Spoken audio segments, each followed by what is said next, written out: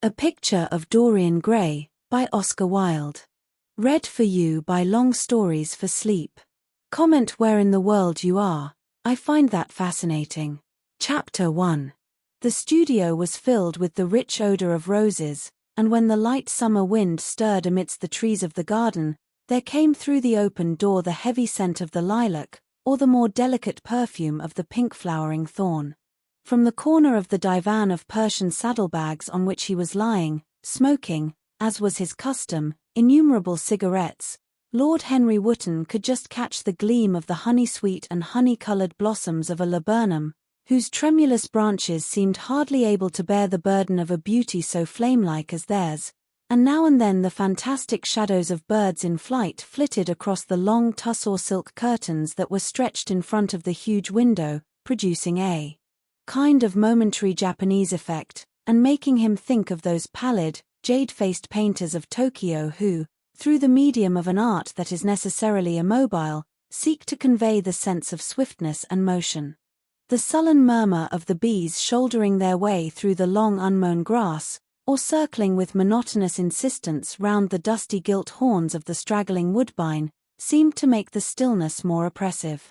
The dim roar of London was like the bourdon note of a distant organ.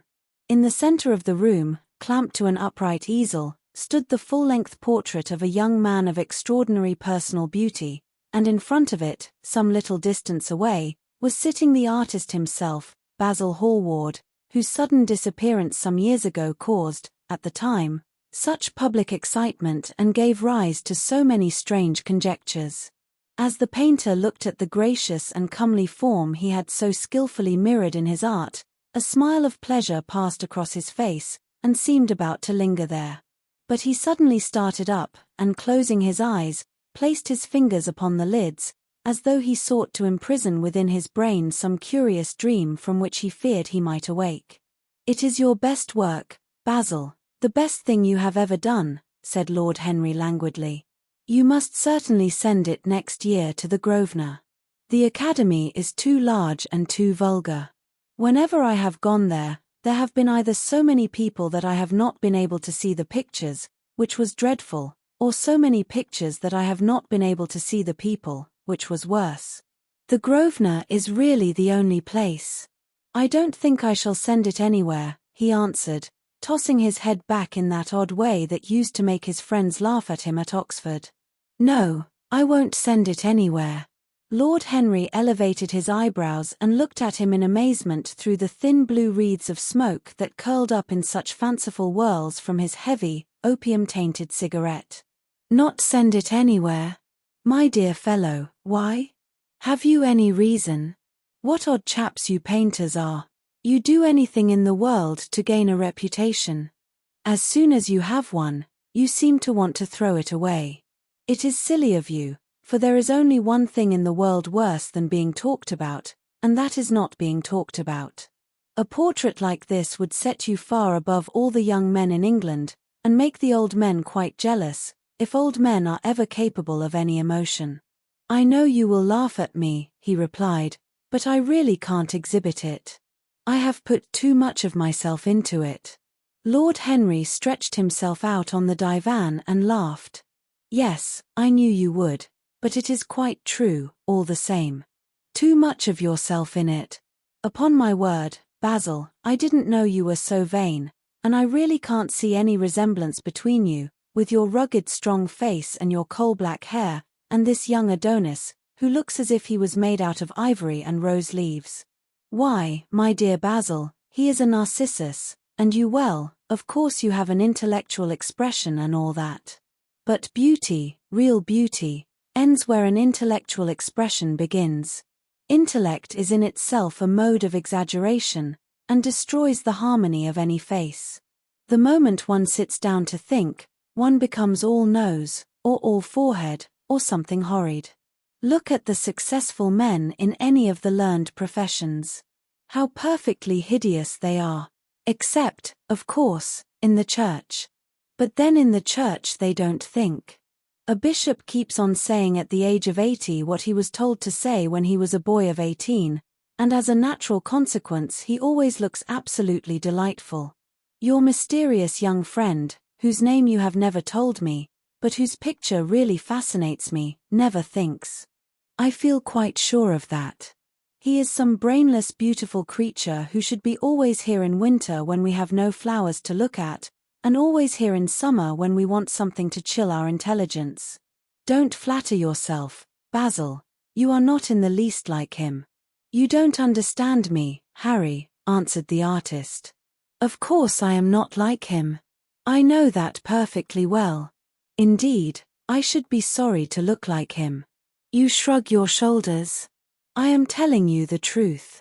There is a fatality about all physical and intellectual distinction, the sort of fatality that seems to dog through history the faltering steps of kings. It is better not to be different from one's fellows. The ugly and the stupid have the best of it in this world. They can sit at their ease and gape at the play. If they know nothing of victory, they are at least spared the knowledge of defeat. They live as we all should live, undisturbed, indifferent, and without disquiet. They neither bring ruin upon others, nor ever receive it from alien hands. Your rank and wealth, Harry, my brains, such as they are my art, whatever it may be worth, Dorian Gray's good looks, we shall all suffer for what the gods have given us, suffer terribly. Dorian Gray? Is that his name? Asked Lord Henry, walking across the studio towards Basil Hallward. Yes, that is his name. I didn't intend to tell it to you. But why not? Oh, I can't explain. When I like people immensely, I never tell their names to anyone. It is like surrendering a part of them. I have grown to love secrecy. It seems to be the one thing that can make modern life mysterious or marvelous to us. The commonest thing is delightful if one only hides it. When I leave town now, I never tell my people where I am going. If I did, I would lose all my pleasure. It is a silly habit, I dare say, but somehow it seems to bring a great deal of romance into one's life. I suppose you think me awfully foolish about it. Not at all, answered Lord Henry, not at all, my dear Basil. You seem to forget that I am married, and the one charm of marriage is that it makes a life of deception absolutely necessary for both parties. I never know where my wife is, and my wife never knows what I am doing. When we do meet occasionally, when we dine out together, or go down to the Duke's, we tell each other the most absurd stories with the most serious faces.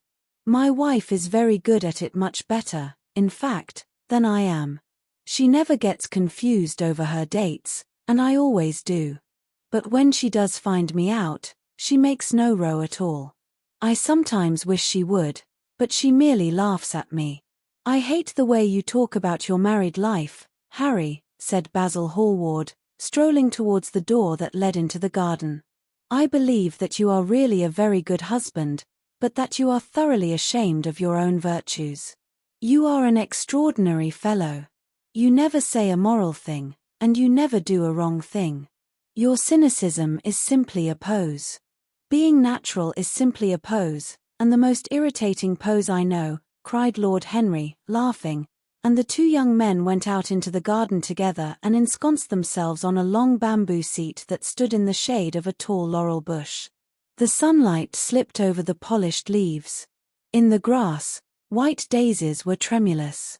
After a pause, Lord Henry pulled out his watch. I am afraid I must be going, Basil, he murmured, and before I go, I insist on your answering a question I put to you some time ago. What is that? Said the painter, keeping his eyes fixed on the ground. You know quite well. I do not, Harry. Well, I will tell you what it is. I want you to explain to me why you won't exhibit Dorian Gray's picture. I want the real reason. I told you the real reason. No, you did not. You said it was because there was too much of yourself in it. Now, that is childish. Harry, said Basil Hallward, looking him straight in the face, every portrait that is painted with feeling is a portrait of the artist, not of the sitter. The sitter is merely the accident, the occasion. It is not he who is revealed by the painter, it is rather the painter who, on the colored canvas, reveals himself. The reason I will not exhibit this picture is that I am afraid that I have shown in it the secret of my own soul." Lord Henry laughed. "And what is that?" he asked. "I will tell you," said Hallward, but an expression of perplexity came over his face.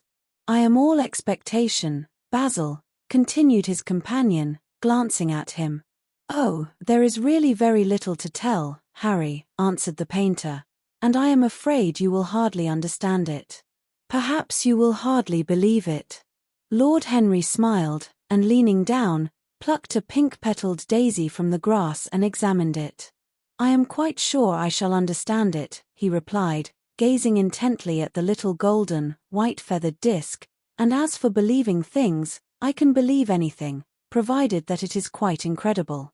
The wind shook some blossoms from the trees, and the heavy lilac blooms, with their clustering stars, moved to and fro in the languid air. A grasshopper began to chirrup by the wall, and like a blue thread a long thin dragonfly floated past on its brown gauze wings. Lord Henry felt as if he could hear Basil Hallward's heart beating, and wondered what was coming. "The story is simply this," said the painter after some time. "2 months ago I went to a crush at Lady Brandon's.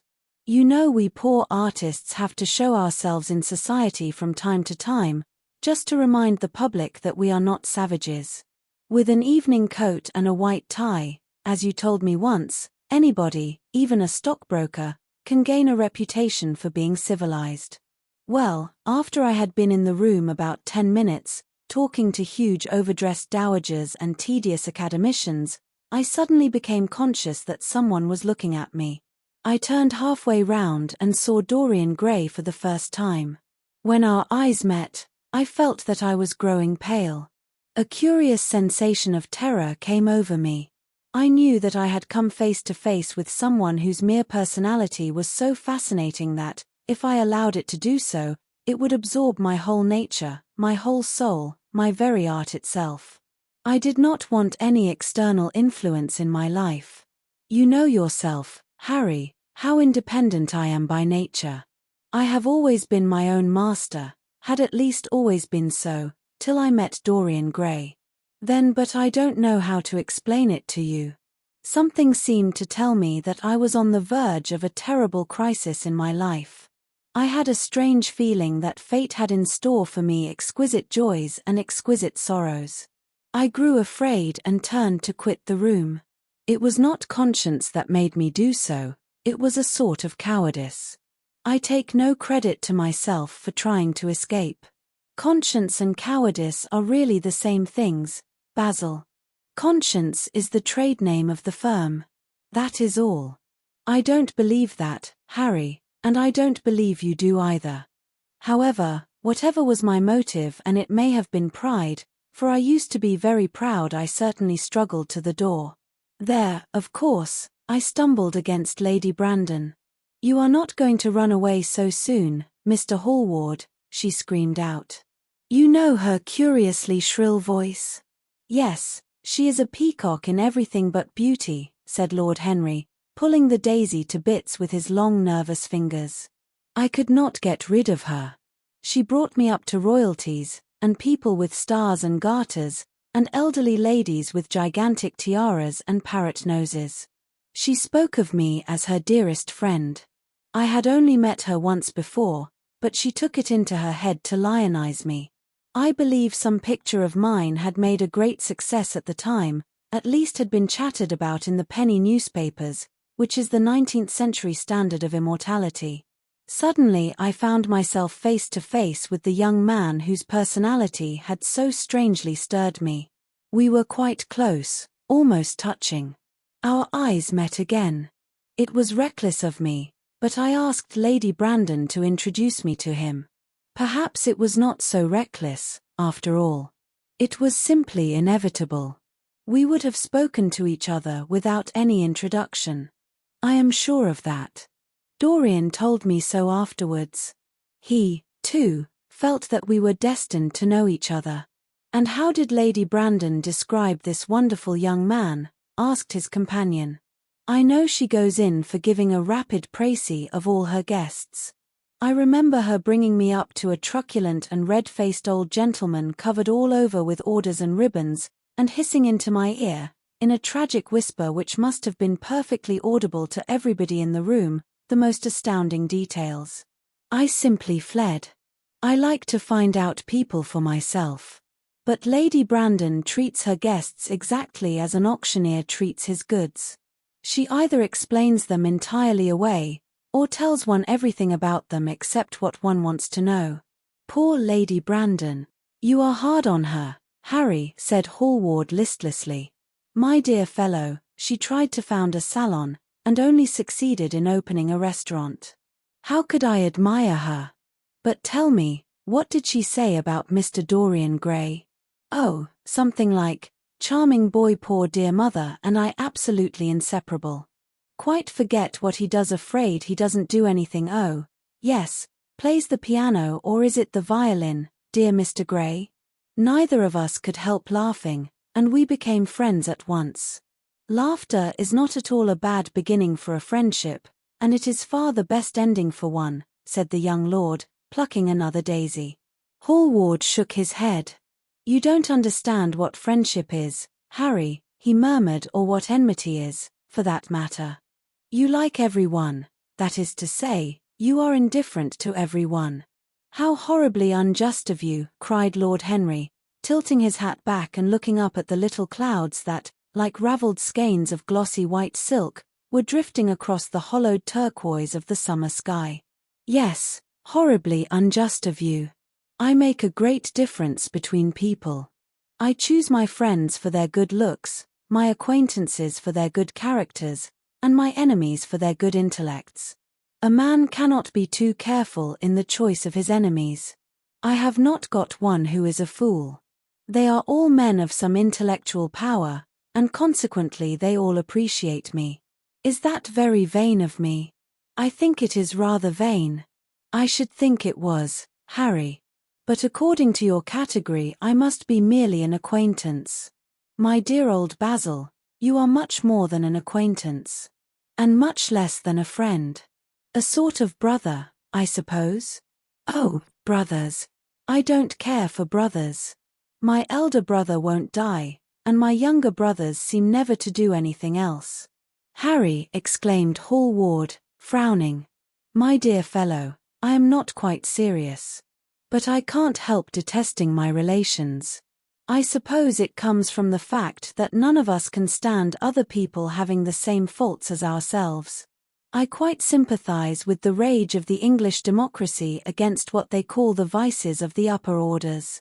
The masses feel that drunkenness, stupidity, and immorality should be their own special property, and that if any one of us makes an ass of himself, he is poaching on their preserves. When poor Southwark got into the divorce court, their indignation was quite magnificent. And yet I don't suppose that 10% of the proletariat live correctly. I don't agree with a single word that you have said, and, what is more, Harry, I feel sure you don't either. Lord Henry stroked his pointed brown beard and tapped the toe of his patent leather boot with a tasselled ebony cane. How English you are, Basil.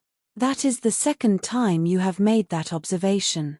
If one puts forward an idea to a true Englishman, always a rash thing to do, he never dreams of considering whether the idea is right or wrong. The only thing he considers of any importance is whether one believes it oneself. Now, the value of an idea has nothing whatsoever to do with the sincerity of the man who expresses it. Indeed, the probabilities are that the more insincere the man is, the more purely intellectual will the idea be, as in that case it will not be colored by either his wants, his desires, or his prejudices. However, I don't propose to discuss politics, sociology, or metaphysics with you. I like persons better than principles, and I like persons with no principles better than anything else in the world. Tell me more about Mr. Dorian Gray. How often do you see him? Every day. I couldn't be happy if I didn't see him every day. He is absolutely necessary to me. How extraordinary. I thought you would never care for anything but your art. He is all my art to me now, said the painter gravely. I sometimes think, Harry, that there are only two eras of any importance in the world's history. The first is the appearance of a new medium for art, and the second is the appearance of a new personality for art also. What the invention of oil painting was to the Venetians, the face of Antinous was to late Greek sculpture, and the face of Dorian Gray will someday be to me. It is not merely that I paint from him, draw from him, sketch from him. Of course, I have done all that. But he is much more to me than a model or a sitter. I won't tell you that I am dissatisfied with what I have done of him, or that his beauty is such that art cannot express it. There is nothing that art cannot express, and I know that the work I have done, since I met Dorian Gray, is good work, is the best work of my life.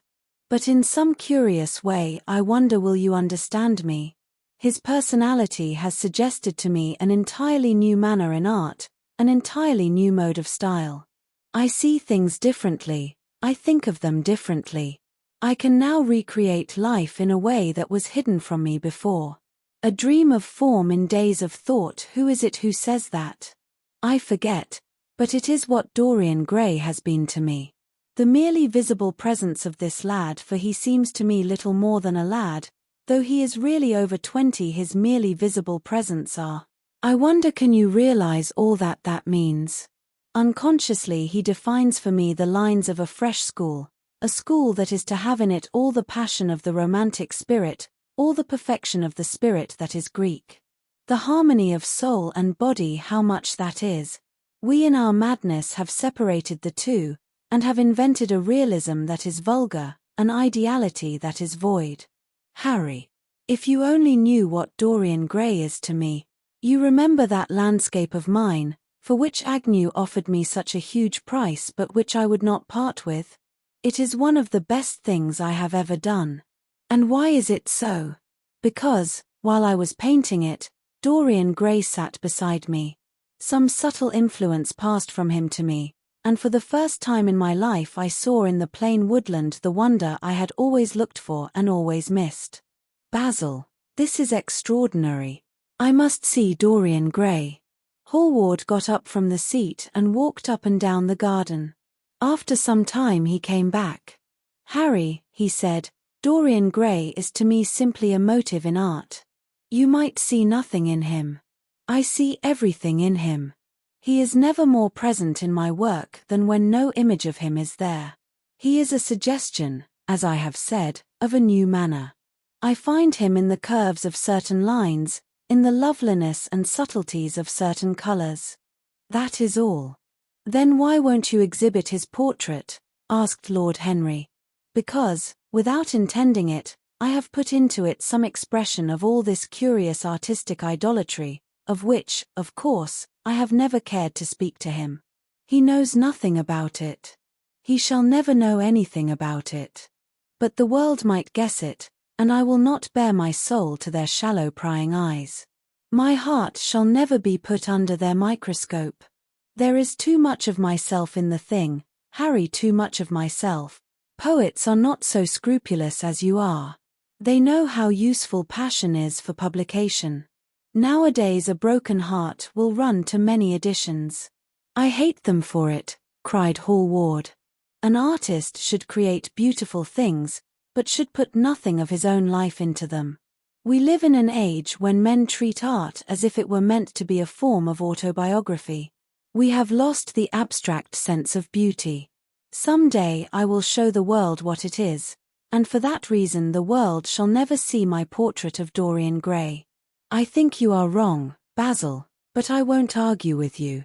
It is only the intellectually lost who ever argue. Tell me, is Dorian Gray very fond of you? The painter considered for a few moments. He likes me, he answered after a pause. I know he likes me. Of course I flatter him dreadfully. I find a strange pleasure in saying things to him that I know I shall be sorry for having said. As a rule, he is charming to me, and we sit in the studio and talk of 1,000 things. Now and then, however, he is horribly thoughtless, and seems to take a real delight in giving me pain. Then I feel, Harry, that I have given away my whole soul to someone who treats it as if it were a flower to put in his coat, a bit of decoration to charm his vanity, an ornament for a summer's day. Days in summer, Basil, are apt to linger, murmured Lord Henry. Perhaps you will tire sooner than he will. It is a sad thing to think of, but there is no doubt that genius lasts longer than beauty. That accounts for the fact that we all take such pains to overeducate ourselves. In the wild struggle for existence, we want to have something that endures, and so we fill our minds with rubbish and facts, in the silly hope of keeping our place. The thoroughly well-informed man, that is the modern ideal. And the mind of the thoroughly well-informed man is a dreadful thing. It is like a bric-a-brac shop, all monsters and dust, with everything priced above its proper value. I think you will tire first, all the same. Some day you will look at your friend, and he will seem to you to be a little out of drawing, or you won't like his tone of color, or something. You will bitterly reproach him in your own heart, and seriously think that he has behaved very badly to you. The next time he calls, you will be perfectly cold and indifferent. It will be a great pity, for it will alter you. What you have told me is quite a romance of art one might call it, and the worst of having a romance of any kind is that it leaves one so unromantic. Harry, don't talk like that. As long as I live, the personality of Dorian Gray will dominate me. You can't feel what I feel. You change too often. Ah, my dear Basil, that is exactly why I can feel it. Those who are faithful know only the trivial side of love, it is the faithless who know love's tragedies. And Lord Henry struck a light on a dainty silver case and began to smoke a cigarette with a self-conscious and satisfied air, as if he had summed up the world in a phrase. There was a rustle of chirruping sparrows in the green lacquer leaves of the ivy, and the blue cloud shadows chased themselves across the grass like swallows. How pleasant it was in the garden, and how delightful other people's emotions were. Much more delightful than their ideas, it seemed to him. One's own soul, and the passions of one's friends, those were the fascinating things in life. He pictured to himself with silent amusement the tedious luncheon that he had missed by staying so long with Basil Hallward. Had he gone to his aunt's, he would have been sure to have met Lord Goodbody there, and the whole conversation would have been about the feeding of the poor and the necessity for model lodging-houses. Each class would have preached the importance of those virtues, for whose exercise there was no necessity in their own lives. The rich would have spoken on the value of thrift, and the idle grown eloquent over the dignity of labor. It was charming to have escaped all that. As he thought of his aunt, an idea seemed to strike him. He turned to Hallward and said, "My dear fellow, I have just remembered." "Remembered what, Harry?" "Where I heard the name of Dorian Gray." "Where was it?" asked Hallward, with a slight frown. "Don't look so angry, Basil." "It was at my aunt, Lady Agatha's. She told me she had discovered a wonderful young man who was going to help her in the East End, and that his name was Dorian Gray. I am bound to state that she never told me he was good-looking. Women have no appreciation of good looks, at least, good women have not. She said that he was very earnest and had a beautiful nature. I at once pictured to myself a creature with spectacles and lank hair, horribly freckled, and tramping about on huge feet. I wish I had known it was your friend. I am very glad you didn't, Harry." "Why?" "I don't want you to meet him." "You don't want me to meet him?" "No." "Mr. Dorian Gray is in the studio, sir," said the butler, coming into the garden. "You must introduce me now," cried Lord Henry, laughing. The painter turned to his servant, who stood blinking in the sunlight. "Ask Mr. Gray to wait, Parker. I shall be in a few moments." The man bowed and went up the walk. Then he looked at Lord Henry. "Dorian Gray is my dearest friend," he said.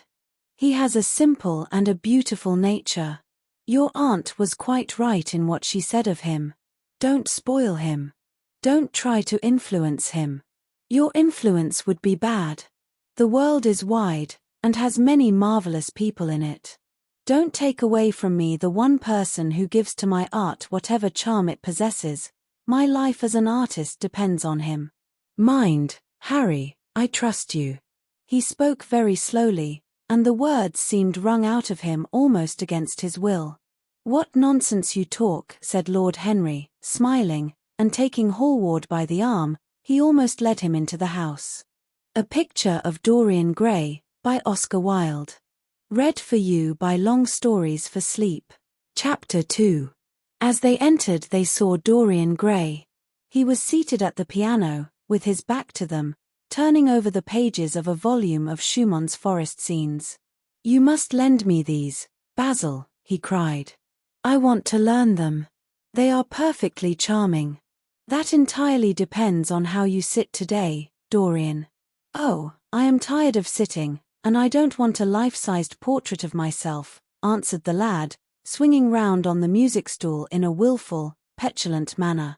When he caught sight of Lord Henry, a faint blush coloured his cheeks for a moment, and he started up. I beg your pardon, Basil, but I didn't know you had anyone with you. This is Lord Henry Wotton, Dorian, an old Oxford friend of mine. I have just been telling him what a capital sitter you were, and now you have spoiled everything. You have not spoiled my pleasure in meeting you, Mr. Gray, said Lord Henry, stepping forward and extending his hand. My aunt has often spoken to me about you. You are one of her favourites, and, I am afraid, one of her victims also. I am in Lady Agatha's black books at present, answered Dorian with a funny look of penitence. I promised to go to a club in Whitechapel with her last Tuesday, and I really forgot all about it. We were to have played a duet together, 3 duets, I believe. I don't know what she will say to me. I am far too frightened to call.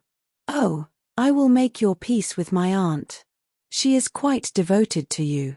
And I don't think it really matters about your not being there. The audience probably thought it was a duet. When Aunt Agatha sits down to the piano, she makes quite enough noise for 2 people.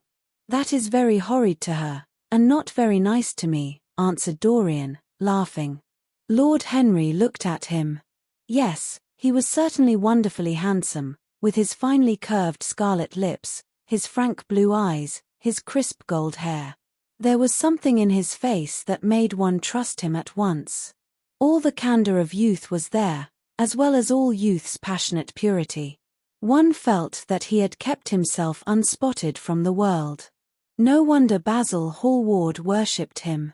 You are too charming to go in for philanthropy, Mr. Gray, far too charming. And Lord Henry flung himself down on the divan and opened his cigarette case. The painter had been busy mixing his colours and getting his brushes ready. He was looking worried, and when he heard Lord Henry's last remark, he glanced at him, hesitated for a moment, and then said, Harry, I want to finish this picture today. Would you think it awfully rude of me if I asked you to go away? Lord Henry smiled and looked at Dorian Gray. Am I to go, Mr. Gray? He asked. Oh, please don't, Lord Henry. I see that Basil is in one of his sulky moods, and I can't bear him when he sulks. Besides, I want you to tell me why I should not go in for philanthropy. I don't know that I shall tell you that, Mr. Gray. It is so tedious a subject that one would have to talk seriously about it. But I certainly shall not run away, now that you have asked me to stop. You don't really mind, Basil, do you? You have often told me that you liked your sitters to have someone to chat to. Hallward bit his lip. If Dorian wishes it, of course you must stay. Dorian's whims are laws to everybody, except himself. Lord Henry took up his hat and gloves. You are very pressing, Basil, but I am afraid I must go. I have promised to meet a man at the Orleans. Goodbye, Mr. Gray. Come and see me some afternoon in Curzon Street. I am nearly always at home at 5 o'clock. Write to me when you are coming. I should be sorry to miss you. Basil, cried Dorian Gray, if Lord Henry Wotton goes, I shall go, too. You never open your lips while you are painting, and it is horribly dull standing on a platform and trying to look pleasant. Ask him to stay. I insist upon it. Stay, Harry, to oblige Dorian, and to oblige me," said Hallward, gazing intently at his picture. "It is quite true, I never talk when I am working, and never listen either, and it must be dreadfully tedious for my unfortunate sitters. I beg you to stay. But what about my man at the Orleans?" The painter laughed. "I don't think there will be any difficulty about that. Sit down again, Harry. And now, Dorian, get up on the platform, and don't move about too much, or pay any attention to what Lord Henry says. He has a very bad influence over all his friends, with the single exception of myself." Dorian Gray stepped up on the dais with the air of a young Greek martyr, and made a little moue of discontent to Lord Henry, to whom he had rather taken a fancy. He was so unlike Basil. They made a delightful contrast. And he had such a beautiful voice. After a few moments he said to him, "Have you really a very bad influence, Lord Henry? As bad as Basil says?" "There is no such thing as a good influence, Mr. Gray. All influence is immoral from the scientific point of view." "Why?" "Because to influence a person is to give him one's own soul. He does not think his natural thoughts, or burn with his natural passions. His virtues are not real to him. His sins, if there are such things as sins, are borrowed. He becomes an echo of someone else's music, an actor of a part that has not been written for him. The aim of life is self-development. To realize one's nature perfectly, that is what each of us is here for. People are afraid of themselves, nowadays. They have forgotten the highest of all duties, the duty that one owes to one's self. Of course, they are charitable. They feed the hungry and clothe the beggar. But their own souls starve, and are naked. Courage has gone out of our race. Perhaps we never really had it.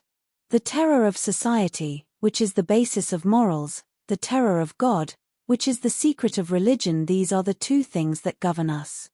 And yet, just turn your head a little more to the right, Dorian, like a good boy," said the painter, deep in his work and conscious only that a look had come into the lad's face that he had never seen there before. "And yet," continued Lord Henry, in his low, musical voice, and with that graceful wave of the hand that was always so characteristic of him, and that he had even in his Eton days, "I believe that if one man were to live out his life fully and completely, were to give form to every feeling, expression to every thought, reality to every dream, I believe that the world would gain such a fresh impulse of joy that we would forget all the maladies of medievalism, and return to the Hellenic ideal to something finer, richer than the Hellenic ideal, it may be. But the bravest man amongst us is afraid of himself. The mutilation of the savage has its tragic survival in the self-denial that mars our lives.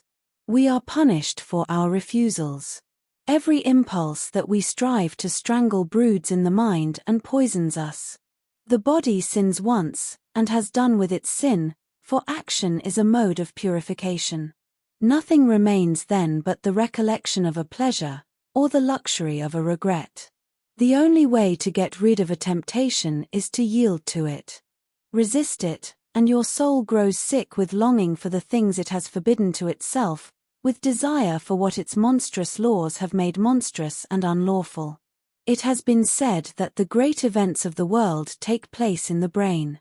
It is in the brain, and the brain only, that the great sins of the world take place also.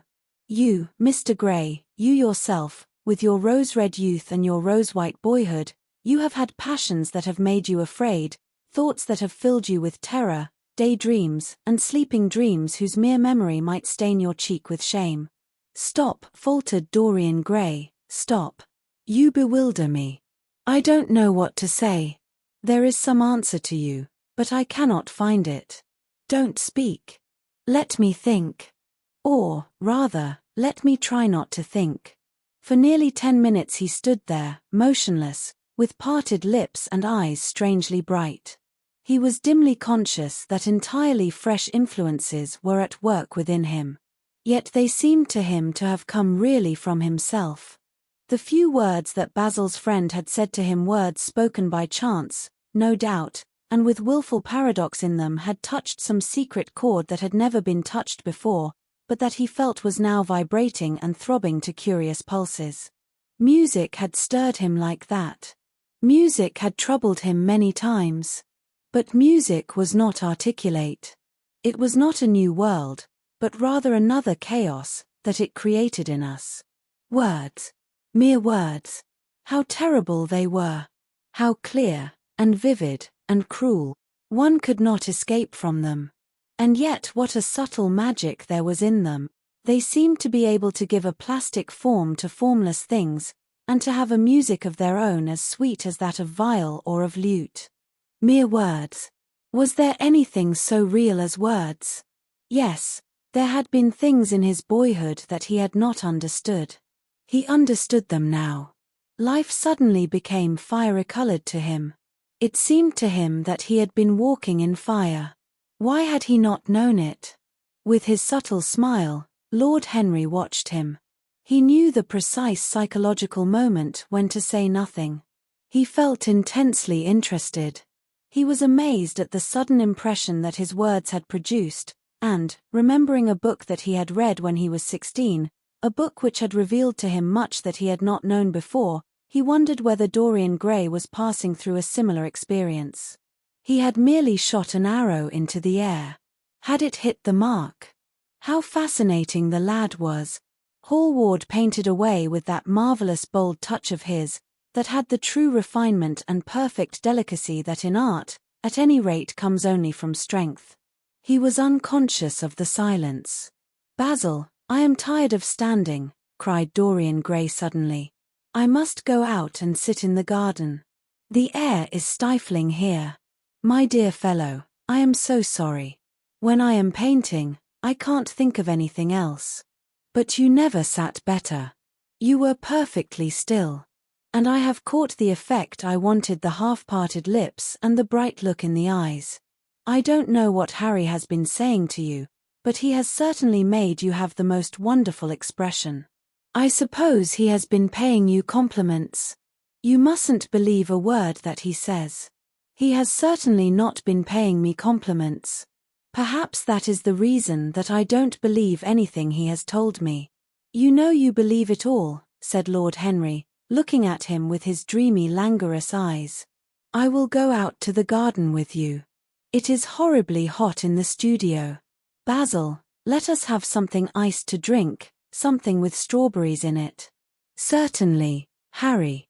Just touch the bell, and when Parker comes I will tell him what you want. I have got to work up this background, so I will join you later on. Don't keep Dorian too long. I have never been in better form for painting than I am today.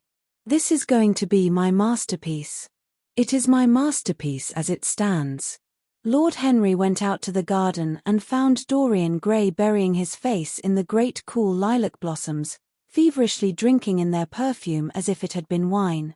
He came close to him and put his hand upon his shoulder. "You are quite right to do that," he murmured. "Nothing can cure the soul but the senses, just as nothing can cure the senses but the soul." The lad started and drew back. He was bareheaded, and the leaves had tossed his rebellious curls and tangled all their gilded threads. There was a look of fear in his eyes, such as people have when they are suddenly awakened. His finely chiseled nostrils quivered, and some hidden nerve shook the scarlet of his lips and left them trembling. "Yes," continued Lord Henry, "that is one of the great secrets of life, to cure the soul by means of the senses, and the senses by means of the soul. You are a wonderful creation. You know more than you think you know, just as you know less than you want to know." Dorian Gray frowned and turned his head away. He could not help liking the tall, graceful young man who was standing by him. His romantic, olive-colored face and worn expression interested him. There was something in his low, languid voice that was absolutely fascinating. His cool, white, flower-like hands, even, had a curious charm. They moved, as he spoke, like music, and seemed to have a language of their own. But he felt afraid of him, and ashamed of being afraid. Why had it been left for a stranger to reveal him to himself? He had known Basil Hallward for months, but the friendship between them had never altered him. Suddenly there had come someone across his life who seemed to have disclosed to him life's mystery. And, yet, what was there to be afraid of? He was not a schoolboy or a girl. It was absurd to be frightened. "Let us go and sit in the shade," said Lord Henry. "Parker has brought out the drinks, and if you stay any longer in this glare, you will be quite spoiled, and Basil will never paint you again. You really must not allow yourself to become sunburnt. It would be unbecoming." "What can it matter?" cried Dorian Gray, laughing, as he sat down on the seat at the end of the garden. "It should matter everything to you, Mr. Gray." "Why?"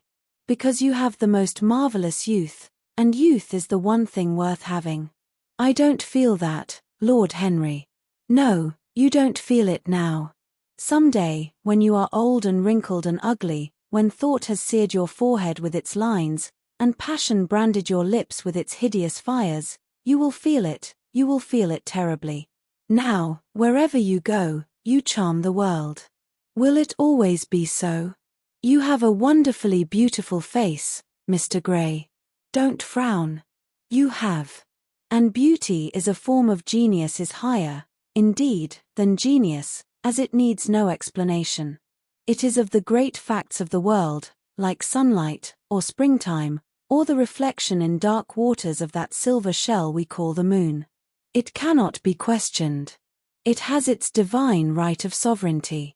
It makes princes of those who have it. You smile. Ah, when you have lost it you won't smile. People say sometimes that beauty is only superficial. That may be so, but at least it is not so superficial as thought is. To me, beauty is the wonder of wonders. It is only shallow people who do not judge by appearances. The true mystery of the world is the visible, not the invisible. Yes, Mr. Gray, the gods have been good to you. But what the gods give they quickly take away. You have only a few years in which to live really, perfectly, and fully. When your youth goes, your beauty will go with it, and then you will suddenly discover that there are no triumphs left for you, or have to content yourself with those mean triumphs that the memory of your past will make more bitter than defeats. Every month as it wanes brings you nearer to something dreadful. Time is jealous of you, and wars against your lilies and your roses. You will become sallow, and hollow-cheeked, and dull-eyed. You will suffer horribly. Ah, realize your youth while you have it. Don't squander the gold of your days, listening to the tedious, trying to improve the hopeless failure, or giving away your life to the ignorant, the common, and the vulgar. These are the sickly aims, the false ideals, of our age. Live the wonderful life that is in you. Let nothing be lost upon you. Be always searching for new sensations. Be afraid of nothing. A new hedonism, that is what our century wants. You might be its visible symbol. With your personality there is nothing you could not do. The world belongs to you for a season. The moment I met you I saw that you were quite unconscious of what you really are, of what you really might be. There was so much in you that charmed me that I felt I must tell you something about yourself. I thought how tragic it would be if you were wasted. For there is such a little time that your youth will last such a little time. The common hill flowers wither, but they blossom again. The laburnum will be as yellow next June as it is now. In a month there will be purple stars on the clematis, and year after year the green night of its leaves will hold its purple stars. But we never get back our youth. The pulse of joy that beats in us at 20 becomes sluggish. Our limbs fail, our senses rot. We degenerate into hideous puppets, haunted by the memory of the passions of which we were too much afraid, and the exquisite temptations that we had not the courage to yield to. Youth. Youth. There is absolutely nothing in the world but youth. Dorian Gray listened, open-eyed and wondering. The spray of lilac fell from his hand upon the gravel. A furry bee came and buzzed round it for a moment. Then it began to scramble all over the oval stellated globe of the tiny blossoms.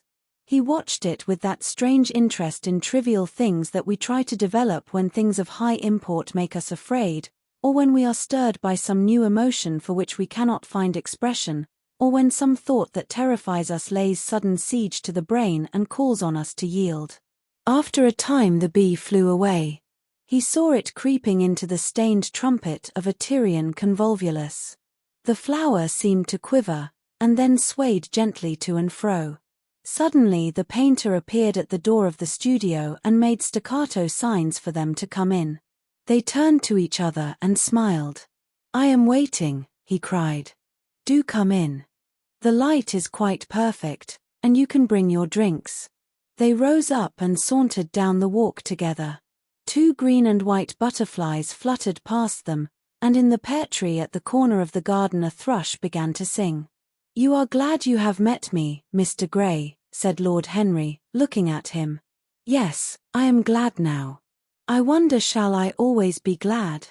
"Always. That is a dreadful word. It makes me shudder when I hear it. Women are so fond of using it. They spoil every romance by trying to make it last forever. It is a meaningless word, too. The only difference between a caprice and a lifelong passion is that the caprice lasts a little longer." As they entered the studio, Dorian Gray put his hand upon Lord Henry's arm. "In that case, let our friendship be a caprice," he murmured, flushing at his own boldness, then stepped up on the platform and resumed his pose. Lord Henry flung himself into a large wicker armchair and watched him. The sweep and dash of the brush on the canvas made the only sound that broke the stillness, except when, now and then, Hallward stepped back to look at his work from a distance. In the slanting beams that streamed through the open doorway the dust danced and was golden. The heavy scent of the roses seemed to brood over everything. After about a quarter of an hour Hallward stopped painting, looked for a long time at Dorian Gray, and then for a long time at the picture, biting the end of one of his huge brushes and frowning. "It is quite finished," he cried at last, and stooping down he wrote his name in long vermilion letters on the left-hand corner of the canvas. Lord Henry came over and examined the picture. It was certainly a wonderful work of art, and a wonderful likeness as well. "My dear fellow, I congratulate you most warmly," he said. "It is the finest portrait of modern times. Mr. Gray, come over and look at yourself." The lad started, as if awakened from some dream. "Is it really finished?" he murmured, stepping down from the platform. "Quite finished," said the painter. "And you have sat splendidly today. I am awfully obliged to you." "That is entirely due to me," broke in Lord Henry. "Isn't it, Mr. Gray?" Dorian made no answer, but passed listlessly in front of his picture and turned towards it. When he saw it he drew back, and his cheeks flushed for a moment with pleasure. A look of joy came into his eyes, as if he had recognized himself for the first time. He stood there motionless and in wonder, dimly conscious that Hallward was speaking to him, but not catching the meaning of his words. The sense of his own beauty came on him like a revelation. He had never felt it before. Basil Hallward's compliments had seemed to him to be merely the charming exaggeration of friendship. He had listened to them, laughed at them, forgotten them. They had not influenced his nature. Then had come Lord Henry Wotton with his strange panegyric on youth, his terrible warning of its brevity. That had stirred him at the time, and now, as he stood gazing at the shadow of his own loveliness, the full reality of the description flashed across him. Yes, there would be a day when his face would be wrinkled and wizen, his eyes dim and colorless, the grace of his figure broken and deformed. The scarlet would pass away from his lips and the gold steal from his hair. The life that was to make his soul would mar his body.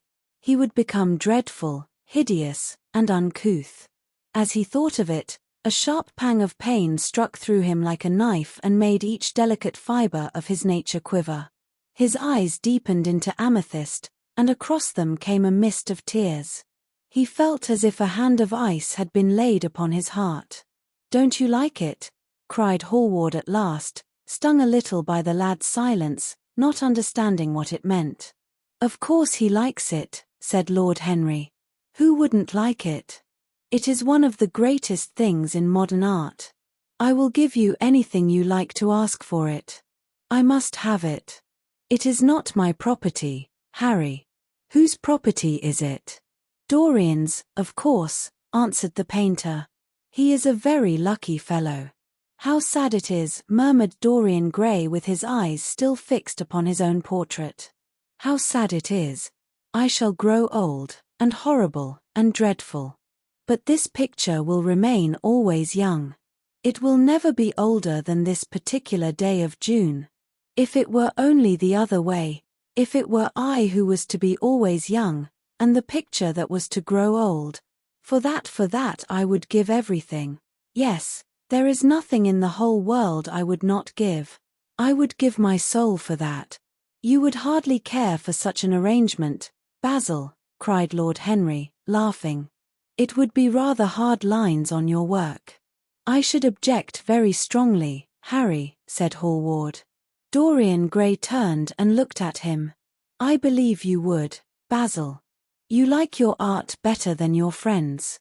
I am no more to you than a green bronze figure. Hardly as much, I dare say. The painter stared in amazement. It was so unlike Dorian to speak like that. What had happened? He seemed quite angry. His face was flushed and his cheeks burning. Yes, he continued, I am less to you than your ivory Hermes or your silver faun.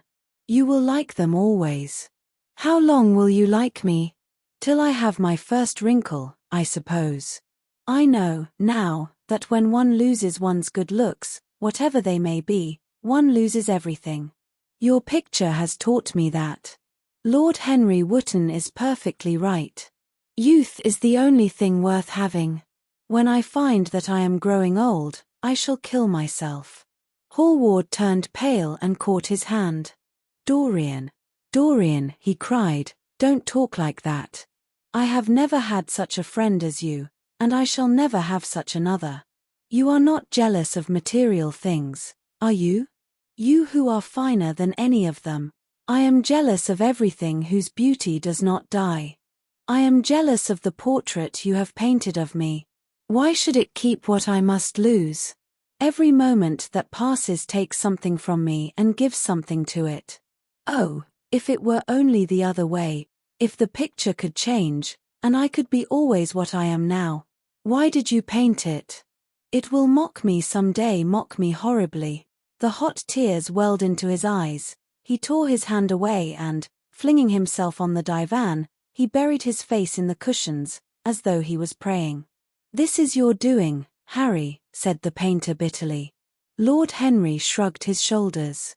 It is the real Dorian Gray, that is all. It is not. If it is not, what have I to do with it?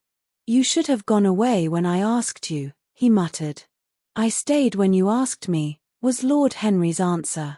Harry, I can't quarrel with my two best friends at once, but between you both you have made me hate the finest piece of work I have ever done, and I will destroy it. What is it but canvas and colour? I will not let it come across our 3 lives and mar them.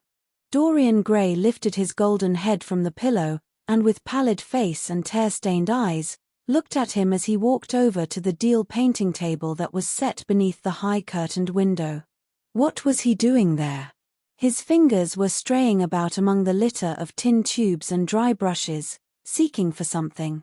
Yes, it was for the long palette knife, with its thin blade of lithe steel. He had found it at last. He was going to rip up the canvas. With a stifled sob the lad leaped from the couch, and, rushing over to Hallward, tore the knife out of his hand, and flung it to the end of the studio. Don't, Basil, don't, he cried. It would be murder. I am glad you appreciate my work at last, Dorian, said the painter coldly when he had recovered from his surprise. I never thought you would. Appreciate it. I am in love with it, Basil. It is part of myself. I feel that. Well, as soon as you are dry, you shall be varnished, and framed, and sent home. Then you can do what you like with yourself. And he walked across the room and rang the bell for tea. You will have tea, of course, Dorian? And so will you, Harry? Or do you object to such simple pleasures? I adore simple pleasures, said Lord Henry. They are the last refuge of the complex. But I don't like scenes, except on the stage. What absurd fellows you are, both of you. I wonder who it was defined man as a rational animal. It was the most premature definition ever given. Man is many things, but he is not rational. I am glad he is not, after all, though I wish you chaps would not squabble over the picture. You had much better let me have it, Basil. This silly boy doesn't really want it, and I really do. If you let anyone have it but me, Basil, I shall never forgive you, cried Dorian Gray, and I don't allow people to call me a silly boy. You know the picture is yours, Dorian. I gave it to you before it existed. And you know you have been a little silly, Mr. Gray, and that you don't really object to being reminded that you are extremely young. I should have objected very strongly this morning, Lord Henry. Ah, this morning. You have lived since then. There came a knock at the door, and the butler entered with a laden tea tray and set it down upon a small Japanese table. There was a rattle of cups and saucers and the hissing of a fluted Georgian urn. 2 globe-shaped china dishes were brought in by a page. Dorian Gray went over and poured out the tea. The 2 men sauntered languidly to the table and examined what was under the covers. Let us go to the theatre tonight, said Lord Henry. There is sure to be something on, somewhere. I have promised to dine at White's, but it is only with an old friend, so I can send him a wire to say that I am ill, or that I am prevented from coming in consequence of a subsequent engagement. I think that would be a rather nice excuse. It would have all the surprise of candor. It is such a bore putting on one's dress clothes, muttered Hallward. And, when one has them on, they are so horrid. Yes, answered Lord Henry dreamily, the costume of the 19th century is detestable. It is so somber, so depressing. Sin is the only real color element left in modern life. You really must not say things like that before Dorian, Harry. Before which Dorian? The one who is pouring out tea for us, or the one in the picture? Before either. I should like to come to the theatre with you, Lord Henry, said the lad. Then you shall come, and you will come, too, Basil, won't you? I can't, really. I would sooner not. I have a lot of work to do. Well, then, you and I will go alone, Mr. Gray. I should like that awfully. The painter bit his lip and walked over, cup in hand, to the picture. I shall stay with the real Dorian, he said, sadly. Is it the real Dorian?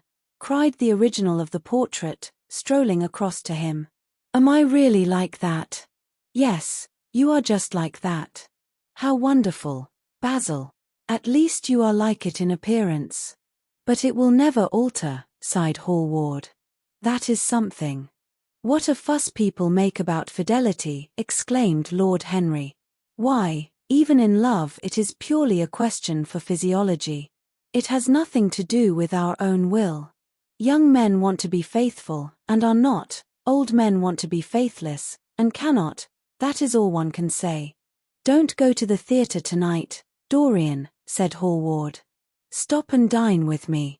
I can't, Basil. Why? Because I have promised Lord Henry Wotton to go with him.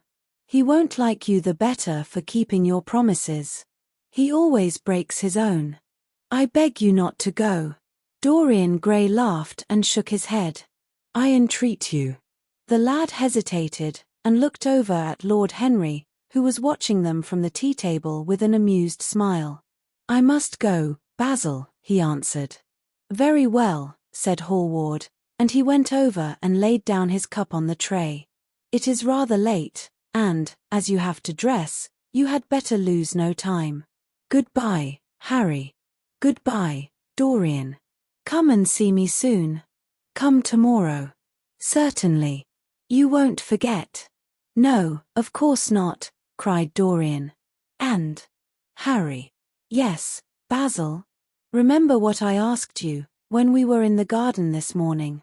I have forgotten it. I trust you. I wish I could trust myself, said Lord Henry, laughing. Come, Mr. Gray, my hansom is outside, and I can drop you at your own place. Goodbye, Basil. It has been a most interesting afternoon. As the door closed behind them, the painter flung himself down on a sofa, and a look of pain came into his face.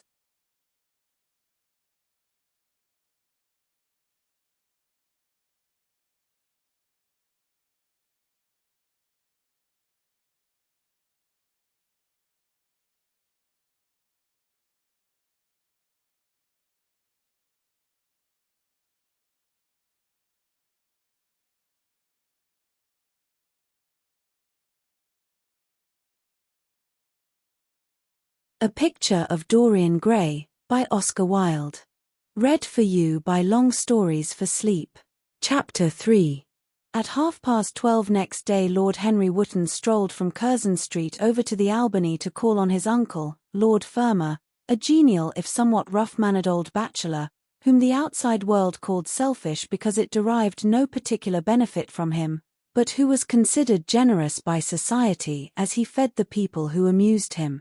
His father had been our ambassador at Madrid when Isabella was young and prim unthought of, but had retired from the diplomatic service in a capricious moment of annoyance on not being offered the embassy at Paris, a post to which he considered that he was fully entitled by reason of his birth, his indolence, the good English of his dispatches, and his inordinate passion for pleasure. The son, who had been his father's secretary, had resigned along with his chief, somewhat foolishly as was thought at the time, and on succeeding some months later to the title, had set himself to the serious study of the great aristocratic art of doing absolutely nothing. He had 2 large town houses, but preferred to live in chambers as it was less trouble, and took most of his meals at his club. He paid some attention to the management of his collieries in the Midland counties, excusing himself for this taint of industry on the ground that the one advantage of having coal was that it enabled a gentleman to afford the decency of burning wood on his own hearth. In politics he was a Tory, except when the Tories were in office, during which period he roundly abused them for being a pack of radicals. He was a hero to his valet, who bullied him, and a terror to most of his relations, whom he bullied in turn. Only England could have produced him, and he always said that the country was going to the dogs. His principles were out of date, but there was a good deal to be said for his prejudices. When Lord Henry entered the room, he found his uncle sitting in a rough shooting coat, smoking a cheroot and grumbling over the Times. "Well, Harry," said the old gentleman, "what brings you out so early? I thought you dandies never got up till 2, and were not visible till 5. Pure family affection, I assure you, Uncle George. I want to get something out of you." "Money, I suppose," said Lord Fermor, making a wry face. "Well, sit down and tell me all about it. Young people, nowadays, imagine that money is everything." "Yes," murmured Lord Henry, settling his buttonhole in his coat, "and when they grow older they know it. But I don't want money. It is only people who pay their bills who want that, Uncle George, and I never pay mine. Credit is the capital of a younger son, and one lives charmingly upon it. Besides, I always deal with Dartmoor's tradesmen, and consequently they never bother me. What I want is information, not useful information, of course, useless information. Well, I can tell you anything that is in an English blue book, Harry, although those fellows nowadays write a lot of nonsense. When I was in the diplomatic, things were much better. But I hear they let them in now by examination. What can you expect? Examinations, sir, are pure humbug from beginning to end. If a man is a gentleman, he knows quite enough, and if he is not a gentleman, whatever he knows is bad for him. Mr. Dorian Gray does not belong to blue books, Uncle George," said Lord Henry languidly. "Mr. Dorian Gray? Who is he?" asked Lord Fermor, knitting his bushy white eyebrows. "That is what I have come to learn, Uncle George. Or rather, I know who he is. He is the last Lord Kelso's grandson. His mother was a Devereux, Lady Margaret Devereux. I want you to tell me about his mother. What was she like? Whom did she marry? You have known nearly everybody in your time, so you might have known her. I am very much interested in Mr. Gray at present. I have only just met him. Kelso's grandson, echoed the old gentleman. Kelso's grandson. Of course. I knew his mother intimately. I believe I was at her christening. She was an extraordinarily beautiful girl, Margaret Devereux, and made all the men frantic by running away with a penniless young fellow, a mere nobody, sir, a subaltern in a foot regiment, or something of that kind. Certainly. I remember the whole thing as if it happened yesterday. The poor chap was killed in a duel at Spa a few months after the marriage. There was an ugly story about it. They said Kelso got some rascally adventurer, some Belgian brute, to insult his son-in-law in public, paid him, sir, to do it, paid him, and that the fellow spitted his man as if he had been a pigeon. The thing was hushed up, but, egad, Kelso ate his chop alone at the club for some time afterwards. He brought his daughter back with him, I was told, and she never spoke to him again. Oh, yes, it was a bad business. The girl died, too, died within a year. So she left a son, did she? I had forgotten that. What sort of boy is he? If he is like his mother, he must be a good-looking chapter. He is very good-looking, assented Lord Henry. I hope he will fall into proper hands, continued the old man. He should have a pot of money waiting for him if Kelso did the right thing by him. His mother had money, too. All the Selby property came to her, through her grandfather. Her grandfather hated Kelso, thought him a mean dog. He was, too. Came to Madrid once when I was there. Egad, I was ashamed of him. The Queen used to ask me about the English noble who was always quarrelling with the cabman about their fares. They made quite a story of it. I didn't dare show my face at court for a month. I hope he treated his grandson better than he did the Jovies. I don't know, answered Lord Henry. I fancy that the boy will be well off. He is not of age yet. He has Selby, I know. He told me so. And his mother was very beautiful. Margaret Devereux was one of the loveliest creatures I ever saw, Harry. What on earth induced her to behave as she did, I never could understand. She could have married anybody she chose. Carlington was mad after her. She was romantic, though. All the women of that family were. The men were a poor lot, but, egad, the women were wonderful. Carlington went on his knees to her. Told me so himself. She laughed at him, and there wasn't a girl in London at the time who wasn't after him. And by the way, Harry, talking about silly marriages, what is this humbug your father tells me about Dartmoor wanting to marry an American? Ain't English girls good enough for him? It is rather fashionable to marry Americans just now, Uncle George. I'll back English women against the world, Harry, said Lord Fermor, striking the table with his fist. The betting is on the Americans. They don't last, I am told, muttered his uncle. A long engagement exhausts them, but they are capital at a steeplechase. They take things flying. I don't think Dartmoor has a chance. Who are her people? Grumbled the old gentleman. Has she got any? Lord Henry shook his head. American girls are as clever at concealing their parents as English women are at concealing their past, he said, rising to go. They are pork packers, I suppose? I hope so, Uncle George, for Dartmoor's sake. I am told that pork packing is the most lucrative profession in America, after politics. Is she pretty? She behaves as if she was beautiful. Most American women do. It is the secret of their charm. Why can't these American women stay in their own country? They are always telling us that it is the paradise for women. It is. That is the reason why, like Eve, they are so excessively anxious to get out of it, said Lord Henry. Goodbye, Uncle George. I shall be late for lunch, if I stop any longer. Thanks for giving me the information I wanted. I always like to know everything about my new friends, and nothing about my old ones. Where are you lunching, Harry? At Aunt Agatha's. I have asked myself and Mr. Gray. He is her latest protégé. Humph. Tell your Aunt Agatha, Harry, not to bother me any more with her charity appeals. I am sick of them. Why, the good woman thinks that I have nothing to do but to write checks for her silly fads. All right, Uncle George, I'll tell her, but it won't have any effect. Philanthropic people lose all sense of humanity. It is their distinguishing characteristic. The old gentleman growled approvingly and rang the bell for his servant. Lord Henry passed up the low arcade into Burlington Street and turned his steps in the direction of Berkeley Square. So that was the story of Dorian Gray's parentage. Crudely as it had been told to him, it had yet stirred him by its suggestion of a strange, almost modern romance. A beautiful woman risking everything for a mad passion.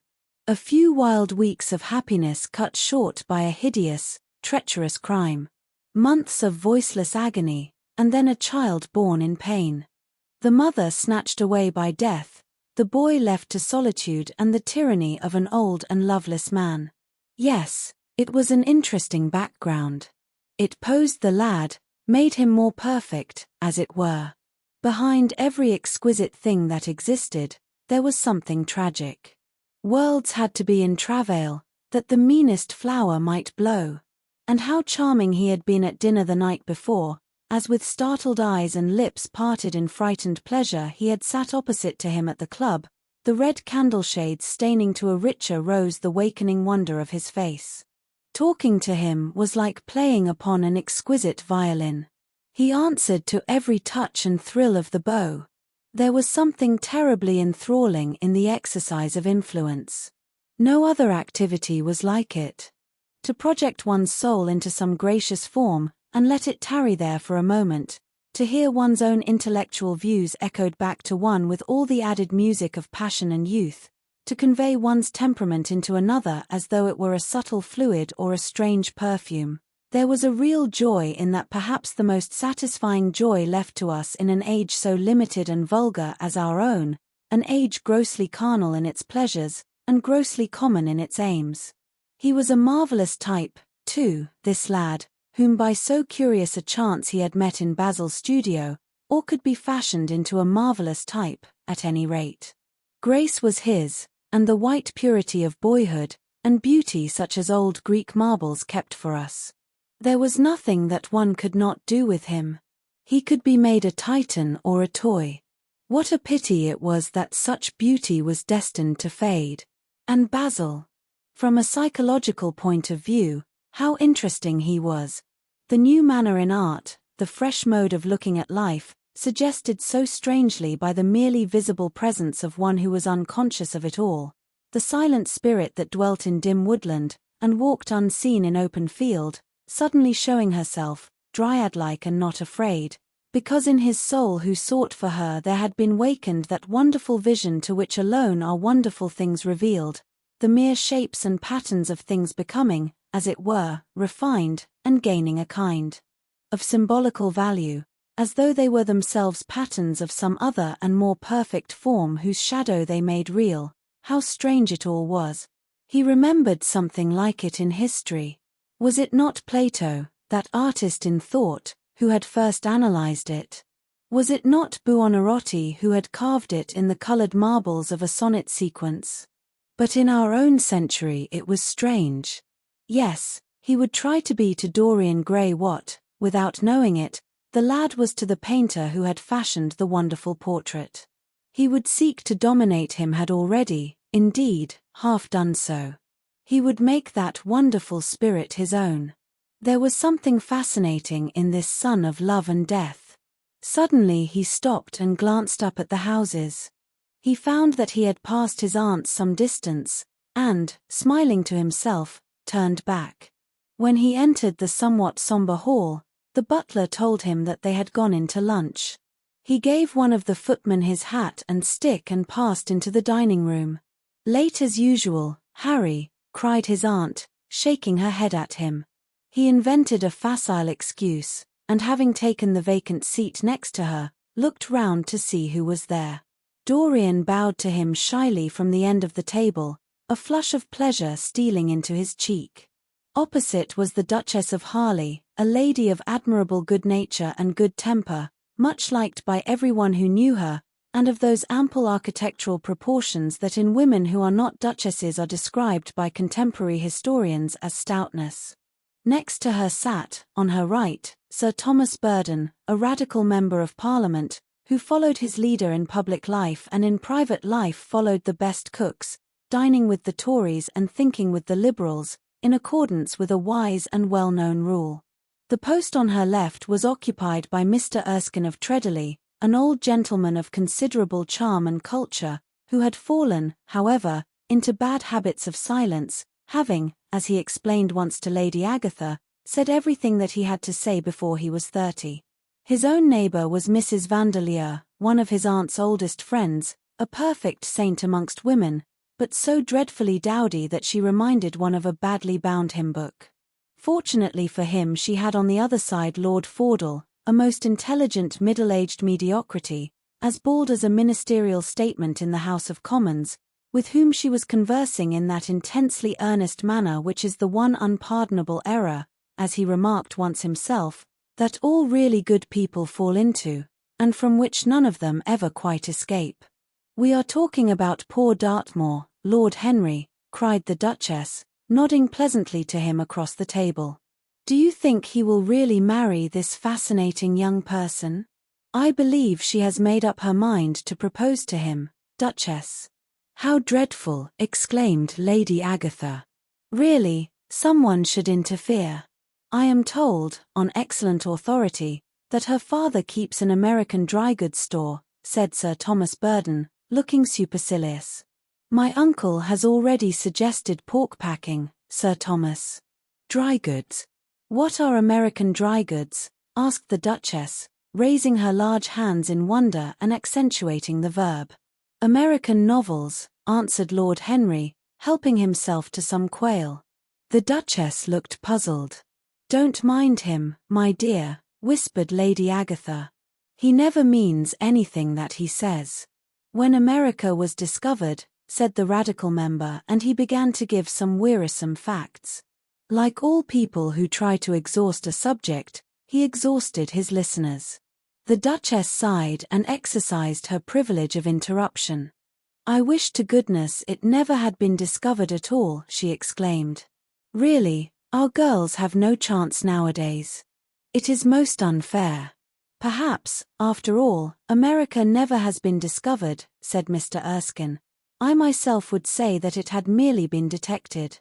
"Oh, but I have seen specimens of the inhabitants," answered the Duchess vaguely. "I must confess that most of them are extremely pretty. And they dress well, too.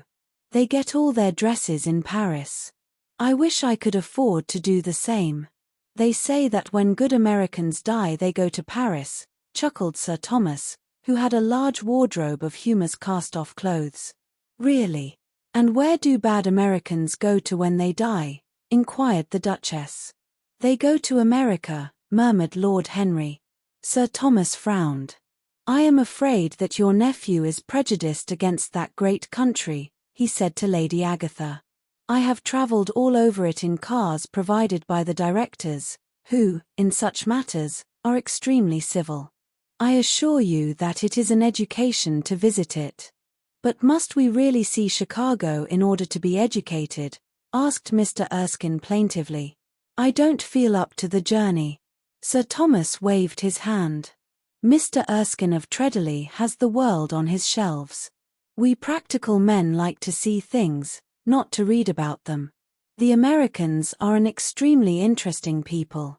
They are absolutely reasonable. I think that is their distinguishing characteristic." "Yes, Mr. Erskine, an absolutely reasonable people. I assure you there is no nonsense about the Americans." "How dreadful," cried Lord Henry. "I can stand brute force, but brute reason is quite unbearable." There is something unfair about its use. It is hitting below the intellect. I do not understand you, said Sir Thomas, growing rather red. I do, Lord Henry, murmured Mr. Erskine, with a smile. Paradoxes are all very well in their way, rejoined the baronet.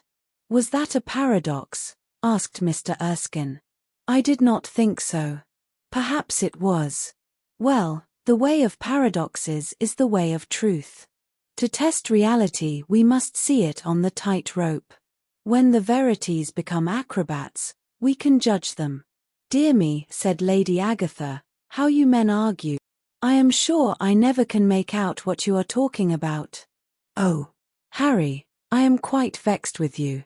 Why do you try to persuade our nice Mr. Dorian Gray to give up the East End? I assure you he would be quite invaluable. They would love his playing. I want him to play to me, cried Lord Henry, smiling, and he looked down the table and caught a bright answering glance. But they are so unhappy in Whitechapel, continued Lady Agatha. I can sympathize with everything except suffering, said Lord Henry, shrugging his shoulders. I cannot sympathize with that. It is too ugly, too horrible, too distressing. There is something terribly morbid in the modern sympathy with pain. One should sympathize with the color, the beauty, the joy of life. The less said about life's sores, the better. Still, the East End is a very important problem, remarked Sir Thomas with a grave shake of the head. Quite so, answered the young lord. It is the problem of slavery, and we try to solve it by amusing the slaves. The politician looked at him keenly. What change do you propose, then? He asked. Lord Henry laughed. I don't desire to change anything in England except the weather, he answered. I am quite content with philosophic contemplation. But, as the 19th century has gone bankrupt through an over-expenditure of sympathy, I would suggest that we should appeal to science to put us straight. The advantage of the emotions is that they lead us astray, and the advantage of science is that it is not emotional. But we have such grave responsibilities, ventured Mrs. Vandeleur timidly. Terribly grave, echoed Lady Agatha. Lord Henry looked over at Mr. Erskine. Humanity takes itself too seriously. It is the world's original sin. If the caveman had known how to laugh, history would have been different. You are really very comforting, warbled the Duchess. I have always felt rather guilty when I came to see your dear aunt, for I take no interest at all in the East End. For the future I shall be able to look her in the face without a blush. A blush is very becoming, Duchess, remarked Lord Henry. Only when one is young, she answered. When an old woman like myself blushes, it is a very bad sign. Ah, Lord Henry, I wish you would tell me how to become young again. He thought for a moment. Can you remember any great error that you committed in your early days, Duchess? He asked, looking at her across the table. A great many, I fear, she cried. Then commit them over again, he said gravely. To get back one's youth, one has merely to repeat one's follies. A delightful theory, she exclaimed. I must put it into practice. A dangerous theory came from Sir Thomas's tight lips. Lady Agatha shook her head, but could not help being amused. Mr. Erskine listened. Yes, he continued, that is one of the great secrets of life. Nowadays most people die of a sort of creeping common sense, and discover when it is too late that the only things one never regrets are one's mistakes. A laugh ran round the table. He played with the idea and grew willful, tossed it into the air and transformed it, let it escape and recaptured it, made it iridescent with fancy and winged it with paradox. The praise of folly, as he went on, soared into a philosophy, and philosophy herself became young, and catching the mad music of pleasure, wearing, one might fancy, her wine-stained robe and wreath of ivy, danced like a bacchante over the hills of life, and mocked the slow Silenus for being sober. Facts fled before her like frightened forest things. Her white feet trod the huge press at which wise Omar sits, till the seething grape juice rose round her bare limbs in waves of purple bubbles, or crawled in red foam over the vat's black, dripping, sloping sides. It was an extraordinary improvisation. He felt that the eyes of Dorian Gray were fixed on him, and the consciousness that amongst his audience there was one whose temperament he wished to fascinate seemed to give his wit keenness and to lend color to his imagination. He was brilliant, fantastic, irresponsible. He charmed his listeners out of themselves, and they followed his pipe, laughing. Dorian Gray never took his gaze off him, but sat like one under a spell, smiles chasing each other over his lips and wonder growing grave in his darkening eyes. At last, liveried in the costume of the age, reality entered the room in the shape of a servant to tell the Duchess that her carriage was waiting. She wrung her hands in mock despair. "How annoying," she cried. "I must go. I have to call for my husband at the club, to take him to some absurd meeting at Willis's rooms, where he is going to be in the chair. If I am late he is sure to be furious, and I couldn't have a scene in this bonnet. It is far too fragile. A harsh word would ruin it. No, I must go, dear Agatha. Goodbye, Lord Henry, you are quite delightful and dreadfully demoralizing. I am sure I don't know what to say about your views. You must come and dine with us some night. Tuesday. Are you disengaged Tuesday? For you I would throw over anybody, Duchess," said Lord Henry with a bow. "Ah, that is very nice, and very wrong of you," she cried, "so mind you come," and she swept out of the room, followed by Lady Agatha and the other ladies. When Lord Henry had sat down again, Mr. Erskine moved round, and taking a chair close to him, placed his hand upon his arm. "You talk books away," he said. "Why don't you write one?" "I am too fond of reading books to care to write them, Mr. Erskine. I should like to write a novel certainly, a novel that would be as lovely as a Persian carpet and as unreal. But there is no literary public in England for anything except newspapers, primers, and encyclopedias. Of all people in the world the English have the least sense of the beauty of literature." "I fear you are right," answered Mr. Erskine. "I myself used to have literary ambitions, but I gave them up long ago. And now, my dear young friend, if you will allow me to call you so, may I ask if you really meant all that you said to us at lunch?" "I quite forget what I said," smiled Lord Henry. "Was it all very bad?" "Very bad indeed. In fact, I consider you extremely dangerous, and if anything happens to our good Duchess, we shall all look on you as being primarily responsible.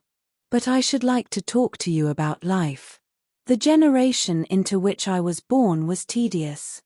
Some day, when you are tired of London, come down to Treadley and expound to me your philosophy of pleasure over some admirable Burgundy I am fortunate enough to possess. I shall be charmed. A visit to Treadley would be a great privilege. It has a perfect host, and a perfect library. You will complete it," answered the old gentleman with a courteous bow. "And now I must bid good-bye to your excellent aunt. I am due at the Athenaeum. It is the hour when we sleep there. All of you, Mr. Erskine? 40 of us, in 40 armchairs. We are practicing for an English Academy of Letters." Lord Henry laughed and rose.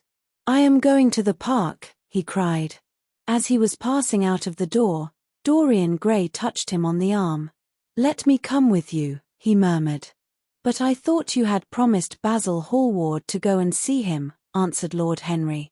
"I would sooner come with you. Yes, I feel I must come with you. Do let me. And you will promise to talk to me all the time? No one talks so wonderfully as you do." "Ah, I have talked quite enough for today," said Lord Henry, smiling. "All I want now is to look at life. You may come and look at it with me, if you care to." A Picture of Dorian Gray, by Oscar Wilde. Read for you by Long Stories for Sleep. Chapter 4. One afternoon, a month later, Dorian Gray was reclining in a luxurious armchair, in the little library of Lord Henry's house in Mayfair. It was, in its way, a very charming room, with its high-panelled wainscoting of olive-stained oak, its cream-colored frieze and ceiling of raised plasterwork, and its brick-dust felt carpet strewn with silk, long-fringed Persian rugs. On a tiny satinwood table stood a statuette by Clodion, and beside it lay a copy of Les Cent Nouvelles, bound for Margaret of Valois by Clovis Eve and powdered with the gilt daisies that Queen had selected for her device. Some large blue china jars and parrot tulips were ranged on the mantelshelf, and through the small leaded panes of the window streamed the apricot-coloured light of a summer day in London. Lord Henry had not yet come in. He was always late on principle, his principle being that punctuality is the thief of time. So the lad was looking rather sulky, as with listless fingers he turned over the pages of an elaborately illustrated edition of Manon Lescaut that he had found in one of the bookcases. The formal monotonous ticking of the Louis Quatorze clock annoyed him. Once or twice he thought of going away. At last he heard a step outside, and the door opened. "How late you are, Harry," he murmured. "I am afraid it is not Harry, Mr. Gray," answered a shrill voice. He glanced quickly round and rose to his feet. "I beg your pardon. I thought. You thought it was my husband. It is only his wife. You must let me introduce myself. I know you quite well by your photographs. I think my husband has got 17 of them." "Not 17, Lady Henry?" "Well, 18, then. And I saw you with him the other night at the opera." She laughed nervously as she spoke, and watched him with her vague forget-me-not eyes. She was a curious woman, whose dresses always looked as if they had been designed in a rage and put on in a tempest. She was usually in love with somebody, and, as her passion was never returned, she had kept all her illusions. She tried to look picturesque, but only succeeded in being untidy. Her name was Victoria, and she had a perfect mania for going to church. "That was at Lohengrin, Lady Henry, I think?" "Yes, it was at dear Lohengrin. I like Wagner's music better than anybody's. It is so loud that one can talk the whole time without other people hearing what one says. That is a great advantage, don't you think so, Mr. Gray?" The same nervous staccato laugh broke from her thin lips, and her fingers began to play with a long tortoiseshell paper knife. Dorian smiled and shook his head. "I am afraid I don't think so, Lady Henry. I never talk during music, at least, during good music. If one hears bad music, it is one's duty to drown it in conversation." "Ah, that is one of Harry's views, isn't it, Mr. Gray?" "I always hear Harry's views from his friends. It is the only way I get to know of them. But you must not think I don't like good music. I adore it, but I am afraid of it. It makes me too romantic. I have simply worshipped pianists 2 at a time, sometimes, Harry tells me. I don't know what it is about them. Perhaps it is that they are foreigners. They all are, ain't they? Even those that are born in England become foreigners after a time, don't they? It is so clever of them, and such a compliment to art. Makes it quite cosmopolitan, doesn't it? You have never been to any of my parties, have you, Mr. Gray? You must come. I can't afford orchids, but I spare no expense in foreigners. They make one's rooms look so picturesque. But here is Harry. Harry, I came in to look for you, to ask you something. I forget what it was, and I found Mr. Gray here. We have had such a pleasant chat about music. We have quite the same ideas. No, I think our ideas are quite different. But he has been most pleasant. I am so glad I've seen him. I am charmed, my love, quite charmed, said Lord Henry, elevating his dark, crescent-shaped eyebrows and looking at them both with an amused smile. So sorry I am late, Dorian. I went to look after a piece of old brocade in Wardour Street and had to bargain for hours for it. Nowadays people know the price of everything and the value of nothing. I am afraid I must be going, exclaimed Lady Henry, breaking an awkward silence with her silly sudden laugh. I have promised to drive with the Duchess. Goodbye, Mr. Gray. Goodbye, Harry. You are dining out, I suppose? So am I. Perhaps I shall see you at Lady Thornbury's. I dare say, my dear, said Lord Henry, shutting the door behind her as, looking like a bird of paradise that had been out all night in the rain, she flitted out of the room, leaving a faint odour of frangipani. Then he lit a cigarette and flung himself down on the sofa. Never marry a woman with straw-coloured hair, Dorian, he said after a few puffs. Why, Harry? Because they are so sentimental. But I like sentimental people. Never marry at all, Dorian. Men marry because they are tired, women, because they are curious, both are disappointed. I don't think I am likely to marry, Harry. I am too much in love. That is one of your aphorisms. I am putting it into practice, as I do everything that you say. Who are you in love with? Asked Lord Henry after a pause. With an actress, said Dorian Gray, blushing. Lord Henry shrugged his shoulders. That is a rather commonplace debut. You would not say so if you saw her, Harry. Who is she? Her name is Sybil Vane. Never heard of her. No one has. People will some day, however. She is a genius. My dear boy, no woman is a genius. Women are a decorative sex. They never have anything to say, but they say it charmingly. Women represent the triumph of matter over mind, just as men represent the triumph of mind over morals. Harry, how can you? My dear Dorian, it is quite true. I am analyzing women at present, so I ought to know. The subject is not so abstruse as I thought it was. I find that, ultimately, there are only two kinds of women, the plain and the colored. The plain women are very useful. If you want to gain a reputation for respectability, you have merely to take them down to supper. The other women are very charming. They commit one mistake, however. They paint in order to try and look young. Our grandmothers painted in order to try and talk brilliantly. Rouge and esprit used to go together.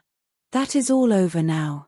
As long as a woman can look 10 years younger than her own daughter, she is perfectly satisfied. As for conversation, there are only 5 women in London worth talking to, and 2 of these can't be admitted into decent society. However, tell me about your genius. How long have you known her? Ah, Harry, your views terrify me. Never mind that. How long have you known her? About 3 weeks. And where did you come across her? I will tell you, Harry, but you mustn't be unsympathetic about it. After all, it never would have happened if I had not met you. You filled me with a wild desire to know everything about life. For days after I met you, something seemed to throb in my veins. As I lounged in the park or strolled down Piccadilly, I used to look at everyone who passed me and wonder, with a mad curiosity, what sort of lives they led. Some of them fascinated me. Others filled me with terror. There was an exquisite poison in the air. I had a passion for sensations. Well, one evening about 7 o'clock, I determined to go out in search of some adventure. I felt that this grey monstrous London of ours, with its myriads of people, its sordid sinners, and its splendid sins, as you once phrased it, must have something in store for me. I fancied 1,000 things. The mere danger gave me a sense of delight. I remembered what you had said to me on that wonderful evening when we first dined together, about the search for beauty being the real secret of life. I don't know what I expected, but I went out and wandered eastward, soon losing my way in a labyrinth of grimy streets and black grassless squares. About 8:30 I passed by an absurd little theatre, with great flaring gas jets and gaudy playbills. A hideous Jew, in the most amazing waistcoat I ever beheld in my life, was standing at the entrance, smoking a vile cigar. He had greasy ringlets, and an enormous diamond blazed in the centre of a soiled shirt. "Have a box, my lord," he said, when he saw me, and he took off his hat with an air of gorgeous civility. There was something about him, Harry, that amused me. He was such a monster. You will laugh at me, I know, But I really went in and paid a whole guinea for the stage box. To the present day I can't make out why I did so, and yet if I hadn't, my dear Harry, if I hadn't, I should have missed the greatest romance of my life. I see you are laughing. It is horrid of you. I am not laughing, Dorian, at least I am not laughing at you. But you should not say the greatest romance of your life. You should say the first romance of your life. You will always be loved, and you will always be in love with love. A grande passion is the privilege of people who have nothing to do. That is the one use of the idle classes of a country. Don't be afraid. There are exquisite things in store for you. This is merely the beginning. Do you think my nature so shallow? Cried Dorian Gray angrily. No, I think your nature so deep. How do you mean? My dear boy, the people who love only once in their lives are really the shallow people. What they call their loyalty, and their fidelity, I call either the lethargy of custom or their lack of imagination.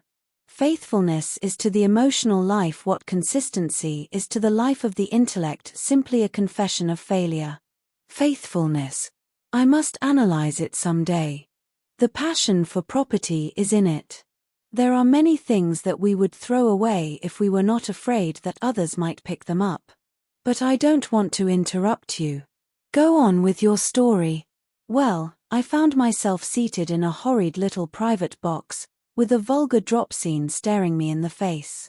I looked out from behind the curtain and surveyed the house. It was a tawdry affair, all cupids and cornucopias, like a third-rate wedding cake. The gallery and pit were fairly full, but the 2 rows of dingy stalls were quite empty, and there was hardly a person in what I suppose they called the dress circle. Women went about with oranges and ginger beer, and there was a terrible consumption of nuts going on. It must have been just like the palmy days of the British drama. Just like, I should fancy, and very depressing.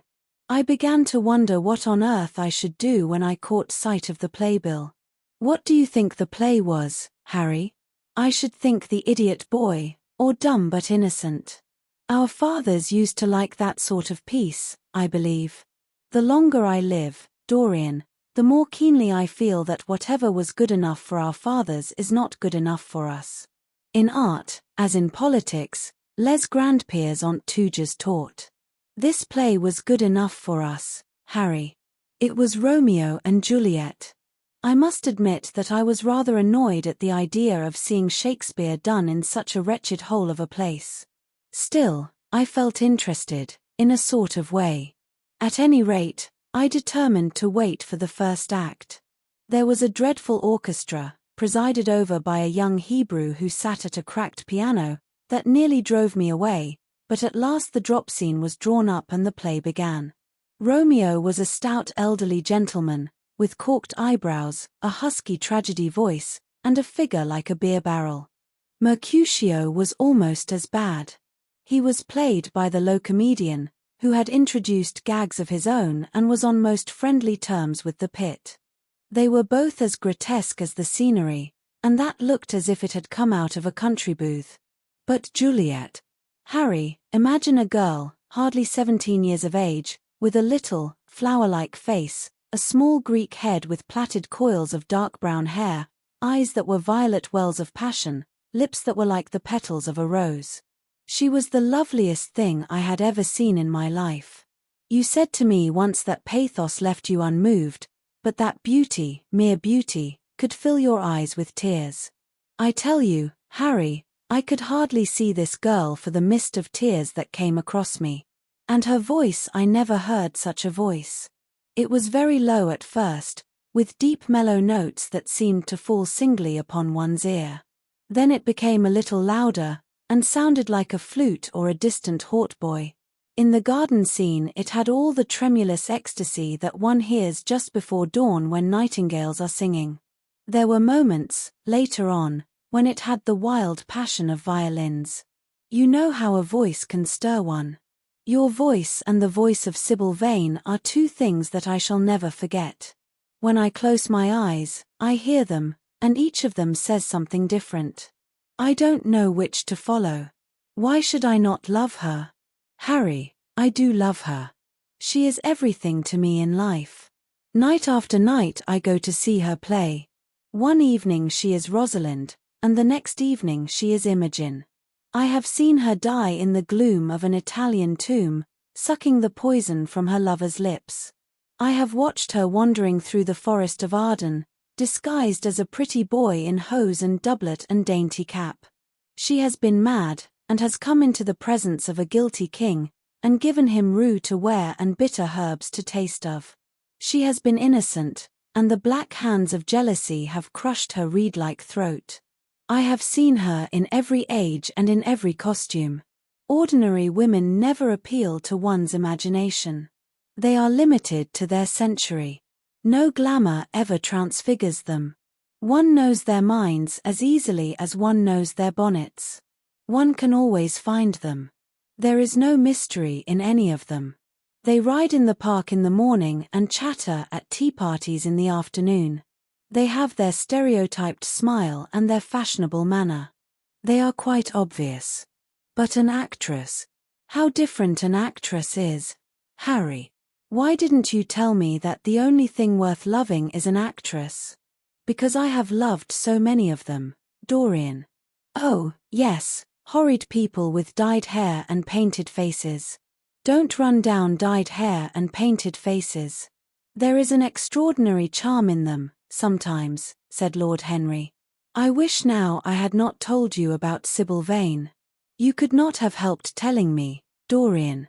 All through your life you will tell me everything you do. Yes, Harry, I believe that is true. I cannot help telling you things. You have a curious influence over me. If I ever did a crime, I would come and confess it to you. You would understand me. People like you, the willful sunbeams of life, don't commit crimes, Dorian. But I am much obliged for the compliment, all the same. And now tell me, reach me the matches. Like a good boy, thanks. What are your actual relations with Sybil Vane? Dorian Gray leaped to his feet, with flushed cheeks and burning eyes. Harry, Sybil Vane is sacred.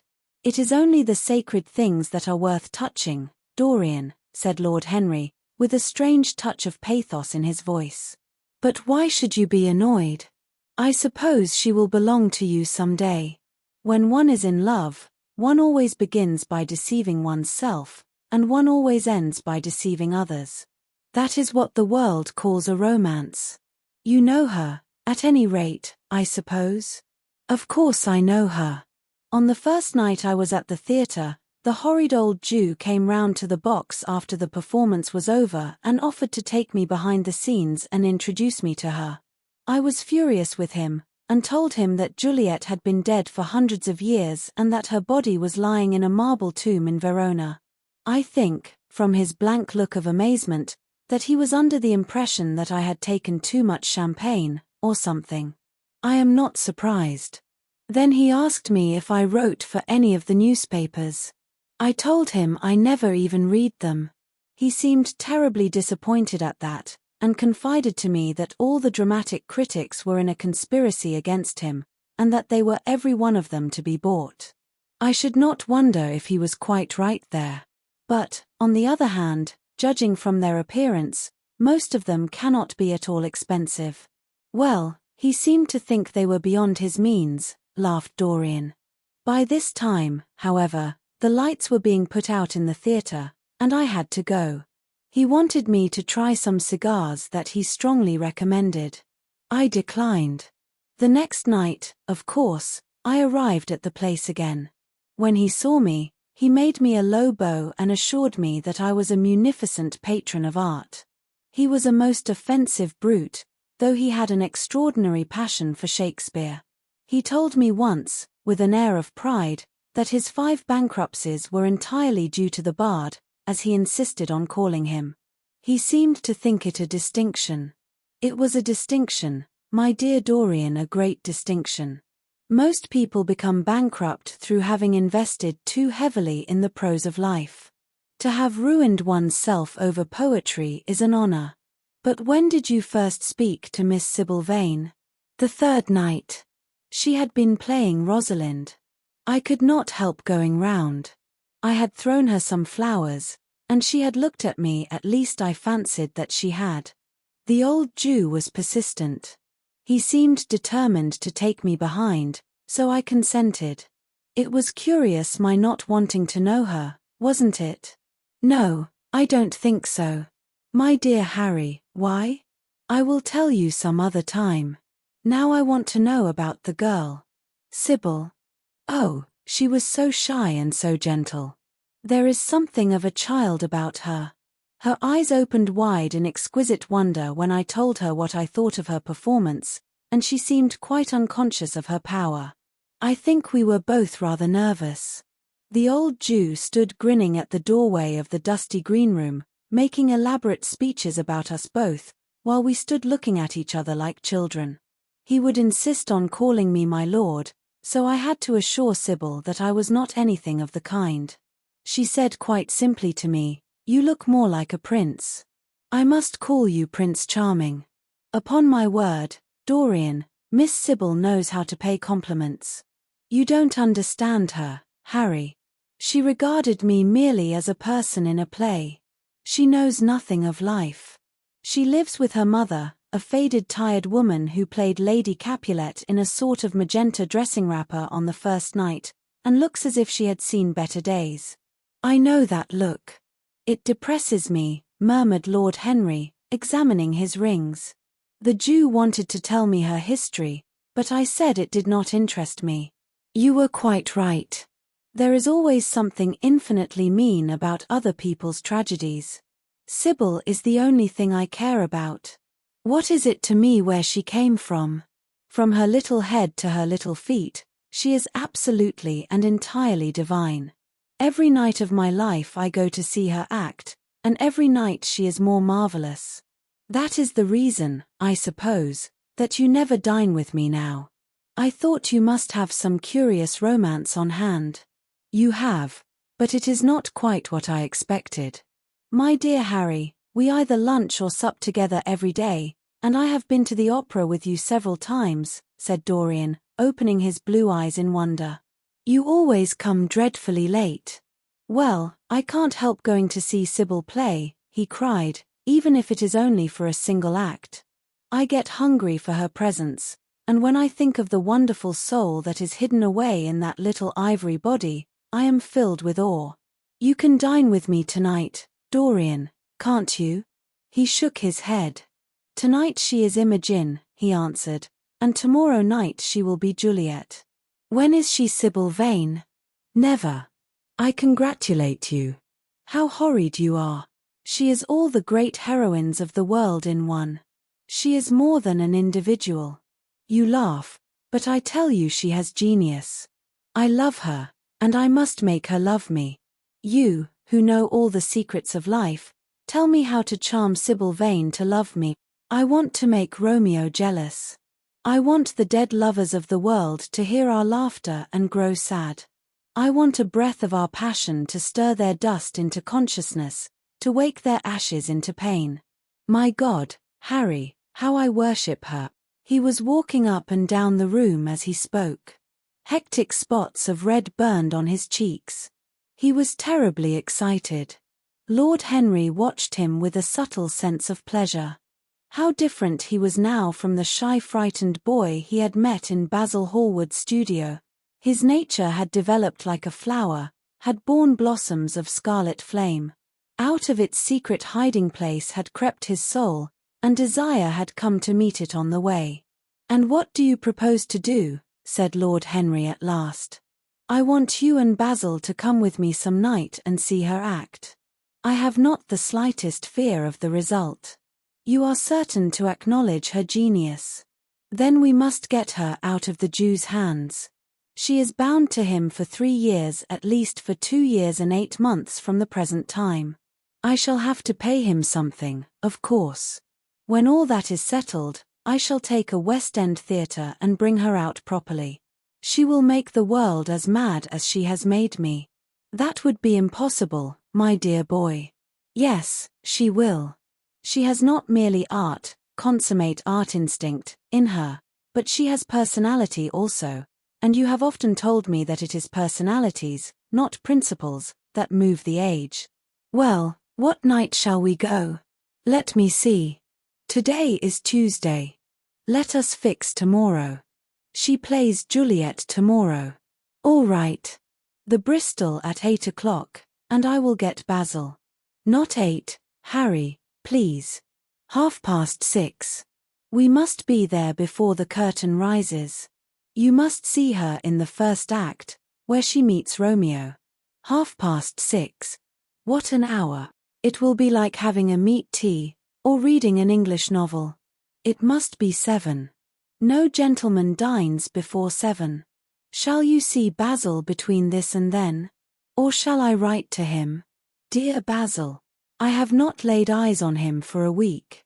It is rather horrid of me, as he has sent me my portrait in the most wonderful frame, specially designed by himself, and, though I am a little jealous of the picture for being a whole month younger than I am, I must admit that I delight in it.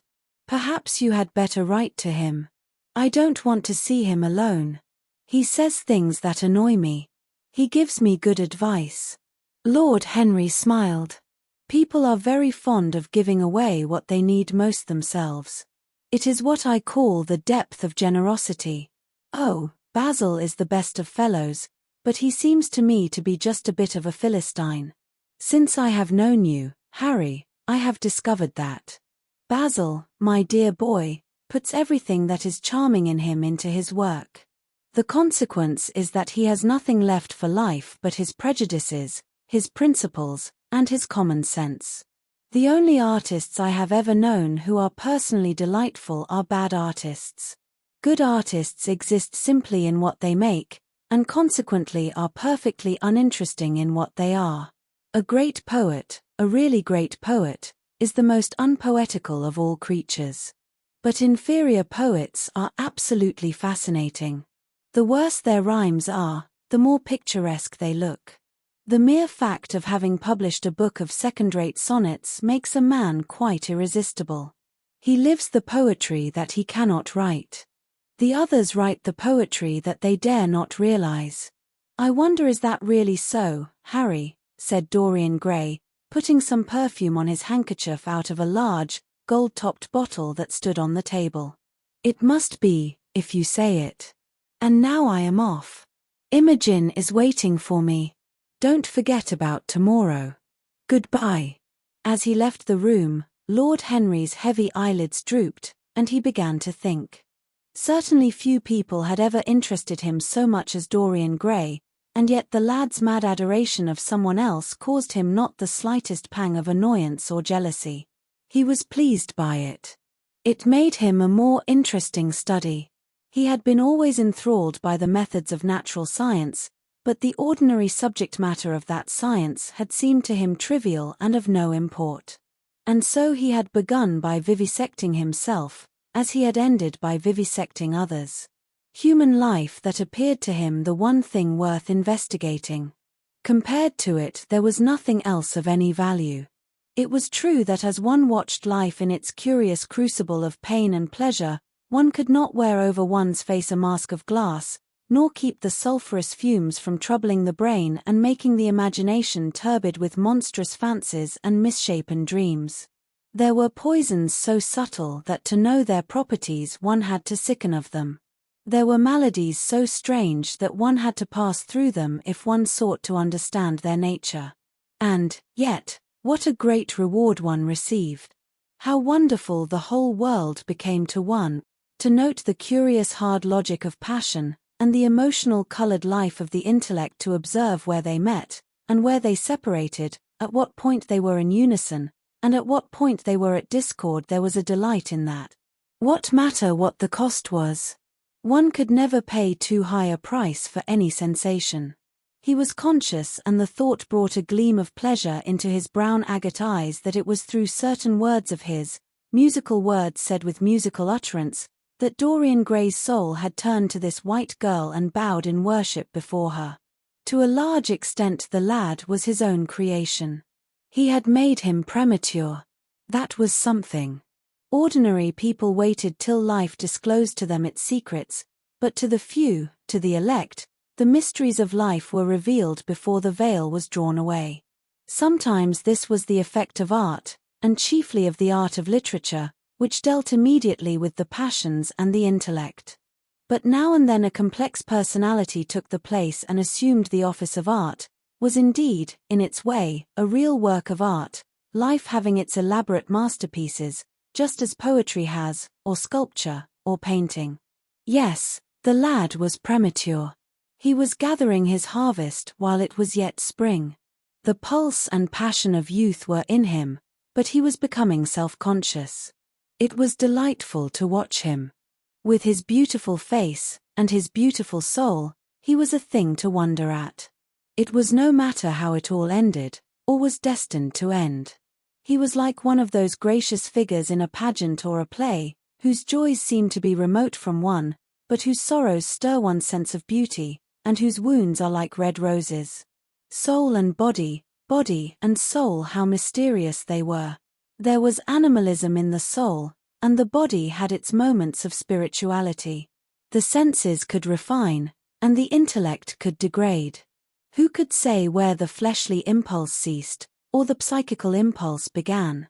How shallow were the arbitrary definitions of ordinary psychologists? And yet how difficult to decide between the claims of the various schools. Was the soul a shadow seated in the house of sin? Or was the body really in the soul, as Giordano Bruno thought? The separation of spirit from matter was a mystery, and the union of spirit with matter was a mystery also. He began to wonder whether we could ever make psychology so absolute a science that each little spring of life would be revealed to us. As it was, we always misunderstood ourselves and rarely understood others. Experience was of no ethical value. It was merely the name men gave to their mistakes. Moralists had, as a rule, regarded it as a mode of warning, had claimed for it a certain ethical efficacy in the formation of character, had praised it as something that taught us what to follow and showed us what to avoid. But there was no motive power in experience. It was as little of an active cause as conscience itself. All that it really demonstrated was that our future would be the same as our past, and that the sin we had done once, and with loathing, we would do many times, and with joy. It was clear to him that the experimental method was the only method by which one could arrive at any scientific analysis of the passions, and certainly Dorian Gray was a subject made to his hand, and seemed to promise rich and fruitful results. His sudden mad love for Sybil Vane was a psychological phenomenon of no small interest. There was no doubt that curiosity had much to do with it, curiosity and the desire for new experiences, yet it was not a simple, but rather a very complex passion. What there was in it of the purely sensuous instinct of boyhood had been transformed by the workings of the imagination, changed into something that seemed to the lad himself to be remote from sense, and was for that very reason all the more dangerous. It was the passions about whose origin we deceived ourselves that tyrannized most strongly over us. Our weakest motives were those of whose nature we were conscious. It often happened that when we thought we were experimenting on others, we were really experimenting on ourselves. While Lord Henry sat dreaming on these things, a knock came to the door, and his valet entered and reminded him it was time to dress for dinner. He got up and looked out into the street. The sunset had smitten into scarlet gold the upper windows of the houses opposite. The panes glowed like plates of heated metal. The sky above was like a faded rose.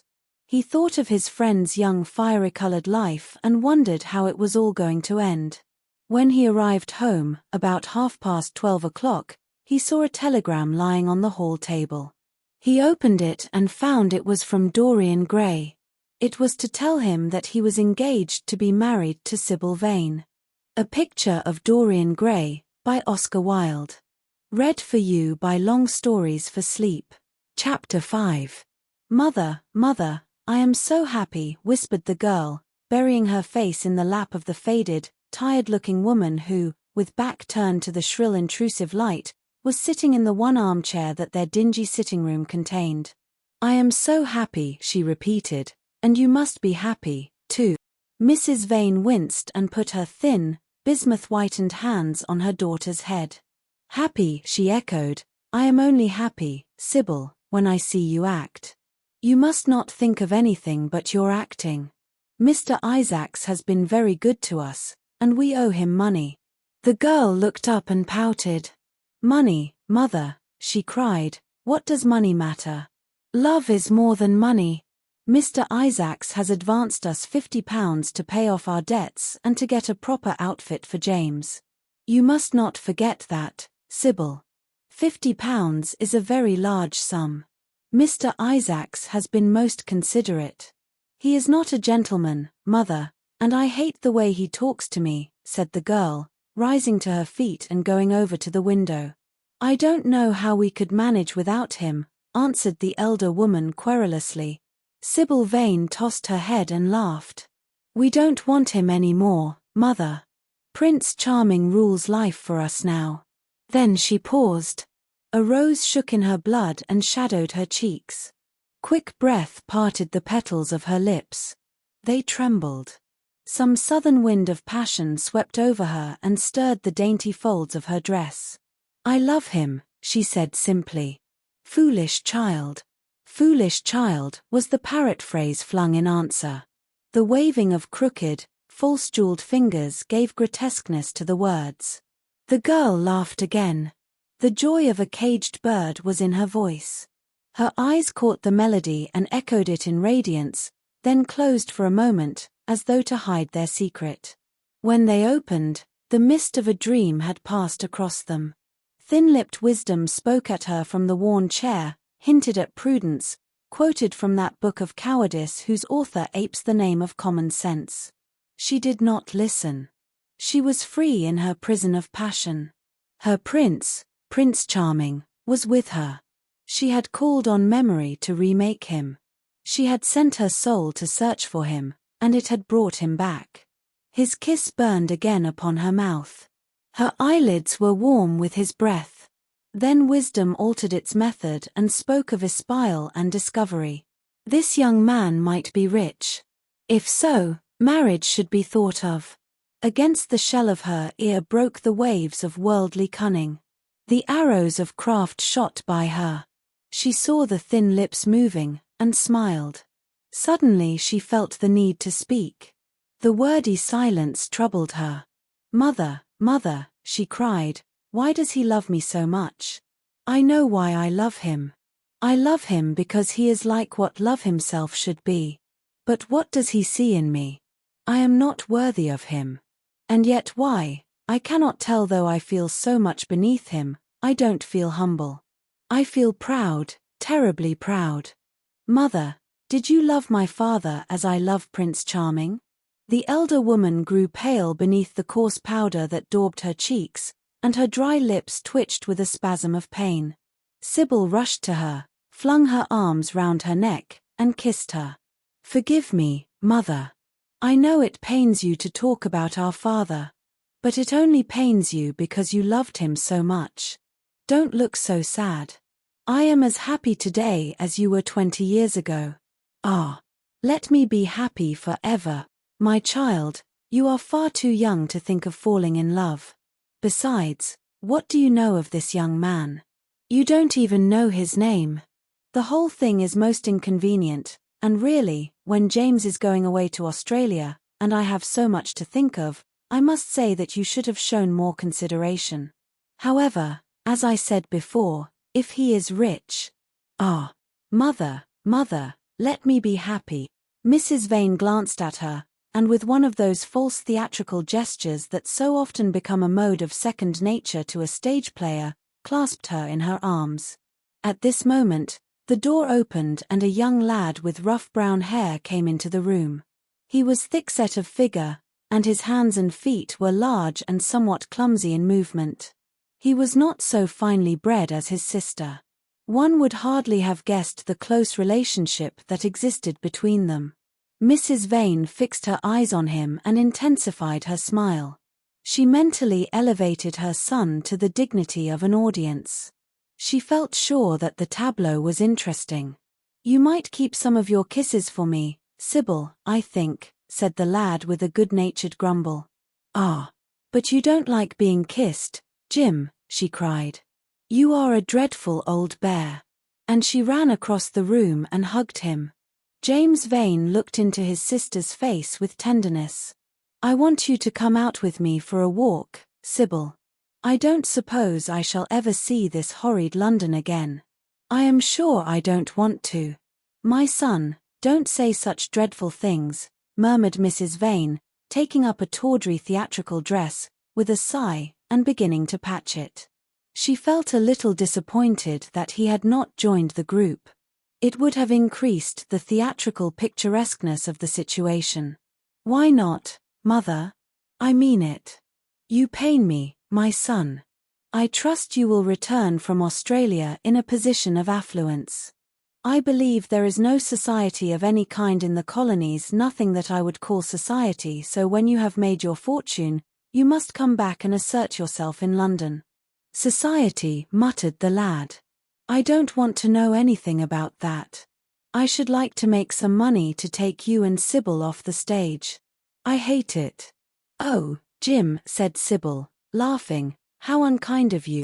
But are you really going for a walk with me? That will be nice. I was afraid you were going to say goodbye to some of your friends, to Tom Hardy, who gave you that hideous pipe, or Ned Langton, who makes fun of you for smoking it. It is very sweet of you to let me have your last afternoon. Where shall we go? Let us go to the park. I am too shabby, he answered, frowning. Only swell people go to the park. Nonsense, Jim, she whispered, stroking the sleeve of his coat. He hesitated for a moment. Very well, he said at last, but don't be too long dressing. She danced out of the door. One could hear her singing as she ran upstairs. Her little feet pattered overhead.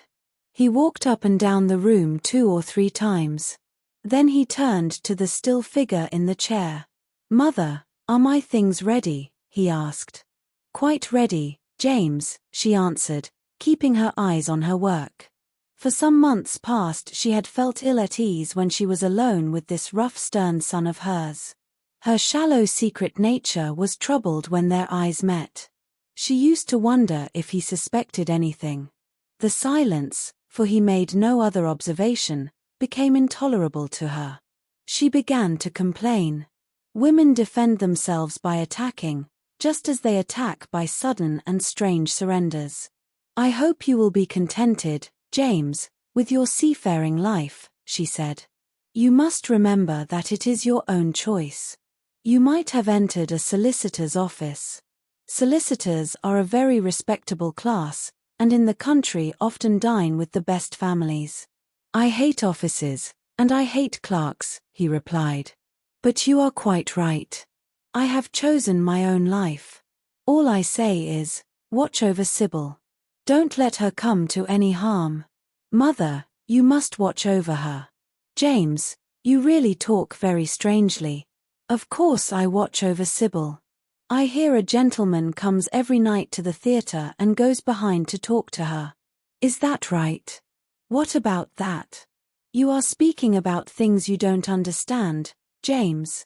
In the profession we are accustomed to receive a great deal of most gratifying attention.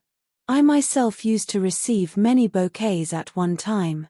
That was when acting was really understood.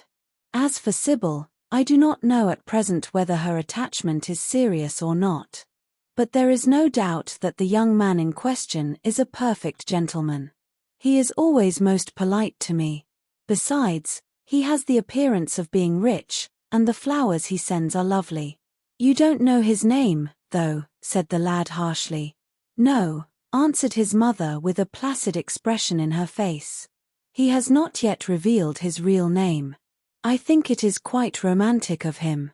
He is probably a member of the aristocracy. James Vane bit his lip. Watch over Sybil, mother, he cried, watch over her. My son, you distress me very much. Sybil is always under my special care. Of course, if this gentleman is wealthy, there is no reason why she should not contract an alliance with him. I trust he is one of the aristocracy. He has all the appearance of it, I must say. It might be a most brilliant marriage for Sybil. They would make a charming couple. His good looks are really quite remarkable, everybody notices them. The lad muttered something to himself and drummed on the window pane with his coarse fingers. He had just turned round to say something when the door opened and Sybil ran in. "How serious you both are," she cried. "What is the matter?" "Nothing," he answered. "I suppose one must be serious sometimes. Goodbye, Mother. I will have my dinner at 5 o'clock. Everything is packed, except my shirts, so you need not trouble." "Goodbye, my son," she answered with a bow of strained stateliness. She was extremely annoyed at the tone he had adopted with her, and there was something in his look that had made her feel afraid. "Kiss me, Mother," said the girl. Her flower-like lips touched the withered cheek and warmed its frost. "My child, cried Mrs. Vane, looking up to the ceiling in search of an imaginary gallery. "Come, Sybil," said her brother impatiently. He hated his mother's affectations. They went out into the flickering, wind-blown sunlight and strolled down the dreary Euston Road. The passers-by glanced in wonder at the sullen heavy youth who, in coarse, ill-fitting clothes, was in the company of such a graceful, refined-looking girl. He was like a common gardener walking with a rose. Jim frowned from time to time when he caught the inquisitive glance of some stranger. He had that dislike of being stared at, which comes on geniuses late in life and never leaves the commonplace. Sybil, however, was quite unconscious of the effect she was producing. Her love was trembling in laughter on her lips. She was thinking of Prince Charming, and, that she might think of him all the more, she did not talk of him, but prattled on about the ship in which Jim was going to sail, about the gold he was certain to find, about the wonderful heiress whose life he was to save from the wicked, red-shirted bushrangers. For he was not to remain a sailor, or a supercargo, or whatever he was going to be. Oh, no. A sailor's existence was dreadful. Fancy being cooped up in a horrid ship, with the hoarse, hump-backed waves trying to get in, and a black wind blowing the masts down and tearing the sails into long screaming riband.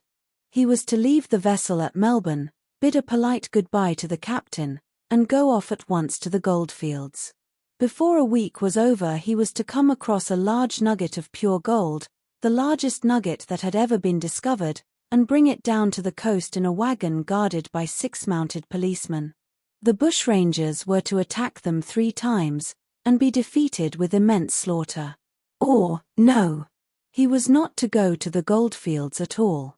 They were horrid places, where men got intoxicated, and shot each other in barrooms, and used bad language. He was to be a nice sheep farmer, and one evening, as he was riding home, he was to see the beautiful heiress being carried off by a robber on a black horse, and give chase, and rescue her. Of course, she would fall in love with him, and he with her, and they would get married, and come home, and live in an immense house in London. Yes, there were delightful things in store for him. But he must be very good, and not lose his temper, or spend his money foolishly. She was only a year older than he was, but she knew so much more of life. He must be sure, also, to write to her by every mail, and to say his prayers each night before he went to sleep. God was very good, and would watch over him. She would pray for him, too, and in a few years he would come back quite rich and happy. The lad listened sulkily to her and made no answer. He was heartsick at leaving home. Yet it was not this alone that made him gloomy and morose.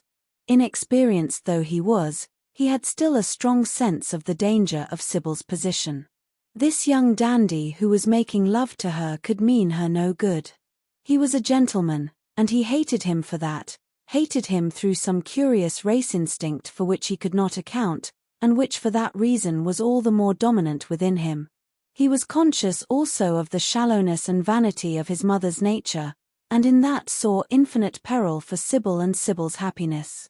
Children begin by loving their parents, as they grow older they judge them, sometimes they forgive them.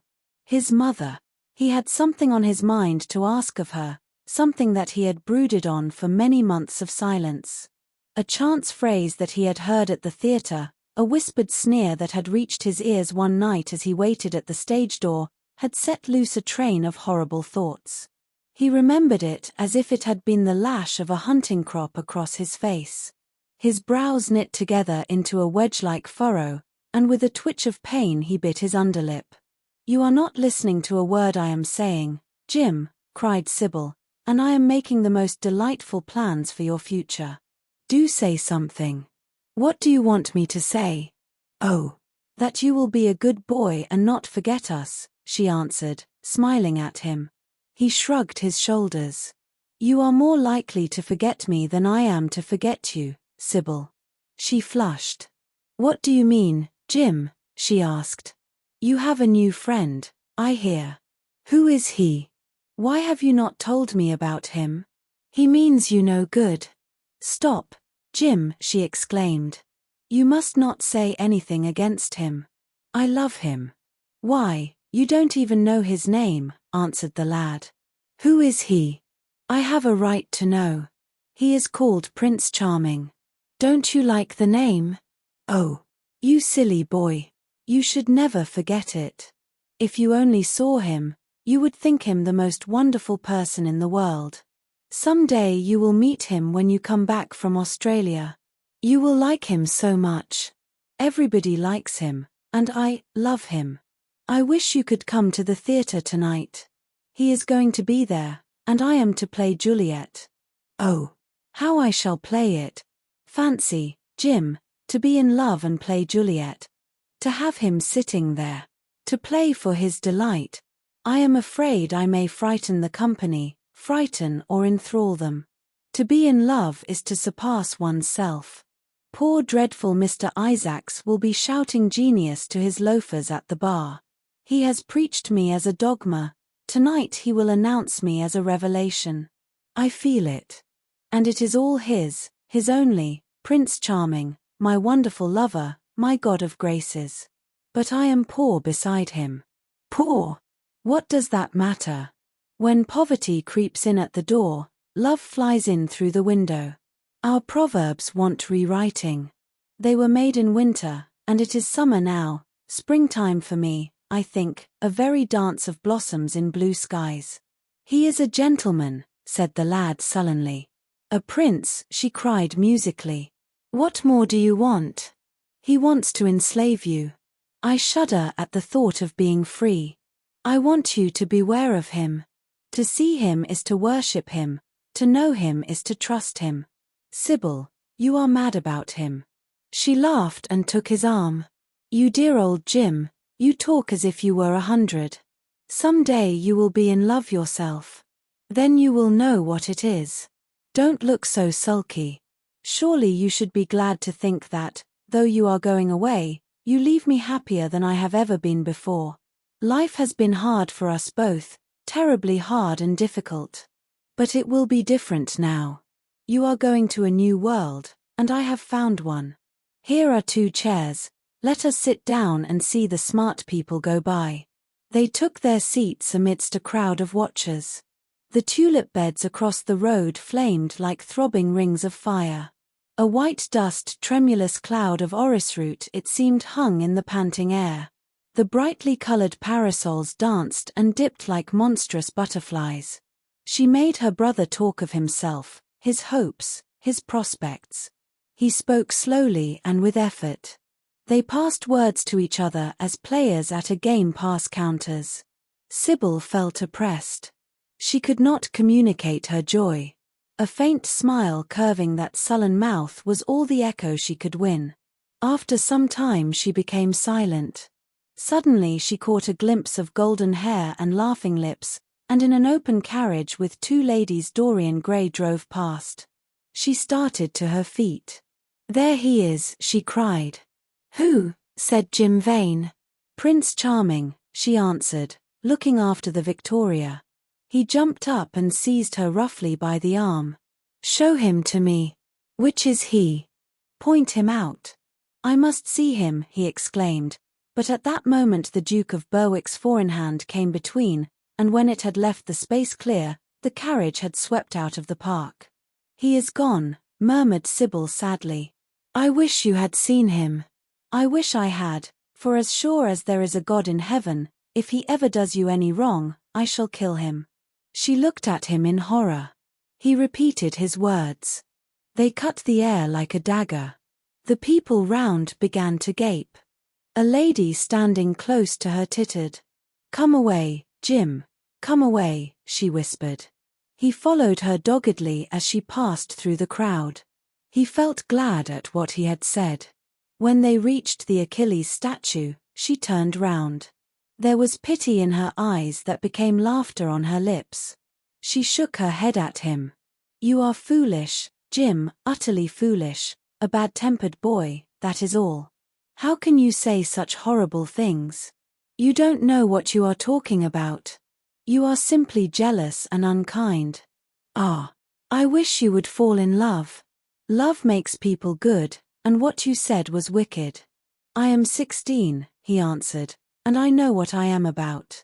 Mother is no help to you. She doesn't understand how to look after you. I wish now that I was not going to Australia at all. I have a great mind to chuck the whole thing up. I would, if my articles hadn't been signed." "Oh, don't be so serious, Jim. You are like one of the heroes of those silly melodramas Mother used to be so fond of acting in. I am not going to quarrel with you. I have seen him, and oh, to see him is perfect happiness. We won't quarrel. I know you would never harm anyone I love, would you?" "Not as long as you love him, I suppose," was the sullen answer. "I shall love him forever," she cried. "And he? Forever, too. He had better." She shrank from him. Then she laughed and put her hand on his arm. He was merely a boy. At the Marble Arch they hailed an omnibus, which left them close to their shabby home in the Euston Road. It was after 5 o'clock, and Sybil had to lie down for a couple of hours before acting. Jim insisted that she should do so. He said that he would sooner part with her when their mother was not present. She would be sure to make a scene, and he detested scenes of every kind. In Sybil's own room they parted. There was jealousy in the lad's heart, and a fierce murderous hatred of the stranger who, as it seemed to him, had come between them. Yet, when her arms were flung round his neck, and her fingers strayed through his hair, he softened and kissed her with real affection. There were tears in his eyes as he went downstairs. His mother was waiting for him below. She grumbled at his unpunctuality as he entered. He made no answer, but sat down to his meagre meal. The flies buzzed round the table and crawled over the stained cloth. Through the rumble of omnibuses and the clatter of street cabs, he could hear the droning voice devouring each minute that was left to him. After some time, he thrust away his plate and put his head in his hands. He felt that he had a right to know. It should have been told to him before, if it was as he suspected. Leaden with fear, his mother watched him. Words dropped mechanically from her lips. A tattered lace handkerchief twitched in her fingers. When the clock struck 6, he got up and went to the door. Then he turned back and looked at her. Their eyes met. In hers he saw a wild appeal for mercy. It enraged him. "Mother, I have something to ask you," he said. Her eyes wandered vaguely about the room. She made no answer. "Tell me the truth. I have a right to know. Were you married to my father?" She heaved a deep sigh. It was a sigh of relief. The terrible moment, the moment that night and day, for weeks and months, she had dreaded, had come at last, and yet she felt no terror. Indeed, in some measure it was a disappointment to her. The vulgar directness of the question called for a direct answer. The situation had not been gradually led up to. It was crude. It reminded her of a bad rehearsal. "No," she answered, wondering at the harsh simplicity of life. "My father was a scoundrel then," cried the lad, clenching his fists. She shook her head. "I knew he was not free. We loved each other very much. If he had lived, he would have made provision for us. Don't speak against him, my son. He was your father, and a gentleman. Indeed, He was highly connected. An oath broke from his lips. "I don't care for myself," he exclaimed, "but don't let Sybil. It is a gentleman, isn't it, who is in love with her, or says he is. Highly connected, too, I suppose." For a moment a hideous sense of humiliation came over the woman. Her head drooped. She wiped her eyes with shaking hands. "Sybil has a mother," she murmured. "I had none." The lad was touched.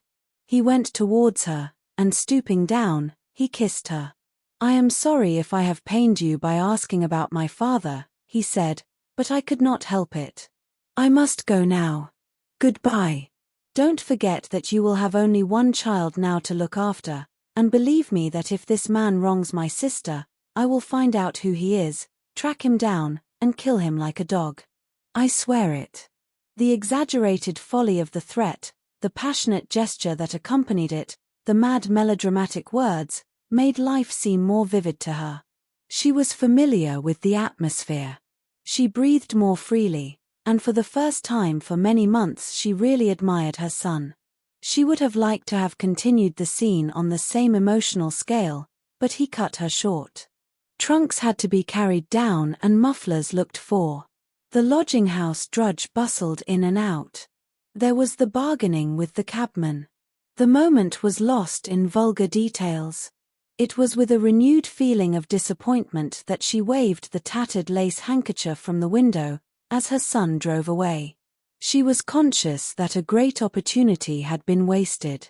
She consoled herself by telling Sybil how desolate she felt her life would be, now that she had only one child to look after. She remembered the phrase. It had pleased her. Of the threat she said nothing. It was vividly and dramatically expressed. She felt that they would all laugh at it some day. A Picture of Dorian Gray, by Oscar Wilde. Read for you by Long Stories for Sleep. Chapter 6. "I suppose you have heard the news, Basil," said Lord Henry that evening as Hallward was shown into a little private room at the Bristol where dinner had been laid for 3. "No, Harry," answered the artist, giving his hat and coat to the bowing waiter. "What is it?" "Nothing about politics, I hope. They don't interest me. There is hardly a single person in the House of Commons worth painting, though many of them would be the better for a little whitewashing." "Dorian Gray is engaged to be married," said Lord Henry, watching him as he spoke. Hallward started and then frowned. "Dorian engaged to be married," he cried. "Impossible." "It is perfectly true." "To whom?" "To some little actress or other." "I can't believe it." "Dorian is far too sensible. Dorian is far too wise not to do foolish things now and then, my dear Basil. Marriage is hardly a thing that one can do now and then, Harry." "Except in America," rejoined Lord Henry languidly. "But I didn't say he was married. I said he was engaged to be married. There is a great difference. I have a distinct remembrance of being married, but I have no recollection at all of being engaged. I am inclined to think that I never was engaged. But think of Dorian's birth, and position, and wealth.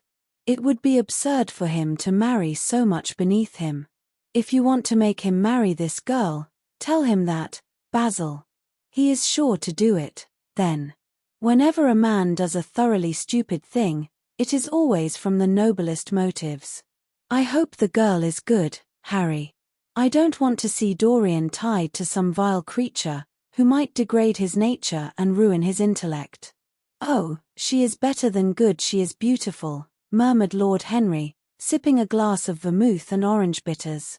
"Dorian says she is beautiful, and he is not often wrong about things of that kind. Your portrait of him has quickened his appreciation of the personal appearance of other people.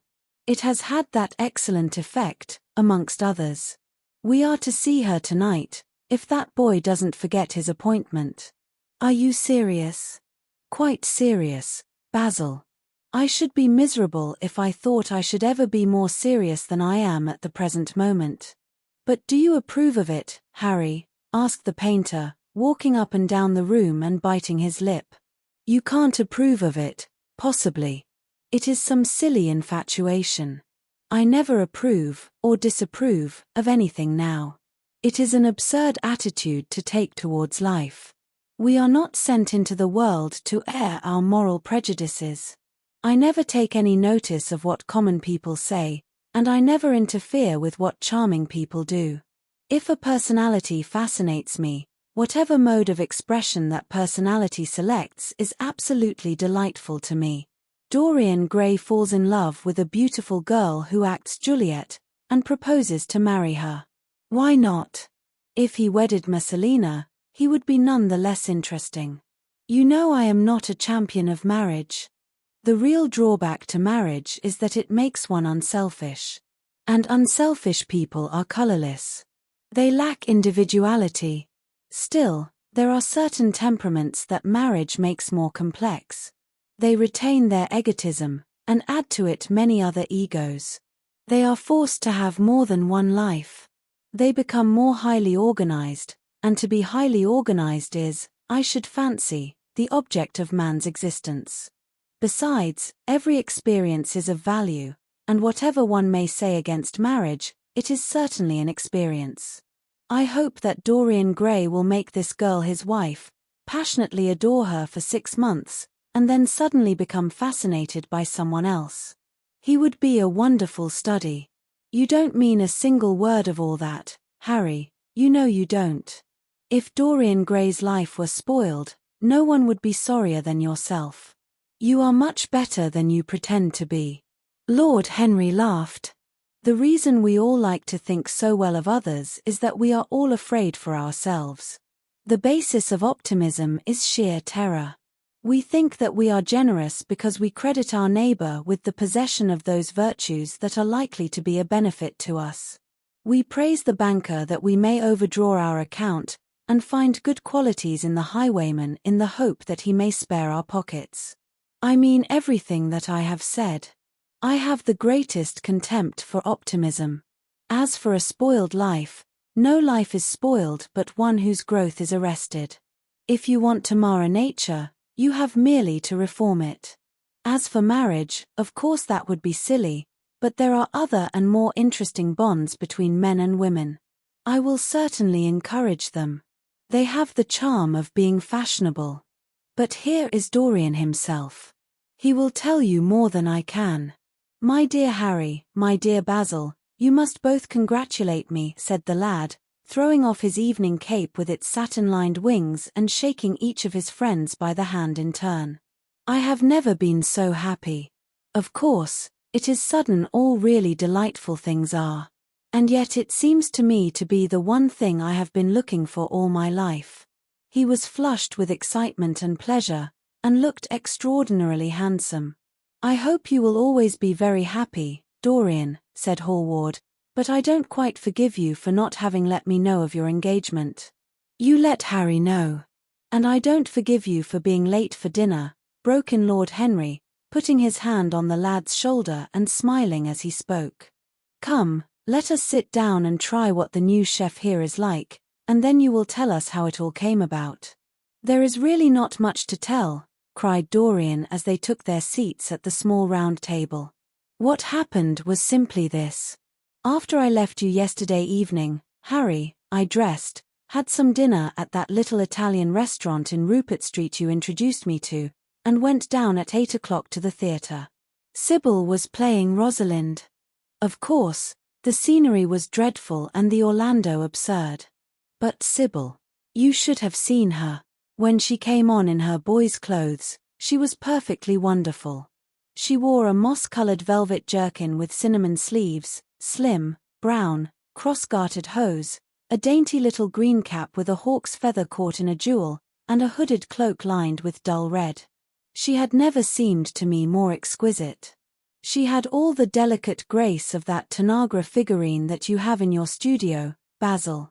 Her hair clustered round her face like dark leaves round a pale rose. As for her acting well, you shall see her tonight. She is simply a born artist. I sat in the dingy box absolutely enthralled. I forgot that I was in London and in the 19th century. I was away with my love in a forest that no man had ever seen. After the performance was over, I went behind and spoke to her. As we were sitting together, suddenly there came into her eyes a look that I had never seen there before. My lips moved towards hers. We kissed each other. I can't describe to you what I felt at that moment. It seemed to me that all my life had been narrowed to one perfect point of rose-colored joy. She trembled all over and shook like a white narcissus. Then she flung herself on her knees and kissed my hands. I feel that I should not tell you all this, but I can't help it. Of course, our engagement is a dead secret. She has not even told her own mother. I don't know what my guardians will say. Lord Radley is sure to be furious. I don't care. I shall be of age in less than a year, and then I can do what I like. I have been right, Basil, haven't I, to take my love out of poetry and to find my wife in Shakespeare's plays? Lips that Shakespeare taught to speak have whispered their secret in my ear. I have had the arms of Rosalind around me, and kissed Juliet on the mouth. Yes, Dorian, I suppose you were right, said Hallward slowly. Have you seen her today? Asked Lord Henry. Dorian Gray shook his head.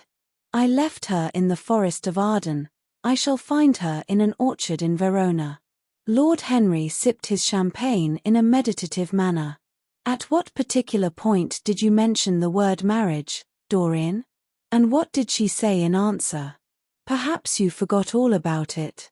My dear Harry, I did not treat it as a business transaction, and I did not make any formal proposal. I told her that I loved her, and she said she was not worthy to be my wife. Not worthy. Why, the whole world is nothing to me compared with her. Women are wonderfully practical, murmured Lord Henry, much more practical than we are. In situations of that kind we often forget to say anything about marriage, and they always remind us. Hallward laid his hand upon his arm. Don't, Harry. You have annoyed Dorian. He is not like other men. He would never bring misery upon anyone. His nature is too fine for that. Lord Henry looked across the table. Dorian is never annoyed with me, he answered.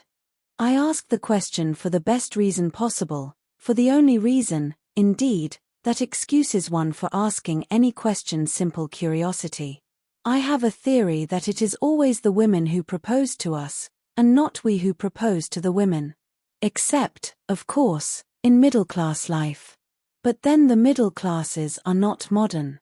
Dorian Gray laughed, and tossed his head. You are quite incorrigible, Harry, but I don't mind. It is impossible to be angry with you. When you see Sybil Vane, you will feel that the man who could wrong her would be a beast without a heart. I cannot understand how anyone can wish to shame the thing he loves. I love Sybil Vane. I want to place her on a pedestal of gold and to see the world worship the woman who is mine. What is marriage? An irrevocable vow. You mock at it for that. Ah, don't mock. It is an irrevocable vow that I want to take. Her trust makes me faithful, her belief makes me good. When I am with her, I regret all that you have taught me. I become different from what you have known me to be. I am changed, and the mere touch of Sybil Vane's hand makes me forget you and all your wrong, fascinating, poisonous, delightful theories. And those are? Asked Lord Henry, helping himself to some salad. Oh, your theories about life, your theories about love, your theories about pleasure. All your theories, in fact, Harry. Pleasure is the only thing worth having a theory about, he answered in his slow melodious voice. But I am afraid I cannot claim my theory as my own. It belongs to nature, not to me. Pleasure is nature's test, her sign of approval. When we are happy, we are always good, but when we are good, we are not always happy. Ah, but what do you mean by good? Cried Basil Hallward. Yes, echoed Dorian, leaning back in his chair and looking at Lord Henry over the heavy clusters of purple-lipped irises that stood in the centre of the table. What do you mean by good, Harry? To be good is to be in harmony with one's self, he replied, touching the thin stem of his glass with his pale, fine-pointed fingers. Discord is to be forced to be in harmony with others. One's own life, that is the important thing. As for the lives of one's neighbors, if one wishes to be a prig or a Puritan, one can flaunt one's moral views about them, but they are not one's concern. Besides, individualism has really the higher aim. Modern morality consists in accepting the standard of one's age. I consider that for any man of culture to accept the standard of his age is a form of the grossest immorality. But, surely, if one lives merely for one's self, Harry, one pays a terrible price for doing so, suggested the painter. Yes, we are overcharged for everything nowadays. I should fancy that the real tragedy of the poor is that they can afford nothing but self-denial. Beautiful sins, like beautiful things, are the privilege of the rich. One has to pay in other ways but money. What sort of ways, Basil? Oh, I should fancy in remorse, in suffering, in the consciousness of degradation. Lord Henry shrugged his shoulders.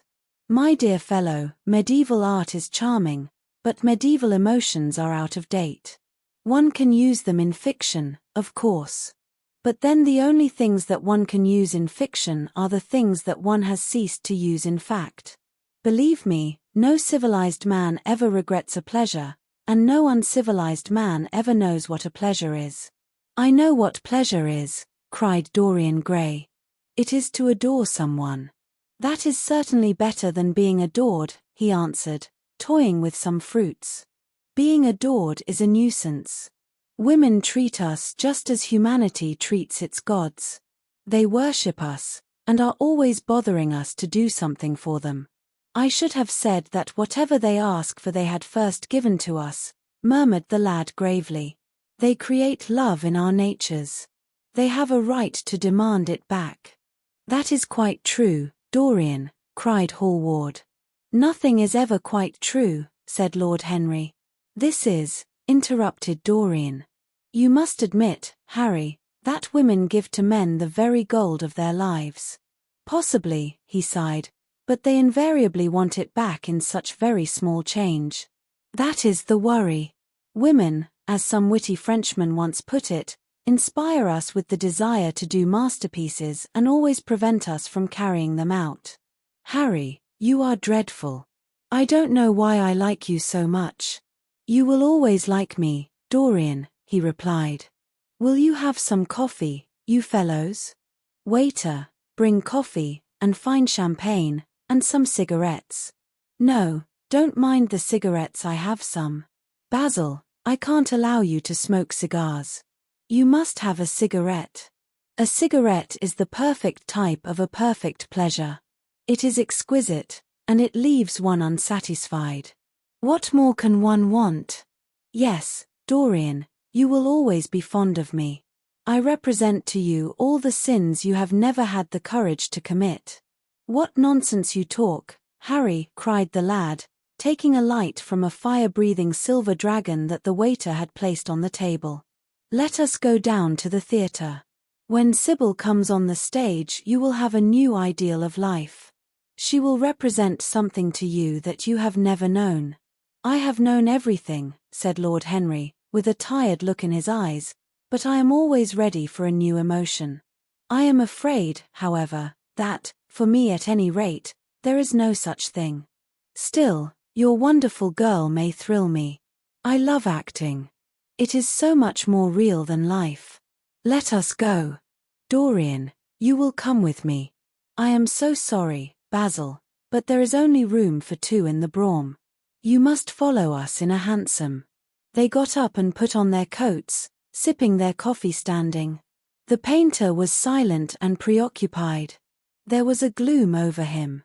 He could not bear this marriage, and yet it seemed to him to be better than many other things that might have happened. After a few minutes, they all passed downstairs. He drove off by himself, as had been arranged, and watched the flashing lights of the little brougham in front of him. A strange sense of loss came over him. He felt that Dorian Gray would never again be to him all that he had been in the past. Life had come between them. His eyes darkened, and the crowded flaring streets became blurred to his eyes. When the cab drew up at the theatre, it seemed to him that he had grown years older. A Picture of Dorian Gray, by Oscar Wilde. Read for you by Long Stories for Sleep. Chapter 7. For some reason or other, the house was crowded that night, and the fat Jew manager who met them at the door was beaming from ear to ear with an oily tremulous smile. He escorted them to their box with a sort of pompous humility, waving his fat jeweled hands and talking at the top of his voice. Dorian Gray loathed him more than ever. He felt as if he had come to look for Miranda and had been met by Caliban. Lord Henry, upon the other hand, rather liked him. At least he declared he did, and insisted on shaking him by the hand and assuring him that he was proud to meet a man who had discovered a real genius and gone bankrupt over a poet. Hallward amused himself with watching the faces in the pit. The heat was terribly oppressive, and the huge sunlight flamed like a monstrous dahlia with petals of yellow fire. The youths in the gallery had taken off their coats and waistcoats and hung them over the side.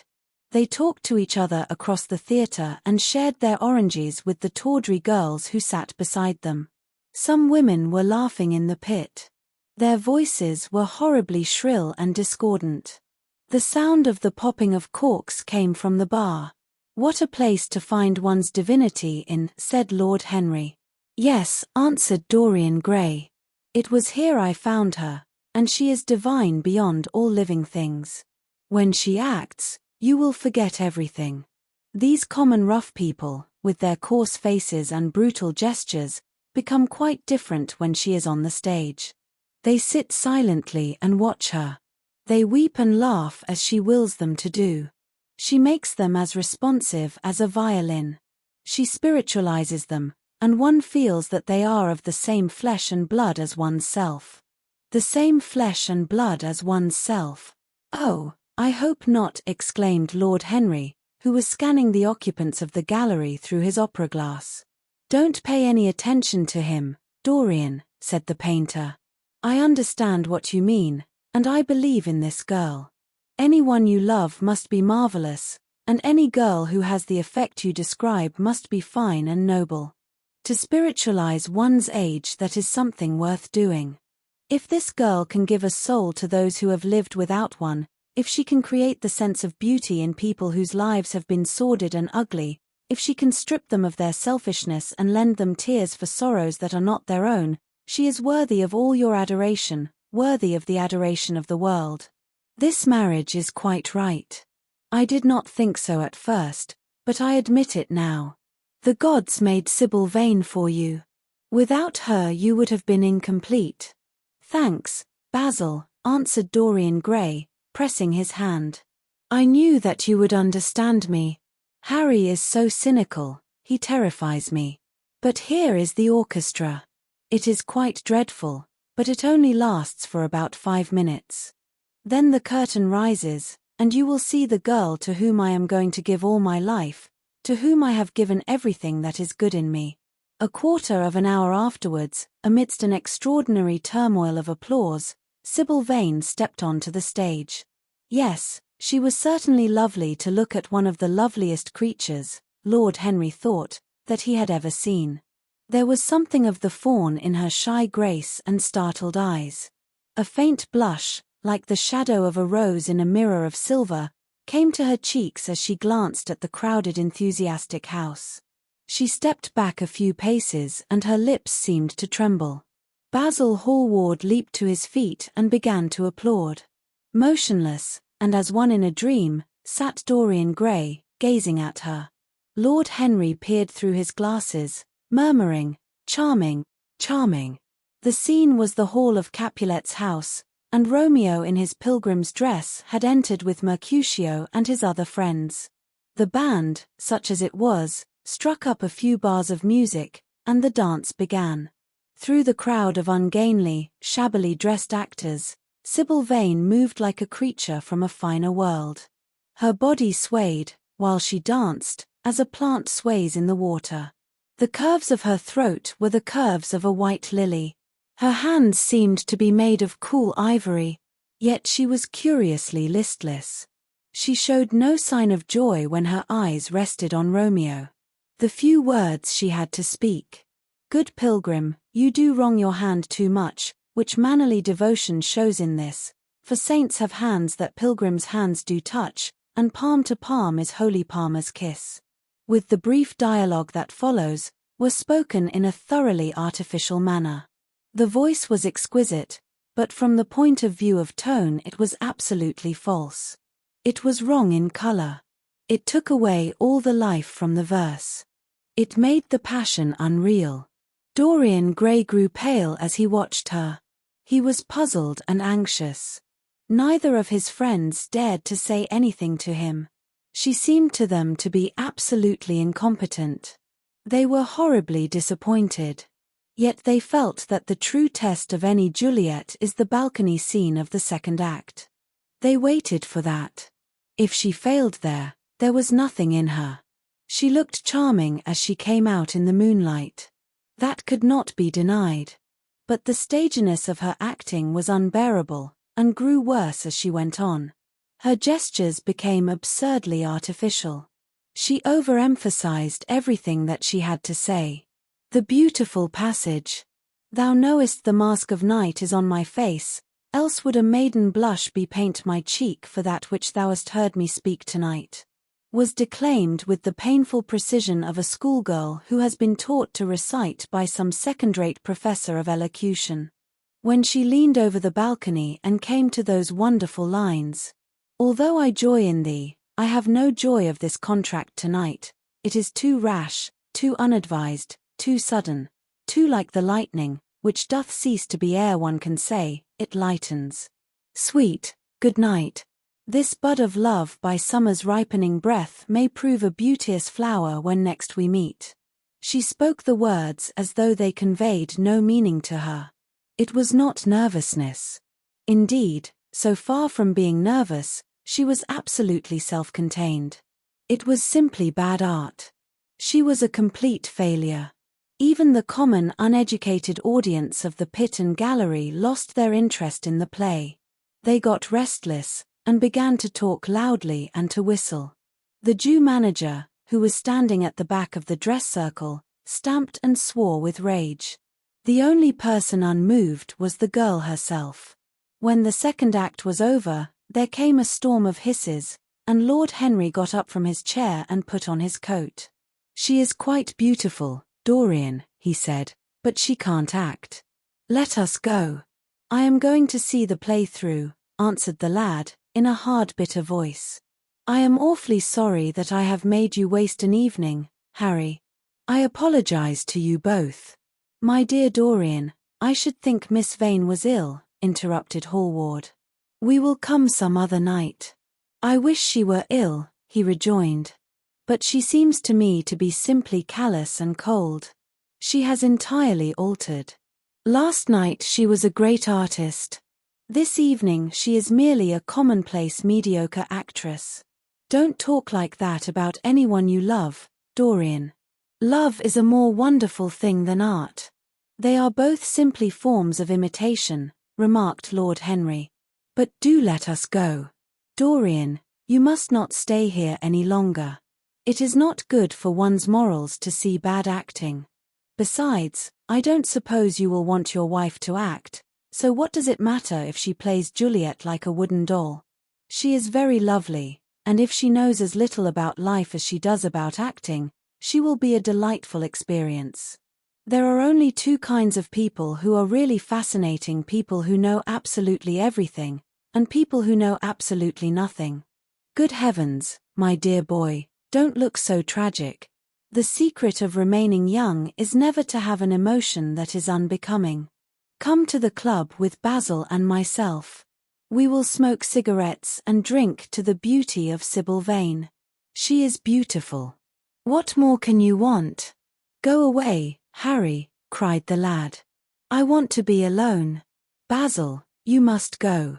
"Ah, can't you see that my heart is breaking?" The hot tears came to his eyes. His lips trembled, and rushing to the back of the box, he leaned up against the wall, hiding his face in his hands. "Let us go, Basil," said Lord Henry with a strange tenderness in his voice, and the two young men passed out together. A few moments afterwards the footlights flared up and the curtain rose on the third act. Dorian Gray went back to his seat. He looked pale, and proud, and indifferent. The play dragged on, and seemed interminable. Half of the audience went out, tramping in heavy boots and laughing. The whole thing was a fiasco. The last act was played to almost empty benches. The curtain went down on a titter and some groans. As soon as it was over, Dorian Gray rushed behind the scenes into the green room. The girl was standing there alone, with a look of triumph on her face. Her eyes were lit with an exquisite fire. There was a radiance about her. Her parted lips were smiling over some secret of their own. When he entered, she looked at him, and an expression of infinite joy came over her. "How badly I acted tonight, Dorian," she cried. "Horribly," he answered, gazing at her in amazement. "Horribly. It was dreadful. Are you ill? You have no idea what it was. You have no idea what I suffered." The girl smiled. "Dorian," she answered, lingering over his name with long-drawn music in her voice, as though it were sweeter than honey to the red petals of her mouth. "Dorian, you should have understood. But you understand now, don't you?" "Understand what?" he asked, angrily. "Why I was so bad tonight. Why I shall always be bad. Why I shall never act well again." He shrugged his shoulders. "You are ill, I suppose. When you are ill you shouldn't act. You make yourself ridiculous. My friends were bored. I was bored." She seemed not to listen to him. She was transfigured with joy. An ecstasy of happiness dominated her. "Dorian, Dorian," she cried, "before I knew you, acting was the one reality of my life. It was only in the theatre that I lived. I thought that it was all true. I was Rosalind one night and Portia the other. The joy of Beatrice was my joy, and the sorrows of Cordelia were mine also. I believed in everything. The common people who acted with me seemed to me to be godlike. The painted scenes were my world. I knew nothing but shadows, and I thought them real. You came, oh, my beautiful love, and you freed my soul from prison. You taught me what reality really is. Tonight, for the first time in my life, I saw through the hollowness, the sham, the silliness of the empty pageant in which I had always played. Tonight, for the first time, I became conscious that the Romeo was hideous, and old, and painted, that the moonlight in the orchard was false, that the scenery was vulgar, and that the words I had to speak were unreal, were not my words, were not what I wanted to say. You had brought me something higher, something of which all art is but a reflection. You had made me understand what love really is. My love, Prince Charming, Prince of Life, I have grown sick of shadows. You are more to me than all art can ever be. What have I to do with the puppets of a play? When I came on tonight, I could not understand how it was that everything had gone from me. I thought that I was going to be wonderful. I found that I could do nothing. Suddenly it dawned on my soul what it all meant. The knowledge was exquisite to me. I heard them hissing, and I smiled. What could they know of love such as ours? Take me away, Dorian, take me away with you, where we can be quite alone. I hate the stage. I might mimic a passion that I do not feel, but I cannot mimic one that burns me like fire. Oh, Dorian, Dorian, you understand now what it signifies. Even if I could do it, it would be profanation for me to play at being in love. You have made me see that. He flung himself down on the sofa and turned away his face. You have killed my love, he muttered. She looked at him in wonder and laughed. He made no answer. She came across to him, and with her little fingers stroked his hair. She knelt down and pressed his hands to her lips. He drew them away, and a shudder ran through him. Then he leaped up and went to the door. Yes, he cried, you have killed my love. You used to stir my imagination. Now you don't even stir my curiosity. You simply produce no effect. I loved you because you were marvelous, because you had genius and intellect, because you realized the dreams of great poets and gave shape and substance to the shadows of art. You have thrown it all away. You are shallow and stupid. My God, how mad I was to love you. What a fool I have been. You are nothing to me now. I will never see you again. I will never think of you. I will never mention your name. You don't know what you were to me, once. Why, once? Oh, I can't bear to think of it. I wish I had never laid eyes upon you. You have spoiled the romance of my life. How little you can know of love, if you say it mars your art. Without your art, you are nothing. I would have made you famous, splendid, magnificent. The world would have worshipped you, and you would have borne my name. What are you now? A third-rate actress with a pretty face. The girl grew white and trembled. She clenched her hands together, and her voice seemed to catch in her throat. You are not serious, Dorian, she murmured. You are acting. Acting. I leave that to you. You do it so well, he answered bitterly. She rose from her knees and, with a piteous expression of pain in her face, came across the room to him. She put her hand upon his arm and looked into his eyes. He thrust her back. Don't touch me, he cried. A low moan broke from her, and she flung herself at his feet and lay there like a trampled flower. Dorian, Dorian, don't leave me, she whispered. I am so sorry I didn't act well. I was thinking of you all the time. But I will try indeed, I will try. It came so suddenly across me, my love for you. I think I should never have known it if you had not kissed me, if we had not kissed each other. Kiss me again, my love. Don't go away from me. I couldn't bear it. Oh, don't go away from me. My brother. No, never mind. He didn't mean it. He was in jest. But you, oh, can't you forgive me for tonight? I will work so hard and try to improve. Don't be cruel to me, because I love you better than anything in the world. After all, it is only once that I have not pleased you. But you are quite right, Dorian. I should have shown myself more of an artist. It was foolish of me, and yet I couldn't help it. Oh, don't leave me, don't leave me. A fit of passionate sobbing choked her. She crouched on the floor like a wounded thing, and Dorian Gray, with his beautiful eyes, looked down at her, and his chiseled lips curled in exquisite disdain.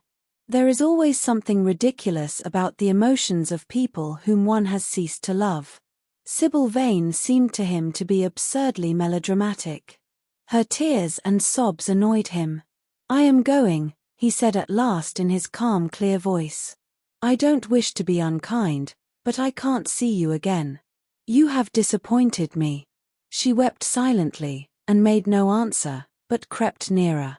Her little hands stretched blindly out, and appeared to be seeking for him. He turned on his heel and left the room. In a few moments he was out of the theatre.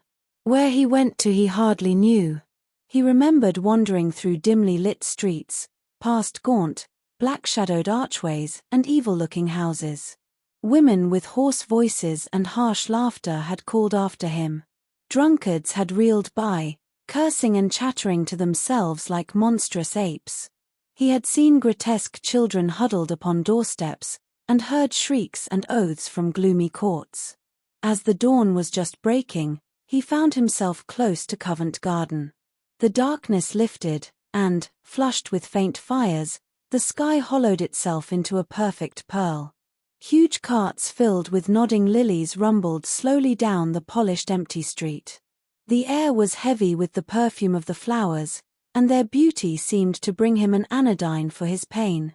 He followed into the market and watched the men unloading their wagons. A white-smarked carter offered him some cherries. He thanked him, wondered why he refused to accept any money for them, and began to eat them listlessly. They had been plucked at midnight, and the coldness of the moon had entered into them. A long line of boys carrying crates of striped tulips, and of yellow and red roses, defiled in front of him, threading their way through the huge, jade-green piles of vegetables. Under the portico, with its grey, sun-bleached pillars, loitered a troop of draggled bare-headed girls, waiting for the auction to be over. Others crowded round the swinging doors of the coffee-house in the piazza. The heavy cart horses slipped and stamped upon the rough stones, shaking their bells and trappings. Some of the drivers were lying asleep on a pile of sacks. Iris-necked and pink-footed, the pigeons ran about picking up seeds. After a little while, he hailed a hansom and drove home. For a few moments he loitered upon the doorstep, looking round at the silent square, with its blank, close-shuttered windows and its staring blinds. The sky was pure opal now, and the roofs of the houses glistened like silver against it. From some chimney opposite a thin wreath of smoke was rising. It curled, a violet riband, through the nacre-coloured air.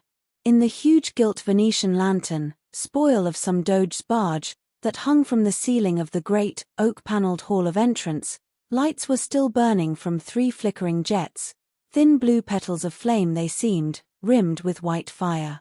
He turned them out and, having thrown his hat and cape on the table, passed through the library towards the door of his bedroom, a large octagonal chamber on the ground floor that, in his newborn feeling for luxury, he had just had decorated for himself and hung with some curious Renaissance tapestries that had been discovered stored in a disused attic at Selby Royal.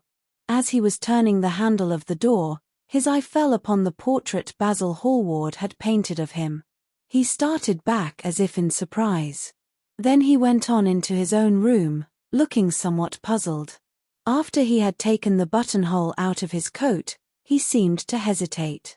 Finally, he came back, went over to the picture, and examined it. In the dim arrested light that struggled through the cream-coloured silk blinds, the face appeared to him to be a little changed. The expression looked different. One would have said that there was a touch of cruelty in the mouth. It was certainly strange. He turned round and, walking to the window, drew up the blind. The bright dawn flooded the room and swept the fantastic shadows into dusky corners, where they lay shuddering. But the strange expression that he had noticed in the face of the portrait seemed to linger there, to be more intensified even. The quivering ardent sunlight showed him the lines of cruelty round the mouth as clearly as if he had been looking into a mirror after he had done some dreadful thing. He winced and, taking up from the table an oval glass framed in ivory cupids, one of Lord Henry's many presents to him, glanced hurriedly into its polished depths. No line like that warped his red lips. What did it mean? He rubbed his eyes, and came close to the picture, and examined it again. There were no signs of any change when he looked into the actual painting, and yet there was no doubt that the whole expression had altered. It was not a mere fancy of his own. The thing was horribly apparent. He threw himself into a chair and began to think. Suddenly there flashed across his mind what he had said in Basil Hallward's studio the day the picture had been finished. Yes, he remembered it perfectly. He had uttered a mad wish that he himself might remain young, and the portrait grow old, that his own beauty might be untarnished, and the face on the canvas bear the burden of his passions and his sins, that the painted image might be seared with the lines of suffering and thought, and that he might keep all the delicate bloom and loveliness of his then just conscious boyhood. Surely his wish had not been fulfilled. Such things were impossible. It seemed monstrous even to think of them. And, yet, there was the picture before him, with the touch of cruelty in the mouth. Cruelty. Had he been cruel? It was the girl's fault, not his. He had dreamed of her as a great artist, had given his love to her because he had thought her great. Then she had disappointed him. She had been shallow and unworthy. And, yet, a feeling of infinite regret came over him, as he thought of her lying at his feet sobbing like a little child. He remembered with what callousness he had watched her. Why had he been made like that? Why had such a soul been given to him? But he had suffered also. During the 3 terrible hours that the play had lasted, he had lived centuries of pain, eon upon eon of torture. His life was well worth hers. She had marred him for a moment, if he had wounded her for an age. Besides, women were better suited to bear sorrow than men. They lived on their emotions. They only thought of their emotions. When they took lovers, it was merely to have someone with whom they could have scenes. Lord Henry had told him that, and Lord Henry knew what women were. Why should he trouble about Sybil Vane? She was nothing to him now. But the picture. What was he to say of that? It held the secret of his life, and told his story. It had taught him to love his own beauty. Would it teach him to loathe his own soul? Would he ever look at it again? No, it was merely an illusion wrought on the troubled senses. The horrible night that he had passed had left phantoms behind it. Suddenly there had fallen upon his brain that tiny scarlet speck that makes men mad. The picture had not changed. It was folly to think so. Yet it was watching him, with its beautiful marred face and its cruel smile. Its bright hair gleamed in the early sunlight. Its blue eyes met his own. A sense of infinite pity, not for himself, but for the painted image of himself, came over him. It had altered already, and would alter more. Its gold would wither into grey. Its red and white roses would die. For every sin that he committed, a stain would fleck and wreck its fairness. But he would not sin. The picture, changed or unchanged, would be to him the visible emblem of conscience. He would resist temptation. He would not see Lord Henry any more, would not, at any rate, listen to those subtle poisonous theories that in Basil Hallward's garden had first stirred within him the passion for impossible things. He would go back to Sybil Vane, make her amends, marry her, try to love her again. Yes, it was his duty to do so. She must have suffered more than he had. Poor child. He had been selfish and cruel to her. The fascination that she had exercised over him would return. They would be happy together. His life with her would be beautiful and pure. He got up from his chair and drew a large screen right in front of the portrait, shuddering as he glanced at it. How horrible, he murmured to himself, and he walked across to the window and opened it. When he stepped out onto the grass, he drew a deep breath. The fresh morning air seemed to drive away all his somber passions. He thought only of Sybil. A faint echo of his love came back to him. He repeated her name over and over again. The birds that were singing in the dew-drenched garden seemed to be telling the flowers about her. A Picture of Dorian Gray, by Oscar Wilde. Read for you by Long Stories for Sleep. Chapter 8. It was long past noon when he awoke. His valet had crept several times on tiptoe into the room to see if he was stirring, and had wondered what made his young master sleep so late. Finally his bell sounded, and Victor came in softly with a cup of tea, and a pile of letters, on a small tray of old Sevres china, and drew back the olive satin curtains, with their shimmering blue lining, that hung in front of the 3 tall windows. "Monsieur has well slept this morning," he said, smiling. "What o'clock is it, Victor?" asked Dorian Gray drowsily. 1 hour and a quarter, monsieur." How late it was. He sat up, and having sipped some tea, turned over his letters. One of them was from Lord Henry, and had been brought by hand that morning. He hesitated for a moment, and then put it aside.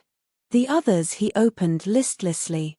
They contained the usual collection of cards, invitations to dinner, tickets for private views, programs of charity concerts, and the like that are showered on fashionable young men every morning during the season. There was a rather heavy bill for a chased silver Louis Quinze toilet set that he had not yet had the courage to send on to his guardians, who were extremely old-fashioned people and did not realize that we live in an age when unnecessary things are our only necessities. And there were several very courteously worded communications from Jermyn Street moneylenders offering to advance any sum of money at a moment's notice and at the most reasonable rates of interest.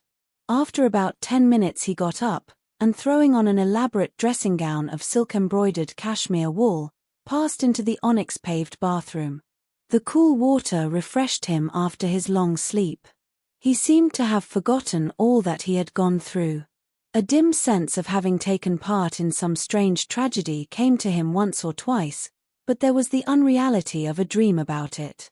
As soon as he was dressed, he went into the library and sat down to a light French breakfast that had been laid out for him on a small round table close to the open window. It was an exquisite day. The warm air seemed laden with spices. A bee flew in and buzzed round the blue dragon bowl that, filled with sulphur yellow roses, stood before him. He felt perfectly happy. Suddenly his eye fell on the screen that he had placed in front of the portrait, and he started. "Too cold for monsieur?" asked his valet, putting an omelette on the table. "I shut the window." Dorian shook his head. "I am not cold," he murmured. Was it all true? Had the portrait really changed? Or had it been simply his own imagination that had made him see a look of evil where there had been a look of joy? Surely a painted canvas could not alter. The thing was absurd. It would serve as a tale to tell Basil someday. It would make him smile. And, yet, how vivid was his recollection of the whole thing. First in the dim twilight, and then in the bright dawn, he had seen the touch of cruelty round the warped lips. He almost dreaded his valet leaving the room. He knew that when he was alone he would have to examine the portrait. He was afraid of certainty. When the coffee and cigarettes had been brought and the man turned to go, he felt a wild desire to tell him to remain. As the door was closing behind him, he called him back.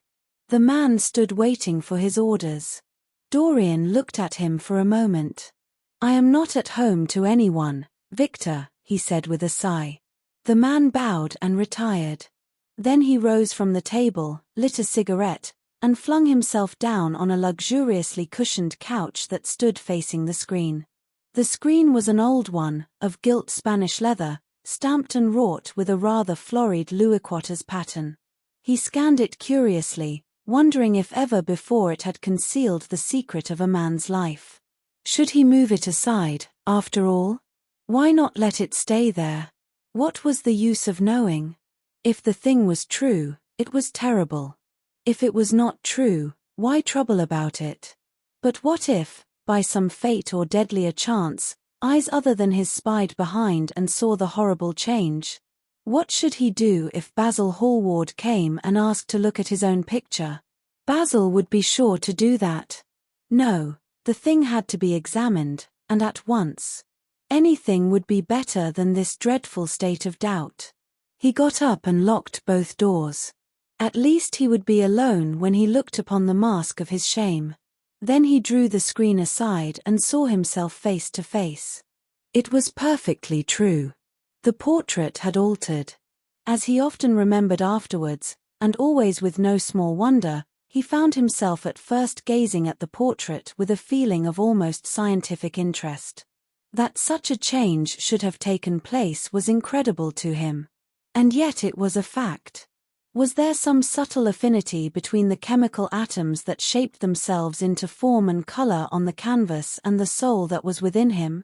Could it be that what that soul thought, they realized? That what it dreamed, they made true? Or was there some other, more terrible reason?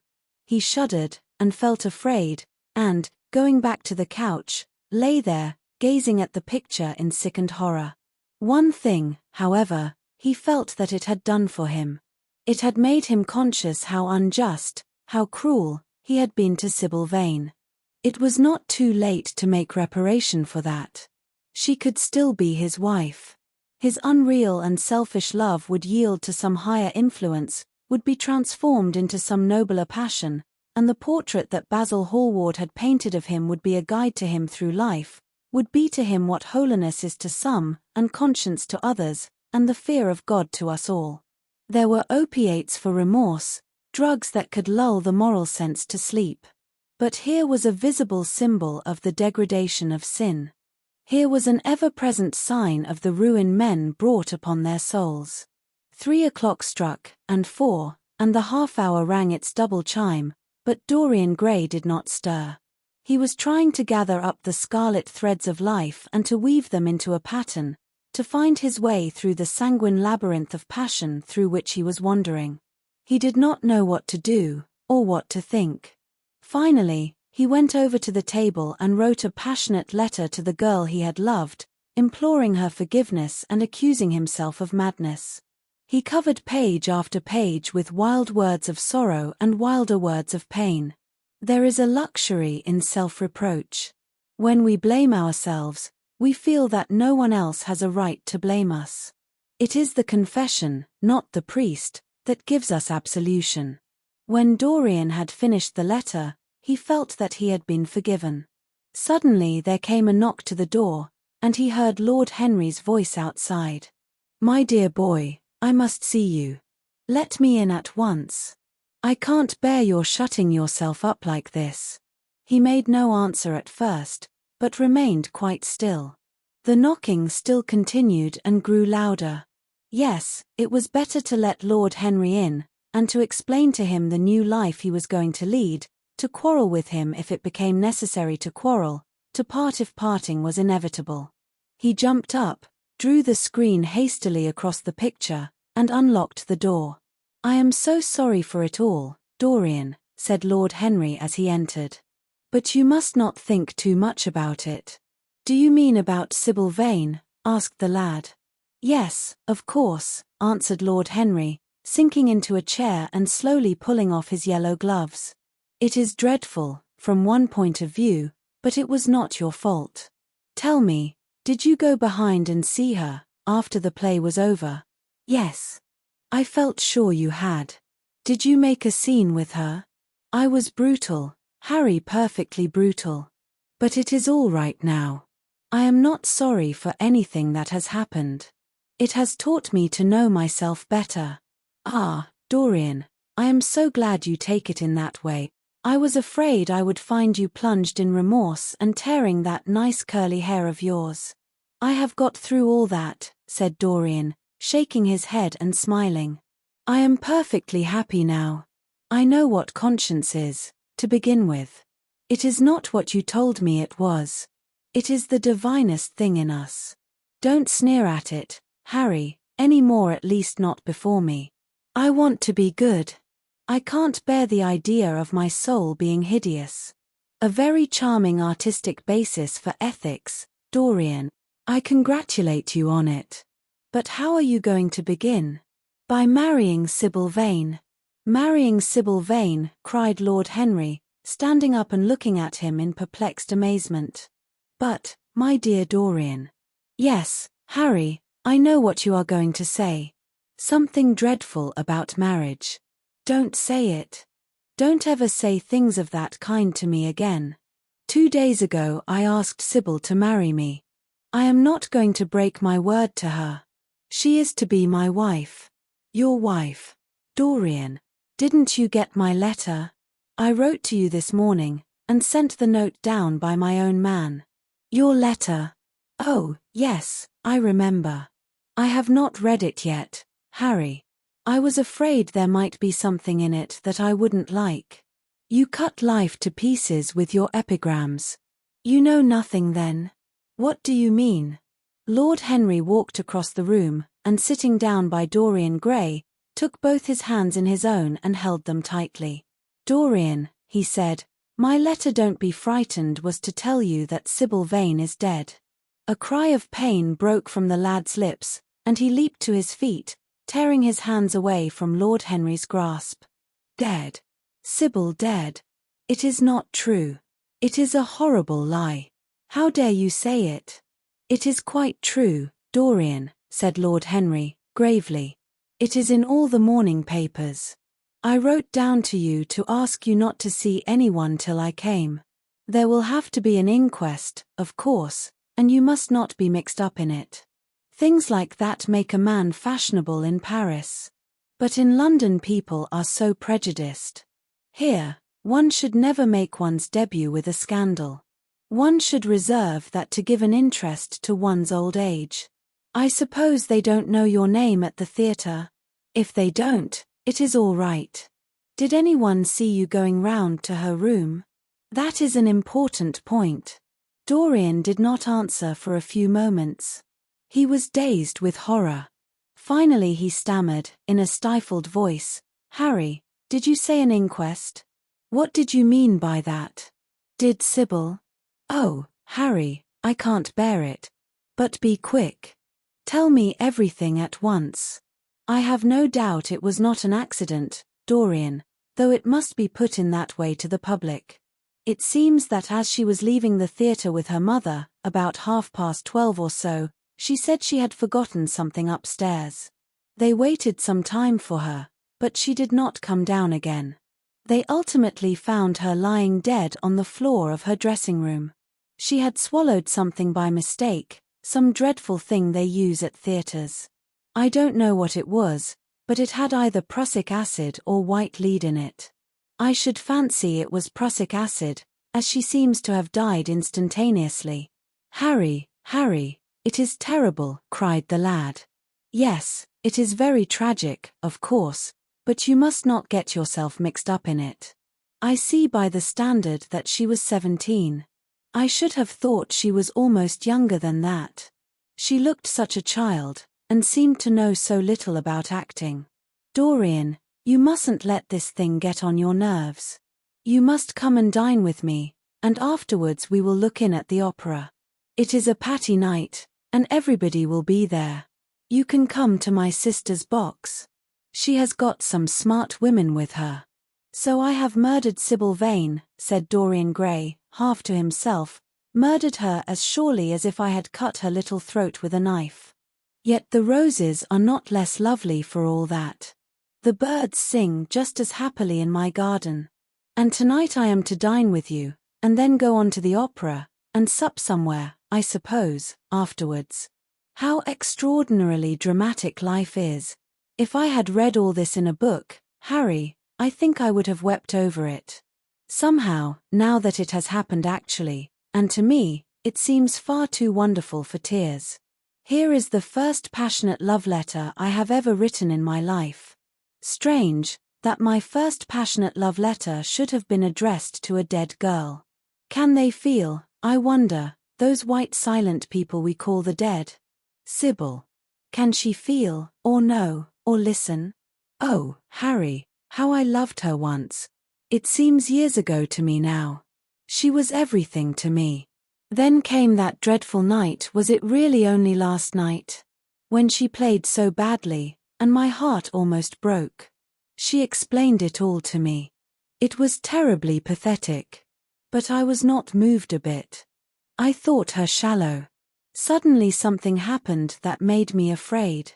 I can't tell you what it was, but it was terrible. I said I would go back to her. I felt I had done wrong. And now she is dead. My God. My God. Harry, what shall I do?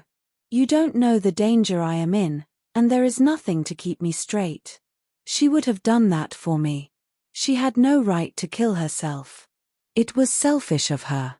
"My dear Dorian," answered Lord Henry, taking a cigarette from his case and producing a gold latten matchbox, "the only way a woman can ever reform a man is by boring him so completely that he loses all possible interest in life.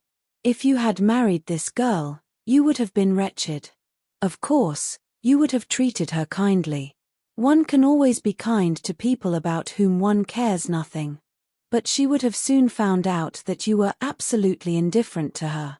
And when a woman finds that out about her husband, she either becomes dreadfully dowdy, or wears very smart bonnets that some other woman's husband has to pay for. I say nothing about the social mistake, which would have been abject, which, of course, I would not have allowed, but I assure you that in any case the whole thing would have been an absolute failure." "I suppose it would," muttered the lad, walking up and down the room and looking horribly pale. "But I thought it was my duty. It is not my fault that this terrible tragedy has prevented my doing what was right. I remember your saying once that there is a fatality about good resolutions, that they are always made too late. Mine certainly were. Good resolutions are useless attempts to interfere with scientific laws. Their origin is pure vanity. Their result is absolutely nil. They give us, now and then, some of those luxurious sterile emotions that have a certain charm for the weak. That is all that can be said for them. They are simply checks that men draw on a bank where they have no account. "Harry," cried Dorian Gray, coming over and sitting down beside him, "why is it that I cannot feel this tragedy as much as I want to? I don't think I am heartless. Do you? You have done too many foolish things during the last fortnight to be entitled to give yourself that name, Dorian," answered Lord Henry with his sweet melancholy smile. The lad frowned. "I don't like that explanation, Harry," he rejoined, "but I am glad you don't think I am heartless. I am nothing of the kind. I know I am not. And yet I must admit that this thing that has happened does not affect me as it should. It seems to me to be simply like a wonderful ending to a wonderful play. It has all the terrible beauty of a Greek tragedy, a tragedy in which I took a great part, but by which I have not been wounded." "It is an interesting question," said Lord Henry, who found an exquisite pleasure in playing on the lad's unconscious egotism, "an extremely interesting question.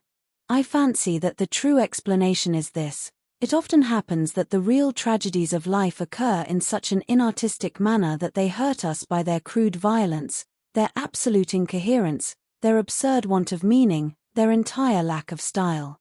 They affect us just as vulgarity affects us. They give us an impression of sheer brute force, and we revolt against that.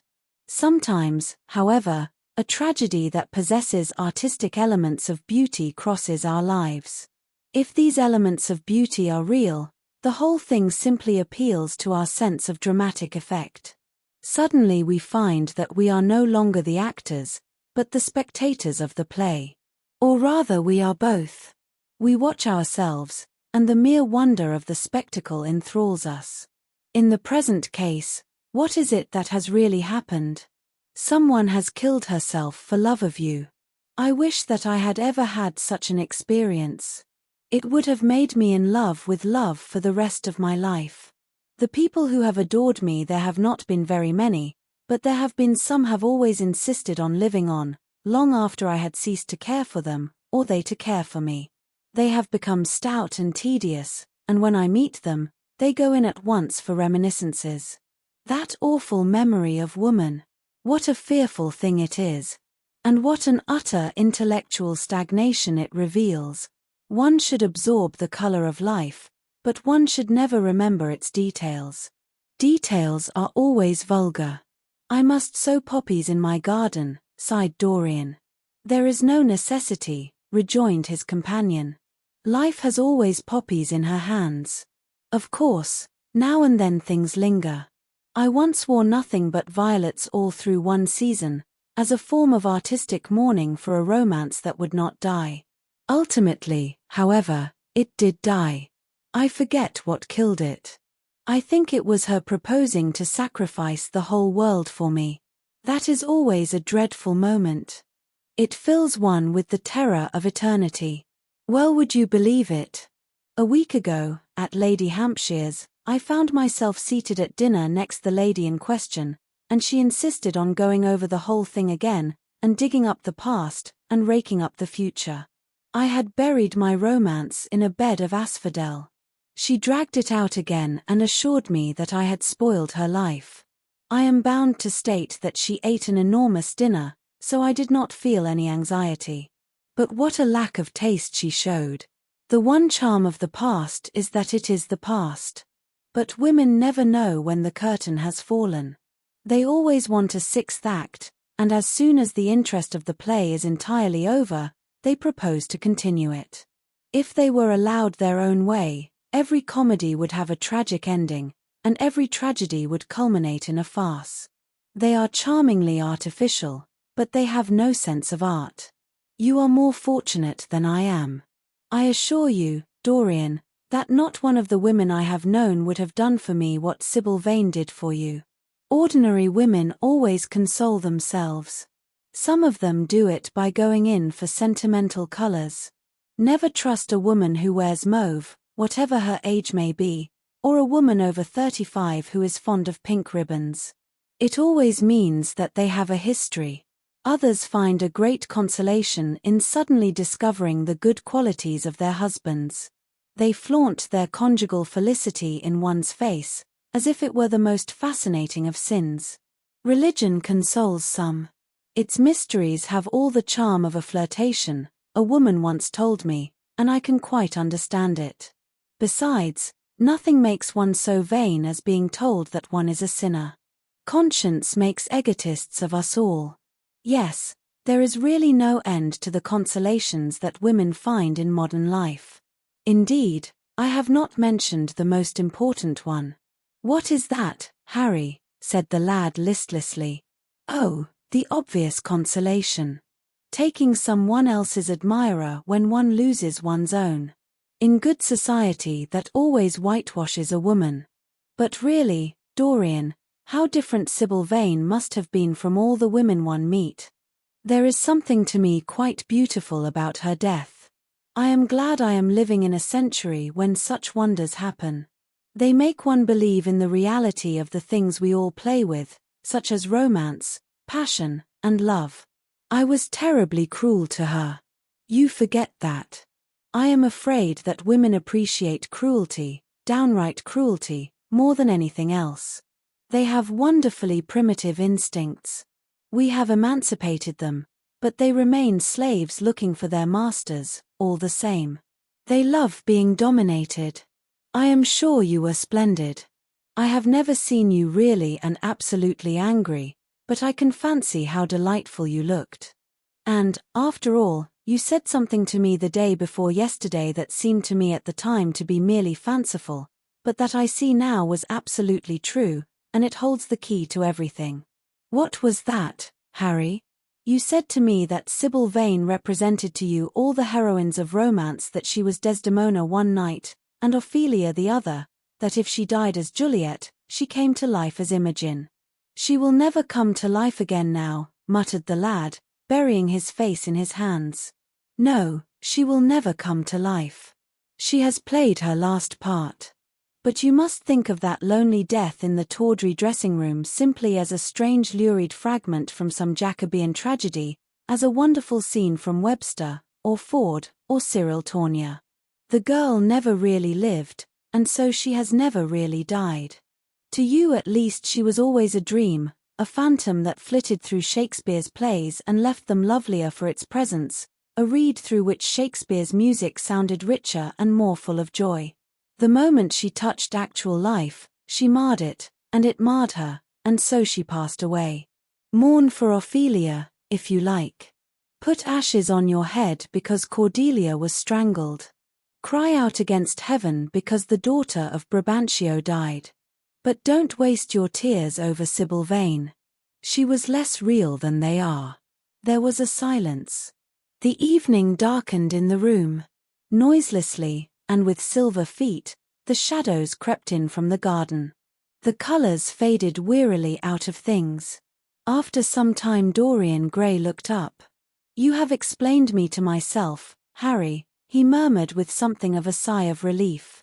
"I felt all that you have said, but somehow I was afraid of it, and I could not express it to myself. How well you know me. But we will not talk again of what has happened. It has been a marvelous experience. That is all. I wonder if life has still in store for me anything as marvelous. Life has everything in store for you, Dorian. There is nothing that you, with your extraordinary good looks, will not be able to do. But suppose, Harry, I became haggard, and old, and wrinkled. What then?" "Ah, then," said Lord Henry, rising to go, "then, my dear Dorian, you would have to fight for your victories. As it is, they are brought to you. No, you must keep your good looks. We live in an age that reads too much to be wise, and that thinks too much to be beautiful. We cannot spare you. And now you had better dress and drive down to the club. We are rather late, as it is. I think I shall join you at the opera, Harry. I feel too tired to eat anything. What is the number of your sister's box?" 27, I believe. "It is on the grand tier. You will see her name on the door. But I am sorry you won't come and dine. I don't feel up to it, said Dorian listlessly. But I am awfully obliged to you for all that you have said to me. You are certainly my best friend. No one has ever understood me as you have. We are only at the beginning of our friendship, Dorian, answered Lord Henry, shaking him by the hand. Goodbye. I shall see you before 9:30, I hope. Remember, Patty is singing. As he closed the door behind him, Dorian Gray touched the bell, and in a few minutes Victor appeared with the lamps and drew the blinds down. He waited impatiently for him to go. The man seemed to take an interminable time over everything. As soon as he had left, he rushed to the screen and drew it back. No, there was no further change in the picture. It had received the news of Sybil Vane's death before he had known of it himself. It was conscious of the events of life as they occurred. The vicious cruelty that marred the fine lines of the mouth had, no doubt, appeared at the very moment that the girl had drunk the poison, whatever it was. Or was it indifferent to results? Did it merely take cognizance of what passed within the soul? He wondered, and hoped that some day he would see the change taking place before his very eyes, shuddering as he hoped it. Poor Sybil! What a romance it had all been. She had often mimicked death on the stage. Then death himself had touched her and taken her with him. How had she played that dreadful last scene? Had she cursed him as she died? No, she had died for love of him, and love would always be a sacrament to him now. She had atoned for everything by the sacrifice she had made of her life. He would not think any more of what she had made him go through on that horrible night at the theatre. When he thought of her, it would be as a wonderful tragic figure sent onto the world stage to show the supreme reality of love. A wonderful tragic figure? Tears came to his eyes as he remembered her childlike look, and winsome fanciful ways, and shy tremulous grace. He brushed them away hastily and looked again at the picture. He felt that the time had really come for making his choice. Or had his choice already been made? Yes, life had decided that for him life, and his own infinite curiosity about life. Eternal youth, infinite passion, pleasures subtle and secret, wild joys and wilder sins, he was to have all these things. The portrait was to bear the burden of his shame, that was all. A feeling of pain crept over him as he thought of the desecration that was in store for the fair face on the canvas. Once, in boyish mockery of Narcissus, he had kissed, or feigned to kiss, those painted lips that now smiled so cruelly at him. Morning after morning he had sat before the portrait wondering at its beauty, almost enamored of it, as it seemed to him at times. Was it to alter now with every mood to which he yielded? Was it to become a monstrous and loathsome thing, to be hidden away in a locked room, to be shut out from the sunlight that had so often touched to brighter gold the waving wonder of its hair? The pity of it! The pity of it!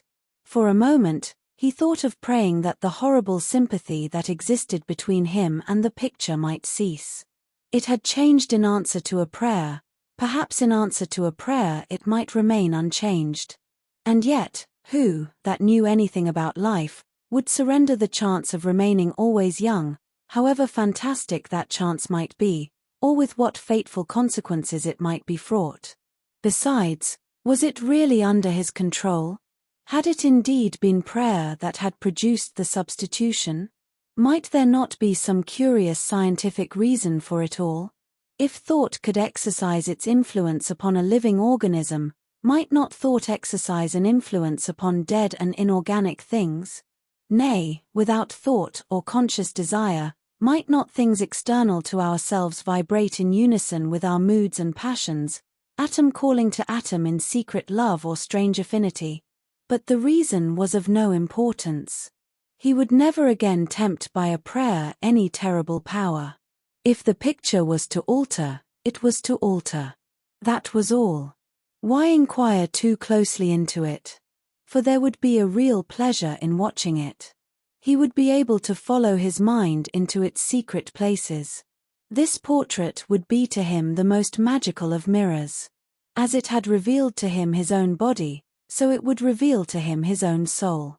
And when winter came upon it, he would still be standing where spring trembles on the verge of summer. When the blood crept from its face, and left behind a pallid mask of chalk with leaden eyes, he would keep the glamour of boyhood. Not one blossom of his loveliness would ever fade. Not one pulse of his life would ever weaken. Like the gods of the Greeks, he would be strong, and fleet, and joyous. What did it matter what happened to the colored image on the canvas? He would be safe. That was everything. He drew the screen back into its former place in front of the picture, smiling as he did so, and passed into his bedroom, where his valet was already waiting for him. An hour later he was at the opera, and Lord Henry was leaning over his chair. A Picture of Dorian Gray, by Oscar Wilde. Read for you by Long Stories for Sleep. Chapter 9. As he was sitting at breakfast next morning, Basil Hallward was shown into the room. "I am so glad I have found you, Dorian," he said gravely. "I called last night, and they told me you were at the opera.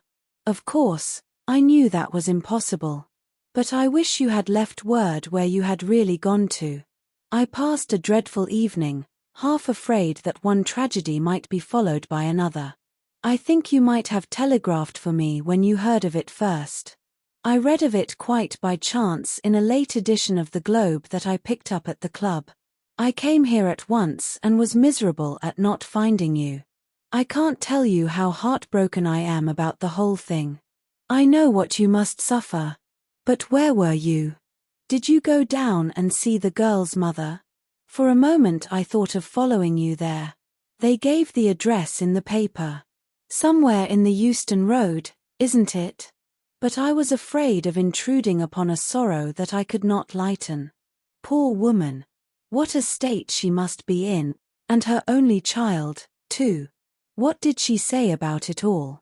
"My dear Basil, how do I know?" murmured Dorian Gray, sipping some pale yellow wine from a delicate, gold-beaded bubble of Venetian glass and looking dreadfully bored. "I was at the opera. You should have come on there. I met Lady Gwendolen, Harry's sister, for the first time. We were in her box. She is perfectly charming, and Patty sang divinely. Don't talk about horrid subjects. If one doesn't talk about a thing, it has never happened. It is simply expression, as Harry says, that gives reality to things. I may mention that she was not the woman's only child. There is a son, a charming fellow, I believe. But he is not on the stage. He is a sailor, or something. And now, tell me about yourself and what you are painting." "You went to the opera," said Hallward, speaking very slowly and with a strained touch of pain in his voice. "You went to the opera while Sybil Vane was lying dead in some sordid lodging? You can talk to me of other women being charming, and of Patty singing divinely, before the girl you loved has even the quiet of a grave to sleep in? Why, man, there are horrors in store for that little white body of hers." "Stop, Basil. I won't hear it," cried Dorian, leaping to his feet. "You must not tell me about things. What is done is done. What is past is past. You call yesterday the past? What has the actual lapse of time got to do with it? It is only shallow people who require years to get rid of an emotion. A man who is master of himself can end a sorrow as easily as he can invent a pleasure. I don't want to be at the mercy of my emotions. I want to use them, to enjoy them, and to dominate them. Dorian, this is horrible. Something has changed you completely. You look exactly the same wonderful boy who, day after day, used to come down to my studio to sit for his picture. But you were simple, natural, and affectionate then. You were the most unspoiled creature in the whole world. Now, I don't know what has come over you. You talk as if you had no heart, no pity in you. It is all Harry's influence. I see that." The lad flushed up and, going to the window, looked out for a few moments on the green, flickering, sun-lashed garden. "I owe a great deal to Harry, Basil," he said at last, "more than I owe to you. You only taught me to be vain. Well, I am punished for that, Dorian, or shall be some day. I don't know what you mean, Basil, he exclaimed, turning round. I don't know what you want. What do you want? I want the Dorian Gray I used to paint, said the artist sadly. Basil, said the lad, going over to him and putting his hand on his shoulder, you have come too late. Yesterday, when I heard that Sybil Vane had killed herself. Killed herself? Good heavens! Is there no doubt about that? Cried Hallward, looking up at him with an expression of horror. My dear Basil, surely you don't think it was a vulgar accident? Of course she killed herself. The elder man buried his face in his hands. How fearful, he muttered, and a shudder ran through him. No, said Dorian Gray, there is nothing fearful about it. It is one of the great romantic tragedies of the age. As a rule, people who act lead the most commonplace lives. They are good husbands, or faithful wives, or something tedious. You know what I mean, middle-class virtue and all that kind of thing. How different Sybil was. She lived her finest tragedy. She was always a heroine. The last night she played the night you saw her, she acted badly because she had known the reality of love. When she knew its unreality, she died, as Juliet might have died. She passed again into the sphere of art. There is something of the martyr about her. Her death has all the pathetic uselessness of martyrdom, all its wasted beauty. But, as I was saying, you must not think I have not suffered. If you had come in yesterday at a particular moment about 5:30, perhaps, or 5:45, you would have found me in tears. Even Harry, who was here, who brought me the news, in fact, had no idea what I was going through. I suffered immensely. Then it passed away. I cannot repeat an emotion. No one can, except sentimentalists. And you are awfully unjust, Basil. You come down here to console me. That is charming of you. You find me consoled, and you are furious. How like a sympathetic person. You remind me of a story Harry told me about a certain philanthropist who spent 20 years of his life in trying to get some grievance redressed, or some unjust law altered, I forget exactly what it was. Finally he succeeded, and nothing could exceed his disappointment. He had absolutely nothing to do, almost died of ennui, and became a confirmed misanthrope. And besides, my dear old Basil, if you really want to console me, teach me rather to forget what has happened, or to see it from a proper artistic point of view. Was it not Gautier who used to write about La Consolation des Arts? I remember picking up a little vellum-covered book in your studio one day and chancing on that delightful phrase. Well, I am not like that young man you told me of when we were down at Marlow together, the young man who used to say that yellow satin could console one for all the miseries of life. I love beautiful things that one can touch and handle. Old brocades, green bronzes, lacquerwork, carved ivories, exquisite surroundings, luxury, pomp. There is much to be got from all these. But the artistic temperament that they create, or at any rate reveal, is still more to me. To become the spectator of one's own life, as Harry says, is to escape the suffering of life. I know you are surprised at my talking to you like this. You have not realized how I have developed. I was a schoolboy when you knew me. I am a man now. I have new passions, new thoughts, new ideas. I am different, but you must not like me less. I am changed, but you must always be my friend. Of course, I am very fond of Harry. But I know that you are better than he is.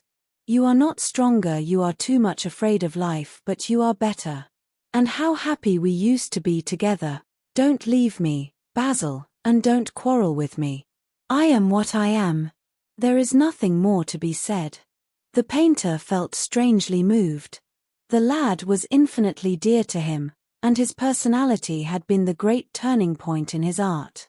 He could not bear the idea of reproaching him any more.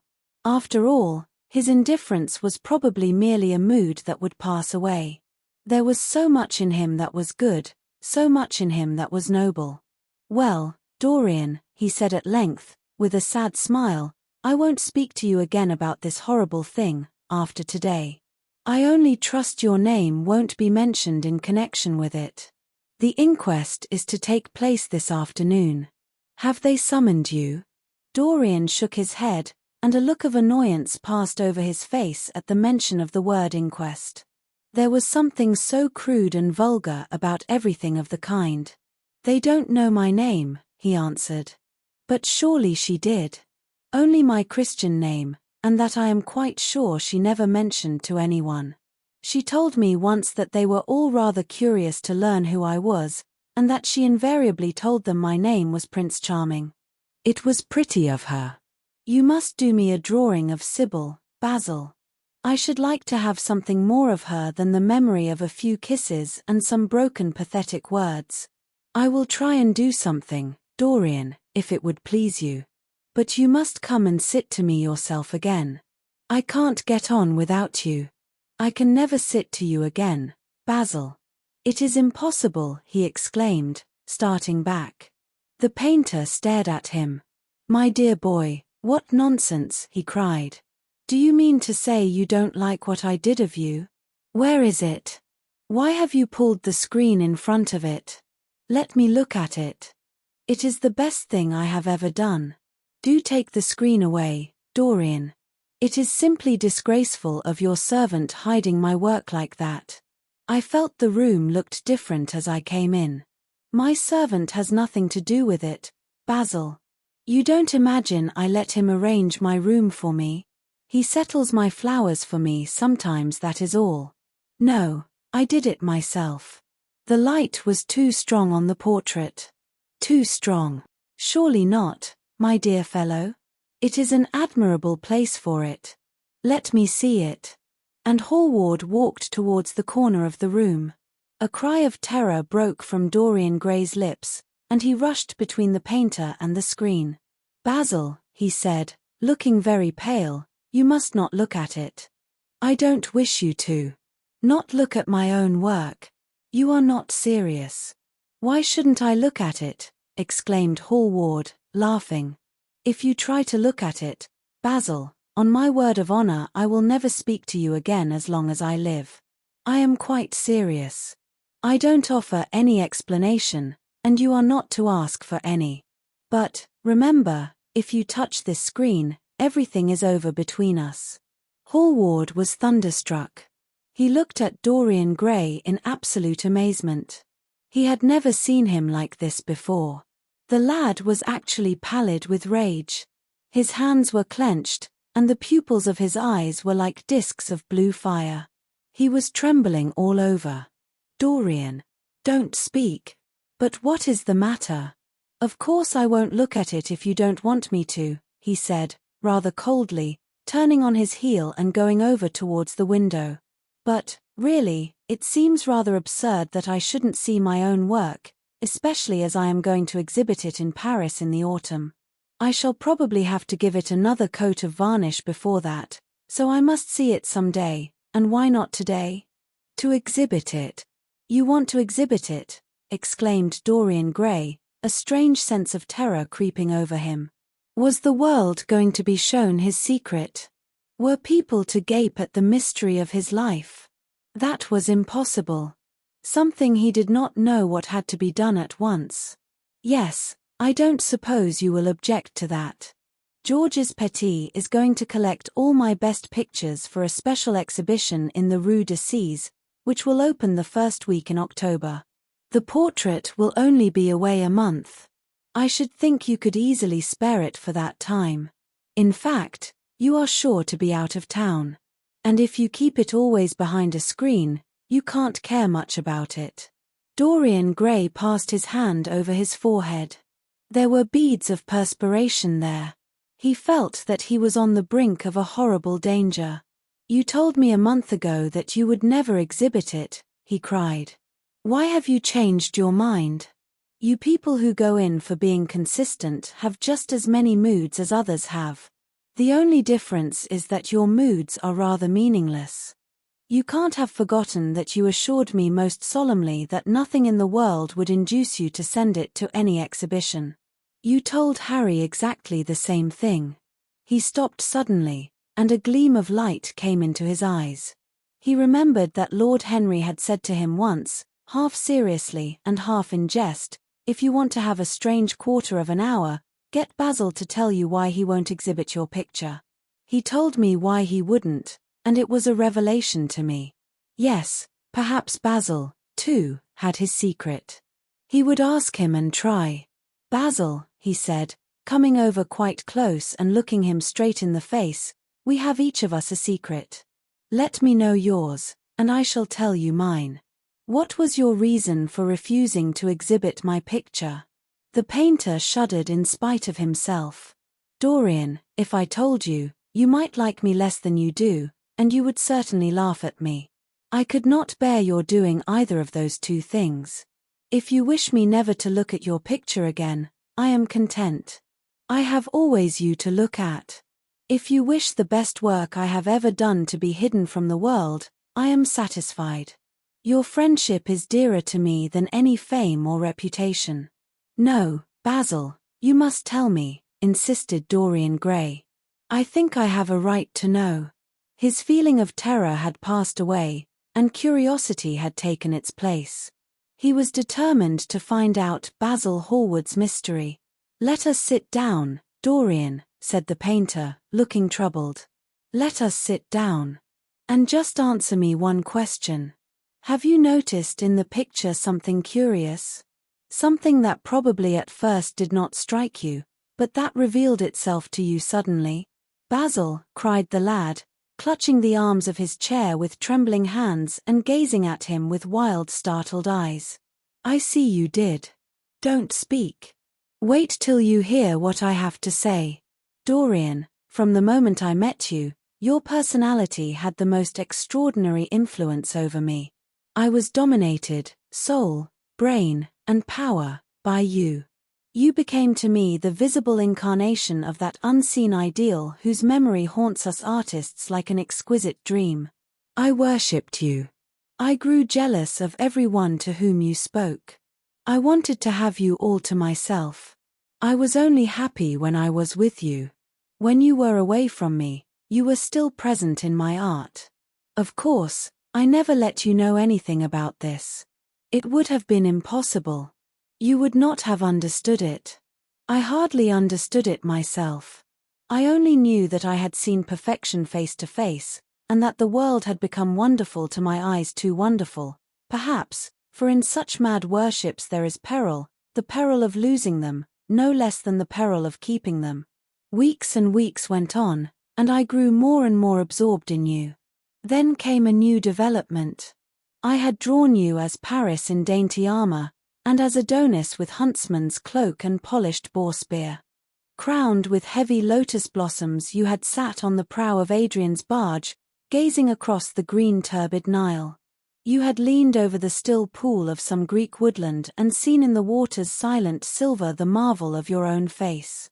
And it had all been what art should be, unconscious, ideal, and remote. One day, a fatal day I sometimes think, I determined to paint a wonderful portrait of you as you actually are, not in the costume of dead ages, but in your own dress and in your own time. Whether it was the realism of the method, or the mere wonder of your own personality, thus directly presented to me without mist or veil, I cannot tell. But I know that as I worked at it, every flake and film of color seemed to me to reveal my secret. I grew afraid that others would know of my idolatry. I felt, Dorian, that I had told too much, that I had put too much of myself into it. Then it was that I resolved never to allow the picture to be exhibited. You were a little annoyed, but then you did not realize all that it meant to me. Harry, to whom I talked about it, laughed at me. But I did not mind that. When the picture was finished, and I sat alone with it, I felt that I was right. Well, after a few days the thing left my studio, and as soon as I had got rid of the intolerable fascination of its presence, it seemed to me that I had been foolish in imagining that I had seen anything in it, more than that you were extremely good-looking and that I could paint. Even now I cannot help feeling that it is a mistake to think that the passion one feels in creation is ever really shown in the work one creates. Art is always more abstract than we fancy. Form and color tell us of form and color, that is all. It often seems to me that art conceals the artist far more completely than it ever reveals him. And so when I got this offer from Paris, I determined to make your portrait the principal thing in my exhibition. It never occurred to me that you would refuse. I see now that you were right. The picture cannot be shown. You must not be angry with me, Dorian, for what I have told you. As I said to Harry, once, you are made to be worshipped. Dorian Gray drew a long breath. The color came back to his cheeks, and a smile played about his lips. The peril was over. He was safe for the time. Yet he could not help feeling infinite pity for the painter who had just made this strange confession to him, and wondered if he himself would ever be so dominated by the personality of a friend. Lord Henry had the charm of being very dangerous. But that was all. He was too clever and too cynical to be really fond of. Would there ever be someone who would fill him with a strange idolatry? Was that one of the things that life had in store? It is extraordinary to me, Dorian, said Hallward, that you should have seen this in the portrait. Did you really see it? I saw something in it, he answered, something that seemed to me very curious. Well, you don't mind my looking at the thing now?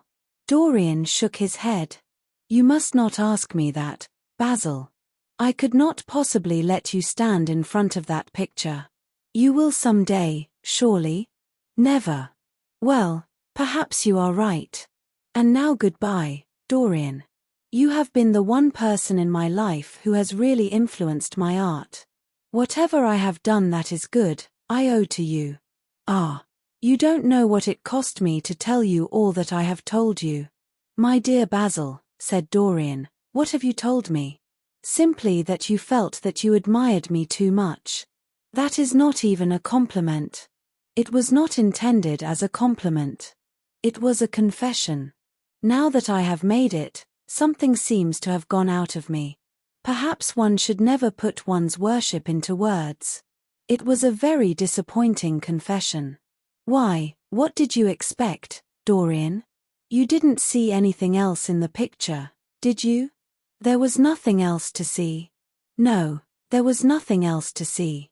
Why do you ask? But you mustn't talk about worship. It is foolish.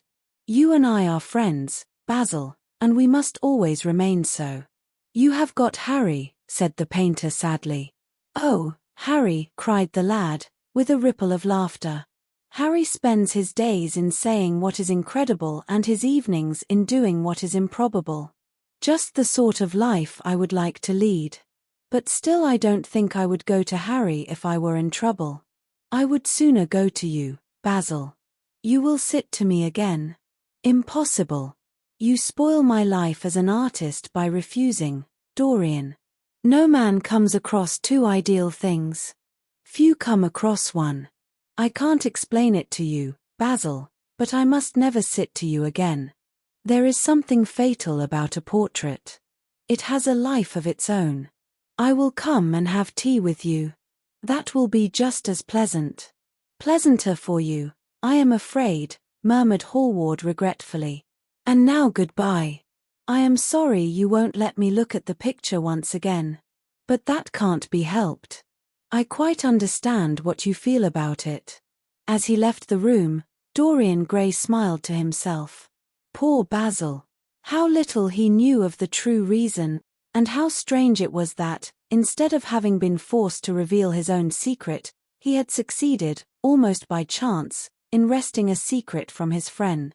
How much that strange confession explained to him. The painter's absurd fits of jealousy, his wild devotion, his extravagant panegyrics, his curious reticences, he understood them all now, and he felt sorry. There seemed to him to be something tragic in a friendship so colored by romance. He sighed and touched the bell. The portrait must be hidden away at all costs. He could not run such a risk of discovery again. It had been mad of him to have allowed the thing to remain, even for an hour, in a room to which any of his friends had access. A Picture of Dorian Gray, by Oscar Wilde. Read for you by Long Stories for Sleep. Chapter 10. When his servant entered, he looked at him steadfastly and wondered if he had thought of peering behind the screen. The man was quite impassive and waited for his orders. Dorian lit a cigarette and walked over to the glass and glanced into it. He could see the reflection of Victor's face perfectly. It was like a placid mask of servility. There was nothing to be afraid of, there. Yet he thought it best to be on his guard. Speaking very slowly, he told him to tell the housekeeper that he wanted to see her, and then to go to the frame-maker and ask him to send 2 of his men round at once. It seemed to him that as the man left the room his eyes wandered in the direction of the screen. Or was that merely his own fancy? After a few moments, in her black silk dress, with old-fashioned thread mittens on her wrinkled hands, Mrs. Leaf bustled into the library. He asked her for the key of the schoolroom. "The old schoolroom, Mr. Dorian," she exclaimed. "Why, it is full of dust. I must get it arranged and put straight before you go into it. It is not fit for you to see, sir. It is not, indeed. I don't want it put straight, Leaf. I only want the key." "Well, sir, you'll be covered with cobwebs if you go into it. Why, it hasn't been opened for nearly 5 years, not since his lordship died." He winced at the mention of his grandfather. He had hateful memories of him. "That does not matter," he answered. "I simply want to see the place, that is all. Give me the key." "And here is the key, sir," said the old lady, going over the contents of her bunch with tremulously uncertain hands. "Here is the key. I'll have it off the bunch in a moment. But you don't think of living up there, sir, and you so comfortable here?" "No, no," he cried petulantly. "Thank you, Leaf. That will do." She lingered for a few moments, and was garrulous over some detail of the household. He sighed and told her to manage things as she thought best. She left the room, wreathed in smiles. As the door closed, Dorian put the key in his pocket and looked round the room. His eye fell on a large, purple satin coverlet heavily embroidered with gold, a splendid piece of late 17th century Venetian work that his grandfather had found in a convent near Bologna. Yes, that would serve to wrap the dreadful thing in. It had perhaps served often as a pall for the dead. Now it was to hide something that had a corruption of its own, worse than the corruption of death itself, something that would breed horrors and yet would never die. What the worm was to the corpse, his sins would be to the painted image on the canvas. They would mar its beauty and eat away its grace. They would defile it and make it shameful. And yet the thing would still live on. It would be always alive. He shuddered, and for a moment he regretted that he had not told Basil the true reason why he had wished to hide the picture away. Basil would have helped him to resist Lord Henry's influence, and the still more poisonous influences that came from his own temperament. The love that he bore him, for it was really love, had nothing in it that was not noble and intellectual. It was not that mere physical admiration of beauty that is born of the senses and that dies when the senses tire.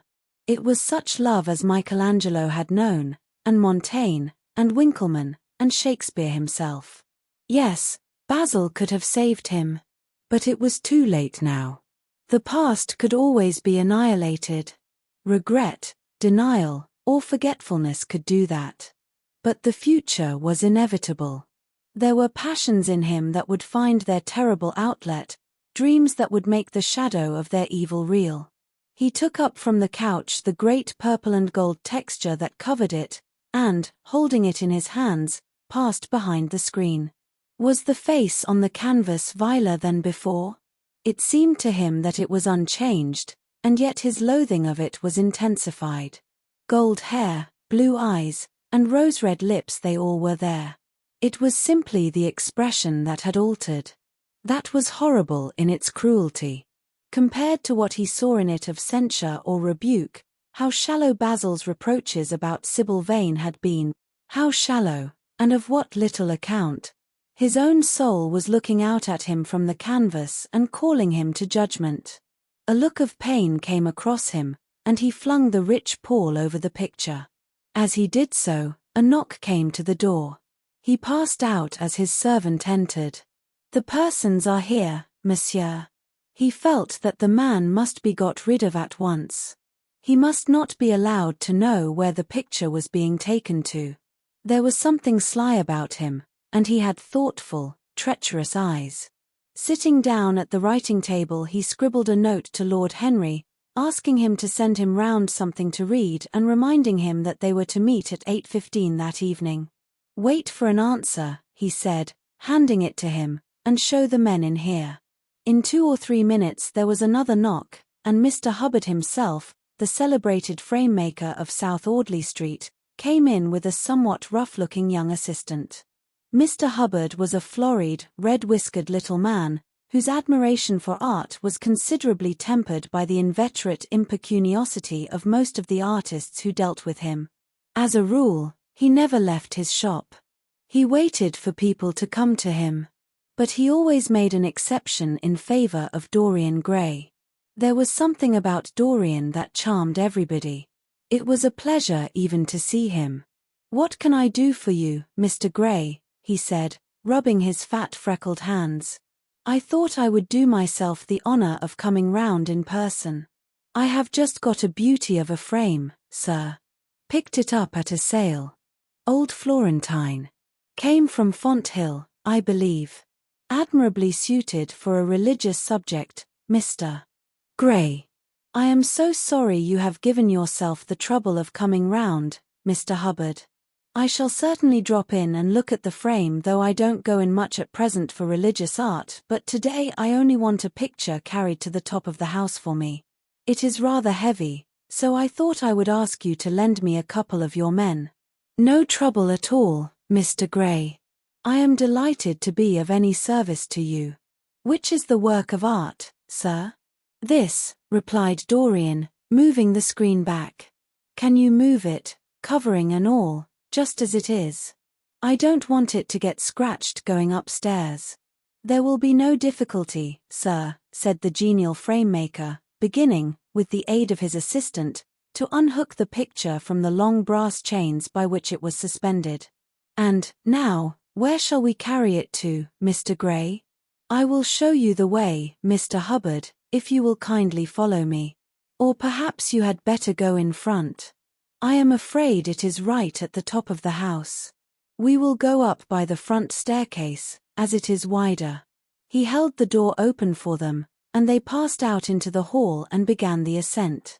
The elaborate character of the frame had made the picture extremely bulky, and now and then, in spite of the obsequious protests of Mr. Hubbard, who had the true tradesman's spirited dislike of seeing a gentleman doing anything useful, Dorian put his hand to it so as to help them. "Something of a load to carry, sir," gasped the little man when they reached the top landing. And he wiped his shiny forehead. "I am afraid it is rather heavy," murmured Dorian as he unlocked the door that opened into the room that was to keep for him the curious secret of his life and hide his soul from the eyes of men. He had not entered the place for more than 4 years, not, indeed, since he had used it first as a playroom when he was a child, and then as a study when he grew somewhat older. It was a large, well-proportioned room, which had been specially built by the last Lord Kelso for the use of the little grandson whom, for his strange likeness to his mother, and also for other reasons, he had always hated and desired to keep at a distance. It appeared to Dorian to have but little changed. There was the huge Italian cassone, with its fantastically painted panels and its tarnished gilt mouldings, in which he had so often hidden himself as a boy. There the satinwood bookcase filled with his dog-eared schoolbooks. On the wall behind it was hanging the same ragged Flemish tapestry where a faded king and queen were playing chess in a garden, while a company of hawkers rode by, carrying hooded birds on their gauntleted wrists. How well he remembered it all! Every moment of his lonely childhood came back to him as he looked round. He recalled the stainless purity of his boyish life, and it seemed horrible to him that it was here the fatal portrait was to be hidden away. How little he had thought, in those dead days, of all that was in store for him, but there was no other place in the house so secure from prying eyes as this. He had the key, and no one else could enter it. Beneath its purple pall, the face painted on the canvas could grow bestial, sodden, and unclean. What did it matter? No one could see it. He himself would not see it. Why should he watch the hideous corruption of his soul? He kept his youth, that was enough. And, besides, might not his nature grow finer, after all? There was no reason that the future should be so full of shame. Some love might come across his life, and purify him, and shield him from those sins that seemed to be already stirring in spirit and in flesh, those curious unpictured sins whose very mystery lent them their subtlety and their charm. Perhaps, some day, the cruel look would have passed away from the scarlet sensitive mouth, and he might show to the world Basil Hallward's masterpiece. No, that was impossible. Hour by hour, and week by week, the thing upon the canvas was growing old. It might escape the hideousness of sin, but the hideousness of age was in store for it. The cheeks would become hollow or flaccid. Yellow crow's feet would creep round the fading eyes and make them horrible. The hair would lose its brightness, the mouth would gape or droop, would be foolish or gross, as the mouths of old men are.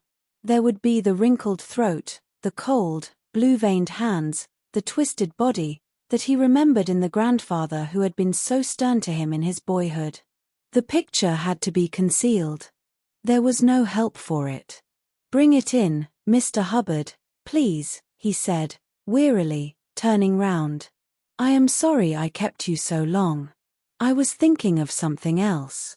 "Always glad to have a rest, Mr. Gray," answered the frame-maker, who was still gasping for breath. "Where shall we put it, sir?" "Oh, anywhere. Here, this will do. I don't want to have it hung up. Just lean it against the wall. Thanks. Might one look at the work of art, sir?" Dorian started. "It would not interest you, Mr. Hubbard," he said, keeping his eye on the man. He felt ready to leap upon him and fling him to the ground if he dared to lift the gorgeous hanging that concealed the secret of his life. "I shan't trouble you any more now. I am much obliged for your kindness in coming round." Not at all, Mr. Gray.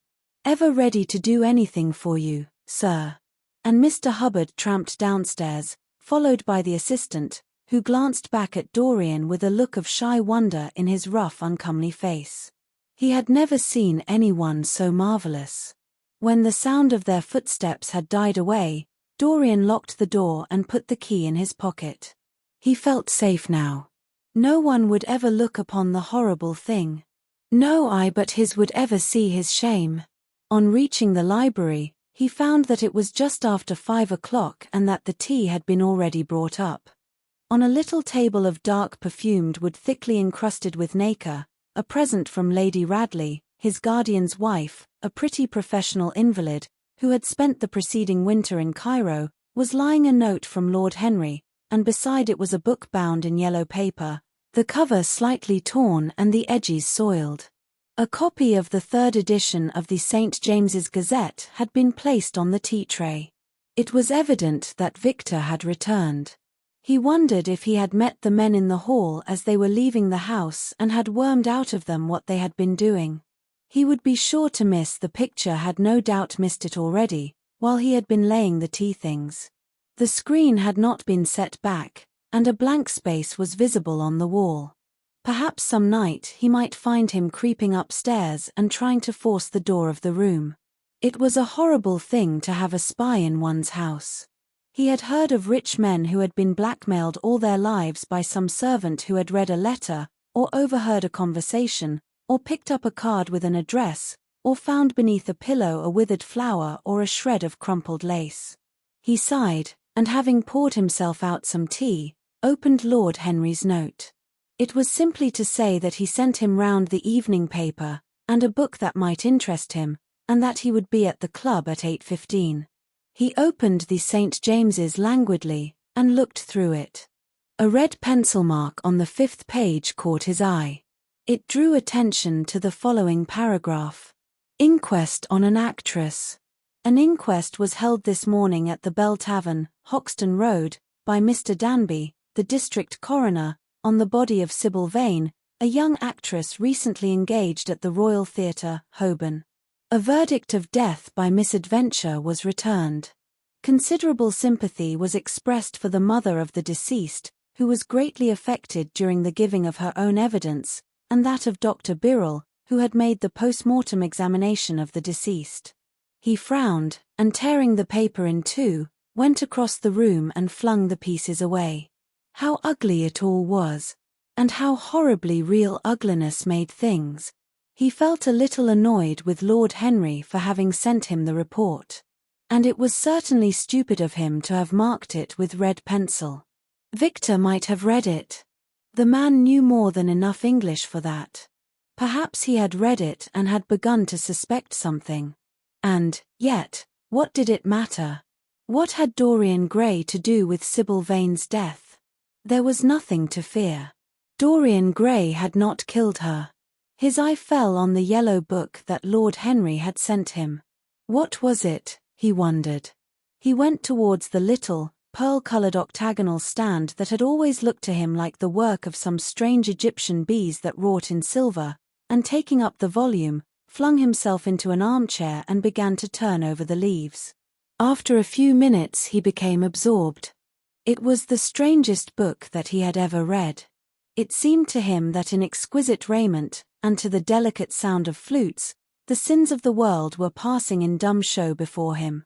Things that he had dimly dreamed of were suddenly made real to him. Things of which he had never dreamed were gradually revealed. It was a novel without a plot and with only one character, being, indeed, simply a psychological study of a certain young Parisian who spent his life trying to realize in the 19th century all the passions and modes of thought that belonged to every century except his own, and to sum up, as it were, in himself the various moods through which the world spirit had ever passed, loving for their mere artificiality those renunciations that men have unwisely called virtue, as much as those natural rebellions that wise men still call sin. The style in which it was written was that curious jeweled style, vivid and obscure at once, full of argot and of archaisms, of technical expressions and of elaborate paraphrases, that characterizes the work of some of the finest artists of the French school of symbolists.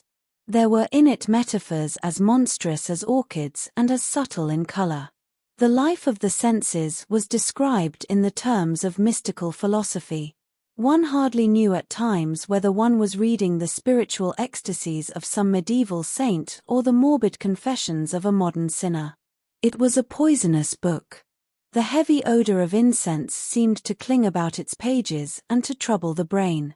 The mere cadence of the sentences, the subtle monotony of their music, so full as it was of complex refrains and movements elaborately repeated, produced in the mind of the lad, as he passed from chapter to chapter, a form of reverie, a malady of dreaming, that made him unconscious of the falling day and creeping shadows. Cloudless, and pierced by one solitary star, a copper-green sky gleamed through the windows. He read on by its WN light till he could read no more. Then, after his valet had reminded him several times of the lateness of the hour, he got up, and going into the next room, placed the book on the little Florentine table that always stood at his bedside and began to dress for dinner. It was almost 9 o'clock before he reached the club, where he found Lord Henry sitting alone, in the morning room, looking very much bored. "I am so sorry, Harry," he cried, "but really it is entirely your fault. That book you sent me so fascinated me that I forgot how the time was going." "Yes, I thought you would like it," replied his host, rising from his chair. "I didn't say I liked it, Harry. I said it fascinated me. There is a great difference."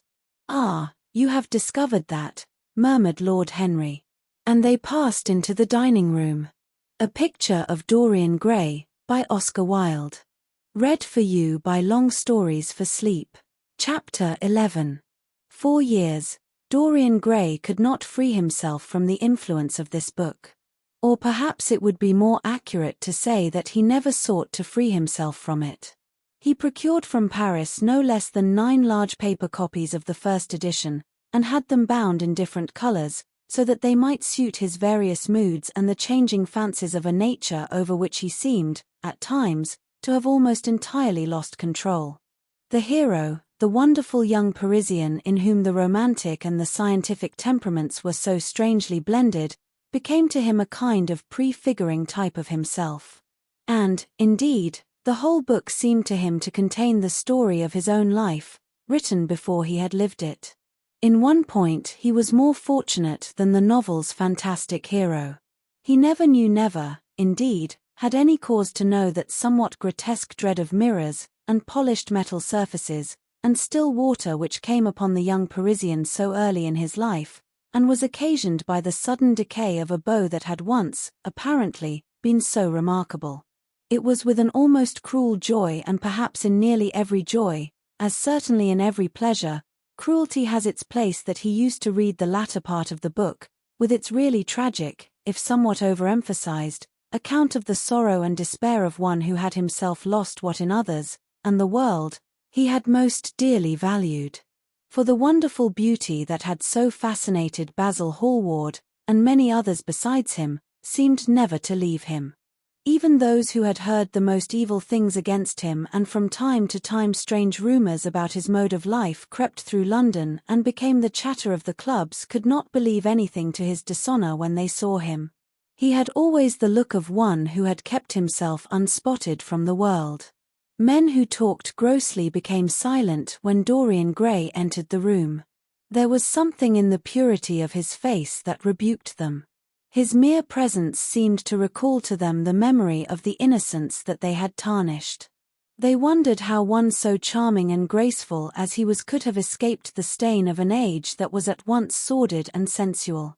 Often, on returning home from one of those mysterious and prolonged absences that gave rise to such strange conjecture among those who were his friends, or thought that they were so, he himself would creep upstairs to the locked room, open the door with the key that never left him now, and stand, with a mirror, in front of the portrait that Basil Hallward had painted of him, looking now at the evil and aging face on the canvas, and now at the fair young face that laughed back at him from the polished glass.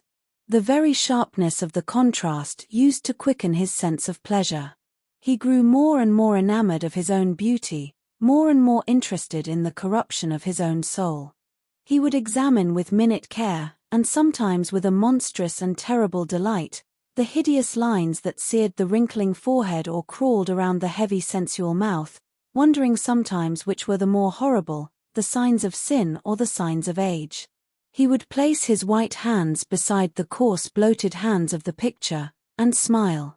He mocked the misshapen body and the failing limbs.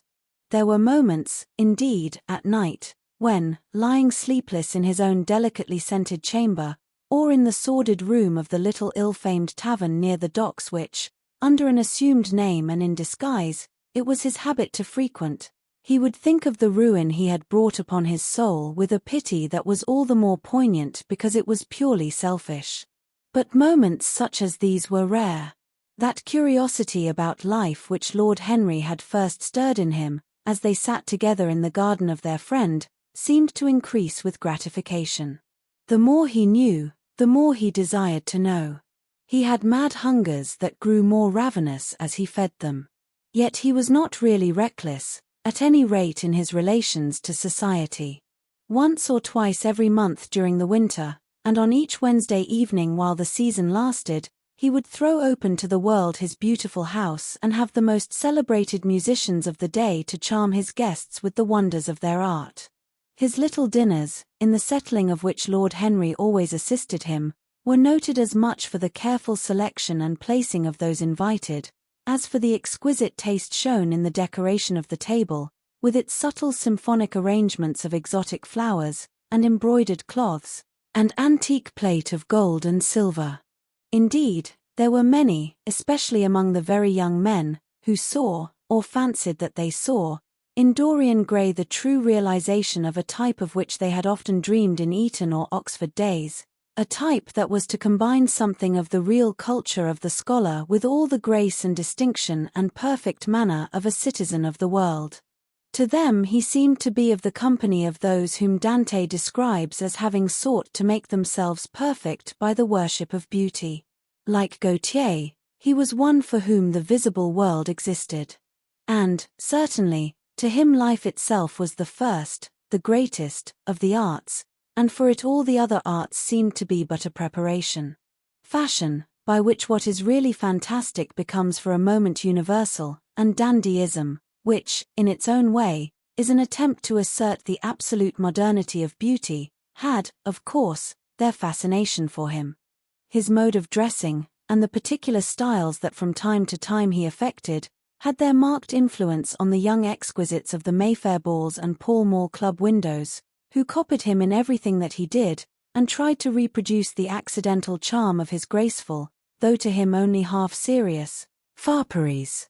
For, while he was but too ready to accept the position that was almost immediately offered to him on his coming of age, and found, indeed, a subtle pleasure in the thought that he might really become to the London of his own day what to imperial Neronian Rome the author of the Satyricon once had been, yet in his inmost heart he desired to be something more than a mere arbiter elegantiarum, to be consulted on the wearing of a jewel, or the knotting of a necktie, or the conduct of a cane.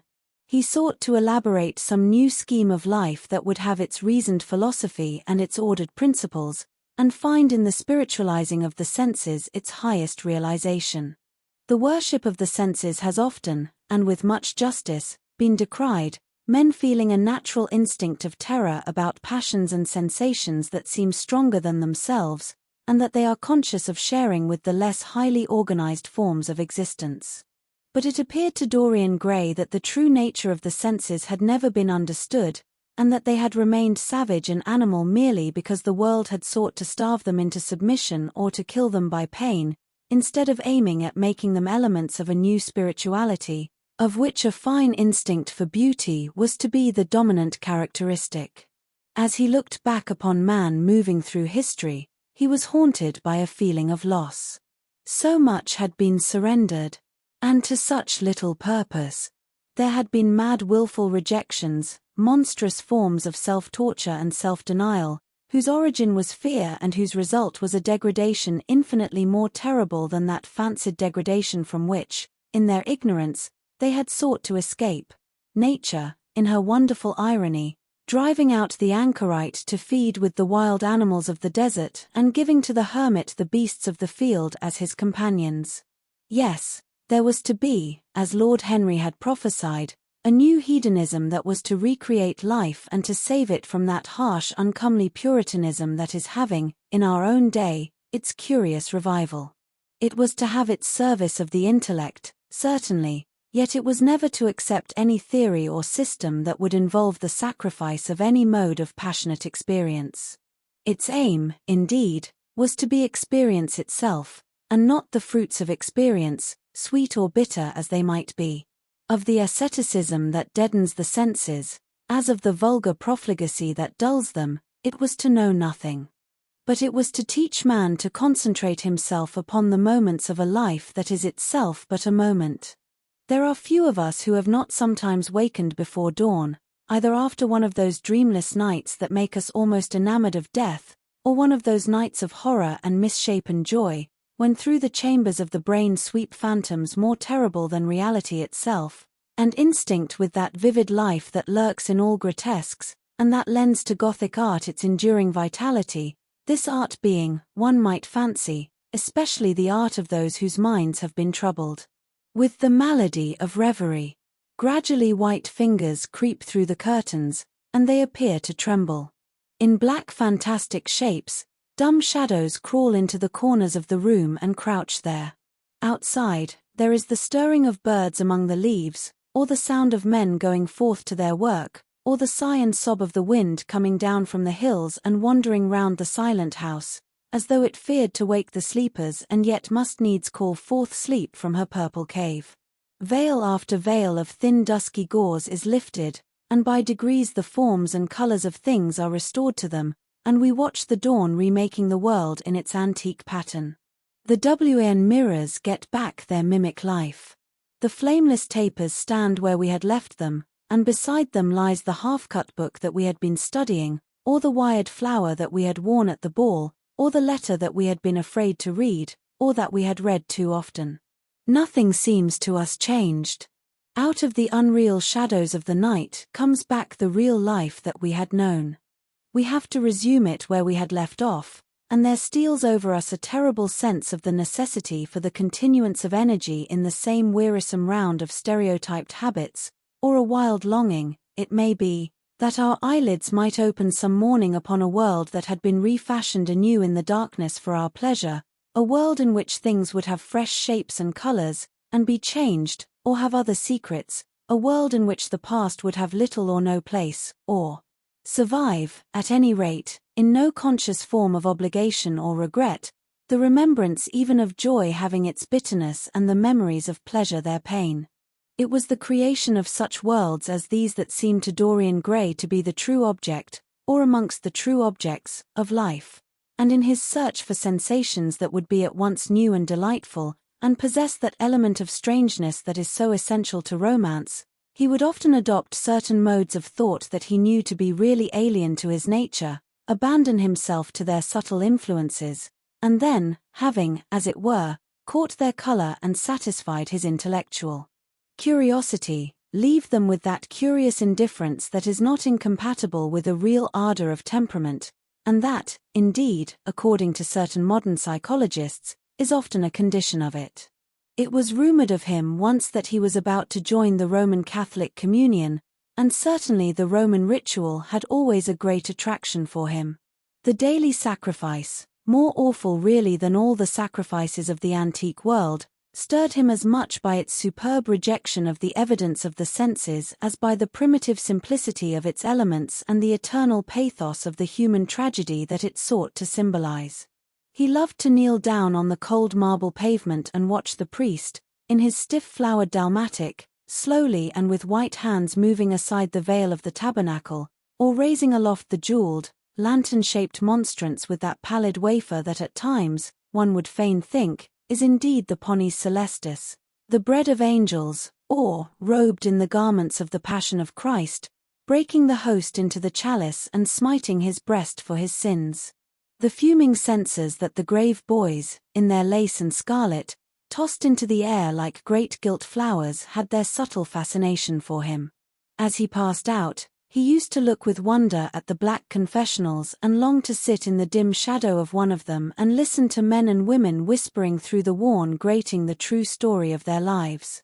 But he never fell into the error of arresting his intellectual development by any formal acceptance of creed or system, or of mistaking, for a house in which to live, an inn that is but suitable for the sojourn of a night, or for a few hours of a night in which there are no stars and the moon is in travail.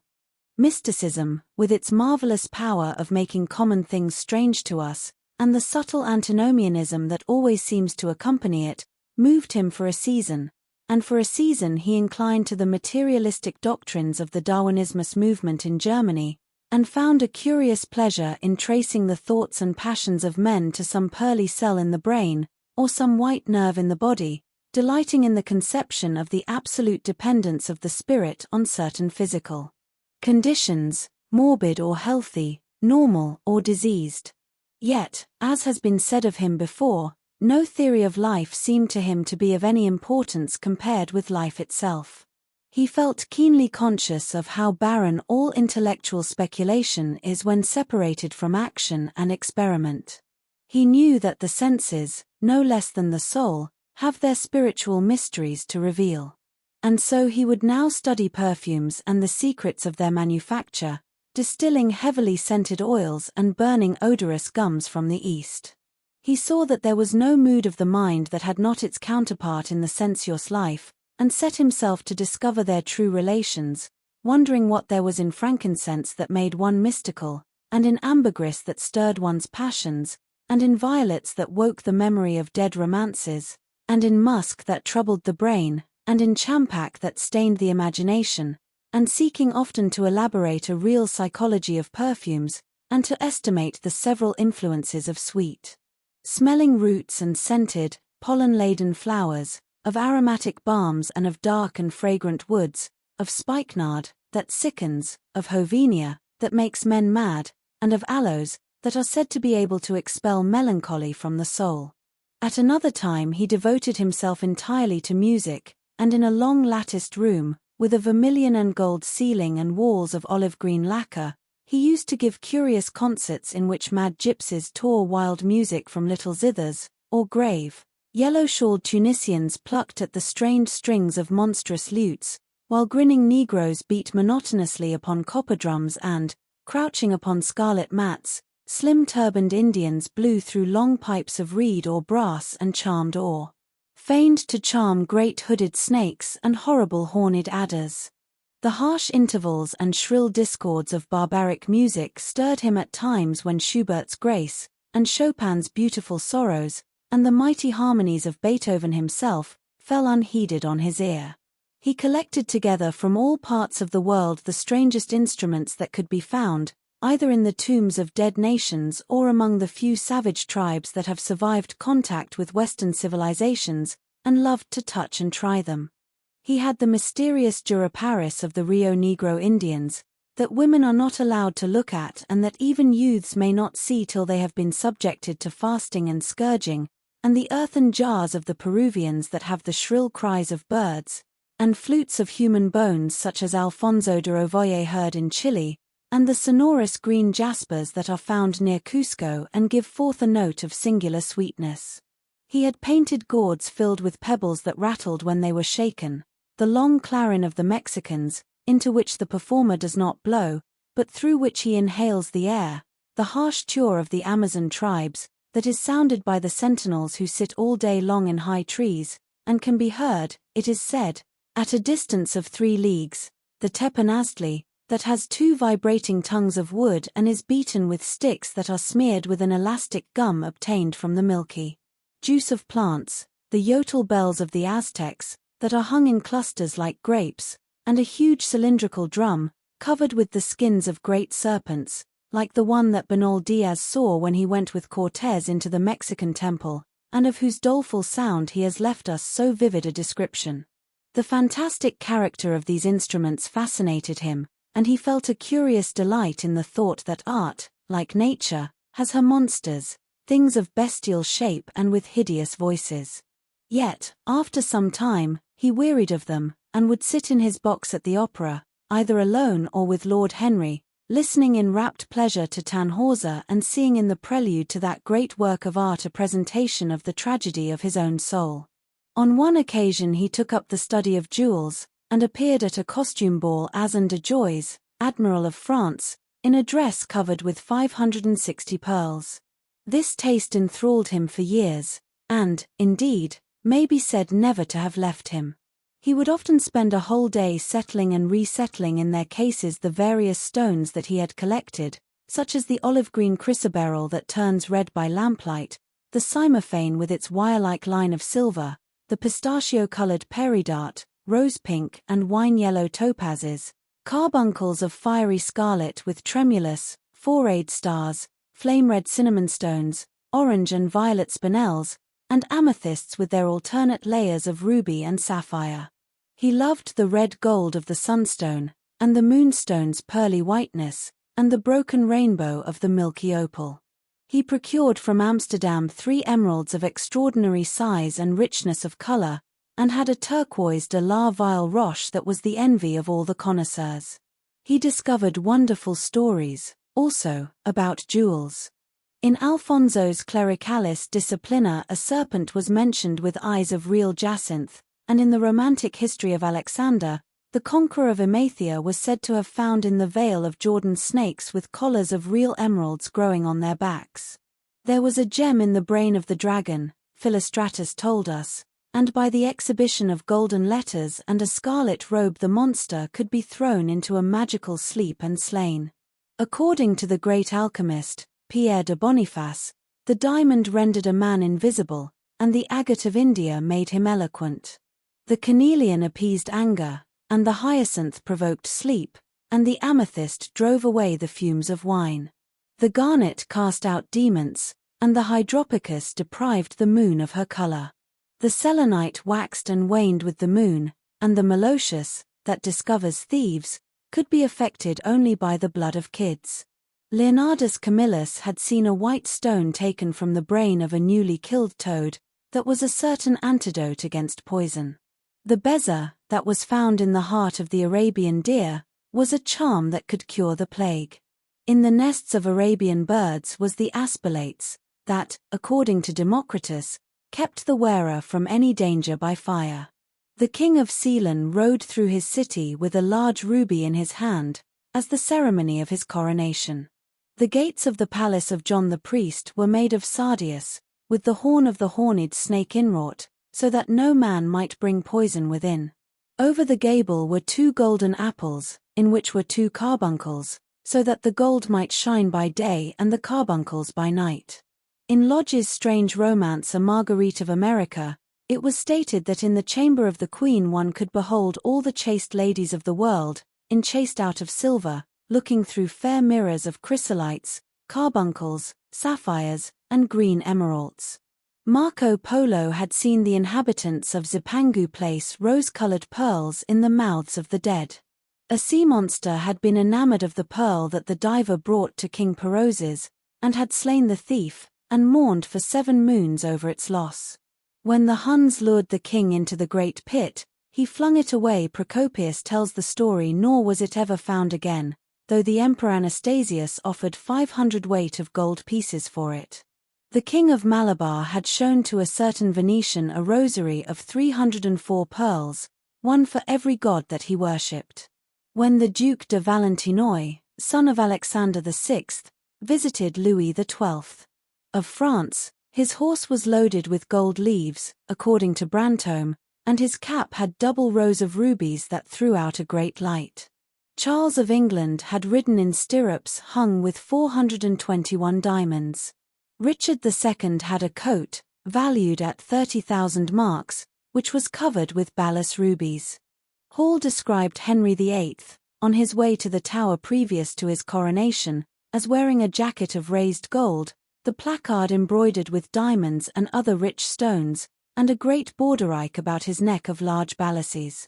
The favourites of James I wore earrings of emeralds set in gold filigrane. Edward II gave to Piers Gaveston a suit of red gold armour studded with jacinths, a collar of gold roses set with turquoise stones, and a skullcap parseam with pearls. Henry II wore jewelled gloves reaching to the elbow, and had a hawk glove sewn with 12 rubies and 52 great orients. The ducal hat of Charles the Rash, the last Duke of Burgundy of his race, was hung with pear-shaped pearls and studded with sapphires. How exquisite life had once been, how gorgeous in its pomp and decoration. Even to read of the luxury of the dead was wonderful. Then he turned his attention to embroideries and to the tapestries that performed the office of frescoes in the chill rooms of the northern nations of Europe.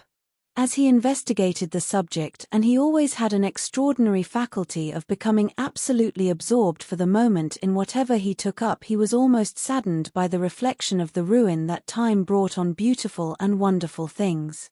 He, at any rate, had escaped that. Summer followed summer, and the yellow jonquils bloomed and died many times, and nights of horror repeated the story of their shame, but he was unchanged. No winter marred his face or stained his flower-like bloom. How different it was with material things. Where had they passed to? Where was the great crocus-colored robe, on which the gods fought against the giants, that had been worked by brown girls for the pleasure of Athena? Where the huge velarium that Nero had stretched across the Colosseum at Rome, that Titan sail of purple on which was represented the starry sky, and Apollo driving a chariot drawn by white, gilt-reined steeds? He longed to see the curious table napkins wrought for the priest of the sun, on which were displayed all the dainties and viands that could be wanted for a feast, the mortuary cloth of King Chilperic, with its 300 golden bees, the fantastic robes that excited the indignation of the Bishop of Pontus and were figured with lions, panthers, bears, dogs, forests, rocks, hunters, all, in fact, that a painter can copy from nature, and the coat that Charles of Orleans once wore, on the sleeves of which were embroidered the verses of a song beginning Madam J.E. Sway's Tout Joys, the musical accompaniment of the words being wrought in gold thread, and each note, of square shape in those days, formed with 4 pearls.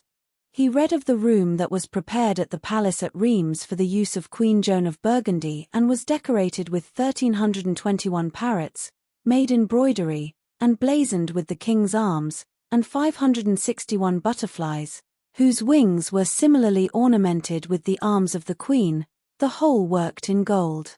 Catherine de Medicis had a mourning bed made for her of black velvet powdered with crescents and suns. Its curtains were of damask, with leafy wreaths and garlands, figured upon a gold and silver ground, and fringed along the edges with broideries of pearls, and it stood in a room hung with rows of the Queen's devices in cut black velvet upon cloth of silver. Louis XIV had gold-embroidered caryatides 15 feet high in his apartment. The state bed of Sobieski, King of Poland, was made of Smyrna gold brocade embroidered in turquoises with verses from the Quran. Its supports were of silver gilt, beautifully chased, and profusely set with enameled and jeweled medallions. It had been taken from the Turkish camp before Vienna, and the standard of Mohammed had stood beneath the tremulous gilt of its canopy. And so, for a whole year, he sought to accumulate the most exquisite specimens that he could find of textile and embroidered work, getting the dainty Delhi muslins, finely wrought with gold thread palmates and stitched over with iridescent beetles' wings, the Dhaka gauzes, that from their transparency are known in the East as woven air, and running water, and evening dew, strange figured cloths from Java, elaborate yellow Chinese hangings, books bound in tawny satins or fair blue silks, and wrought with fleur-de-lis, birds, and images, veils of laces worked in Hungary point, Sicilian brocades and stiff Spanish velvets, Georgian work, with its gilt coins, and Japanese fukusas, with their green-toned golds and their marvelously plumaged birds. He had a special passion, also, for ecclesiastical vestments, as indeed he had for everything connected with the service of the church. In the long cedar chests that lined the west gallery of his house, he had stored away many rare and beautiful specimens of what is really the raiment of the Bride of Christ, who must wear purple and jewels and fine linen that she may hide the pallid macerated body that is worn by the suffering that she seeks for and wounded by self-inflicted pain. He possessed a gorgeous cope of crimson silk and gold thread damask, figured with a repeating pattern of golden pomegranates set in 6-petaled formal blossoms, beyond which on either side was the pineapple device wrought in seed pearls. The orphreys were divided into panels representing scenes from the life of the Virgin, and the coronation of the Virgin was figured in colored silks upon the hood. This was Italian work of the 15th century. Another cope was of green velvet, embroidered with heart-shaped groups of acanthus leaves, from which spread long-stemmed white blossoms, the details of which were picked out with silver thread and colored crystals. The morse bore a seraph's head in gold thread raised work. The orphreys were woven in a diaper of red and gold silk, and were starred with medallions of many saints and martyrs, among whom was Saint Sebastian.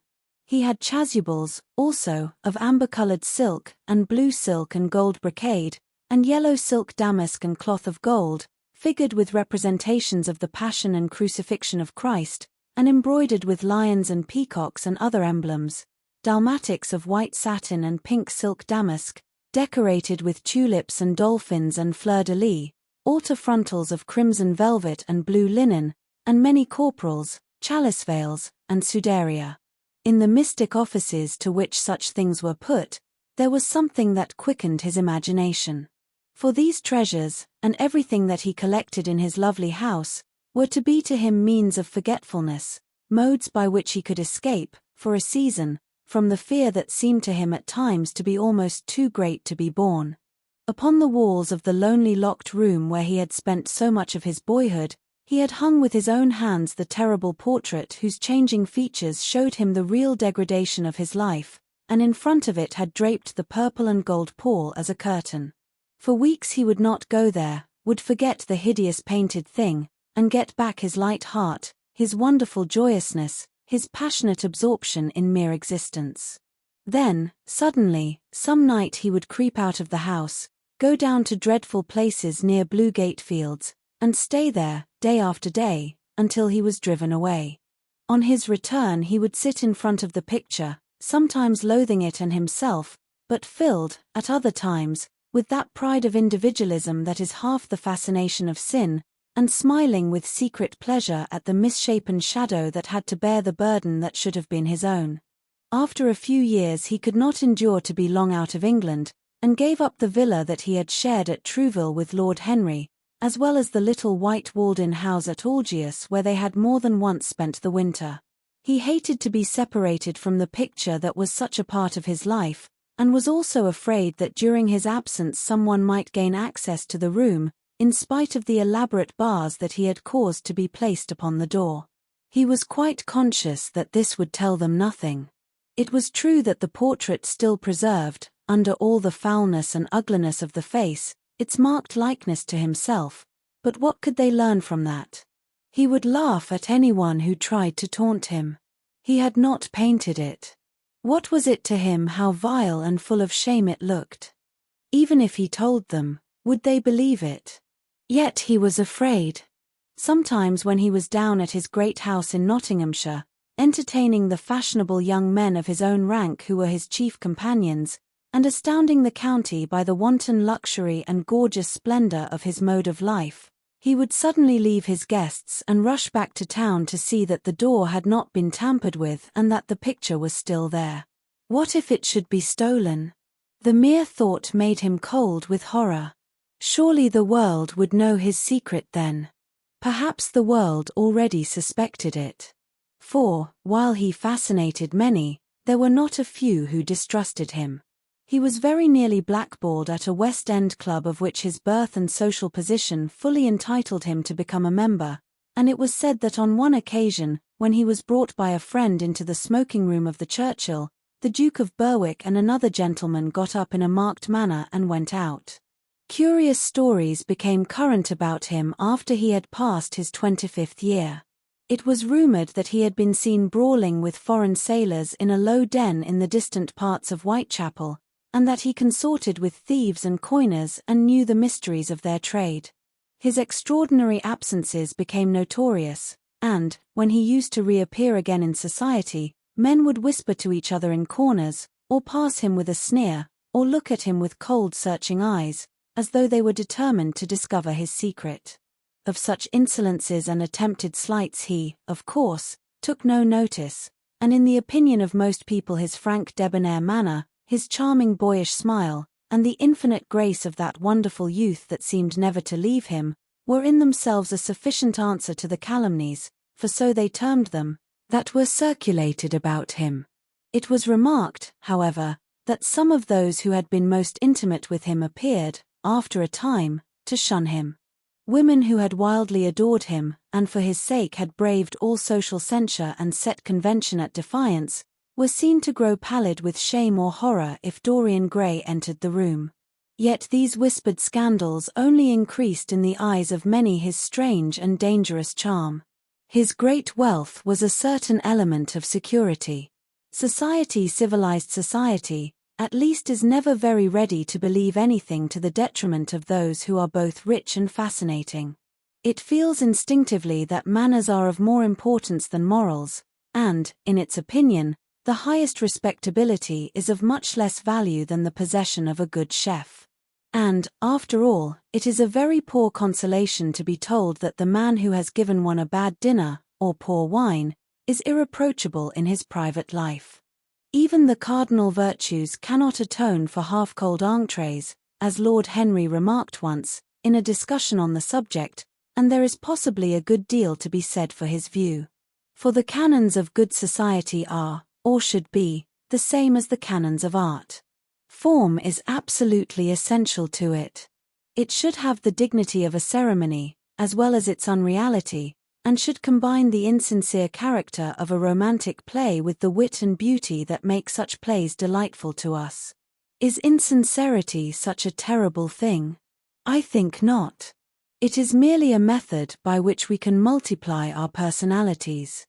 Such, at any rate, was Dorian Gray's opinion. He used to wonder at the shallow psychology of those who conceive the ego in man as a thing simple, permanent, reliable, and of one essence. To him, man was a being with myriad lives and myriad sensations, a complex multiform creature that bore within itself strange legacies of thought and passion, and whose very flesh was tainted with the monstrous maladies of the dead. He loved to stroll through the gaunt cold picture gallery of his country house and look at the various portraits of those whose blood flowed in his veins. Here was Philip Herbert, described by Francis Osborne, in his memoirs on the reigns of Queen Elizabeth and King James, as one who was caressed by the court for his handsome face, which kept him not long company. Was it young Herbert's life that he sometimes led? Had some strange poisonous germ crept from body to body till it had reached his own? Was it some dim sense of that ruined grace that had made him so suddenly, and almost without cause, give utterance, in Basil Hallward's studio, to the mad prayer that had so changed his life? Here, in gold-embroidered red doublet, jewelled surcoat, and gilt-edged ruff and wristbands, stood Sir Anthony Sherard, with his silver and black armour piled at his feet. What had this man's legacy been? Had the lover of Giovanna of Naples bequeathed him some inheritance of sin and shame? Were his own actions merely the dreams that the dead man had not dared to realize? Here, from the fading canvas, smiled Lady Elizabeth Devereux, in her gauze hood, pearl stomacher, and pink-slashed sleeves. A flower was in her right hand, and her left clasped an enamelled collar of white and damask roses.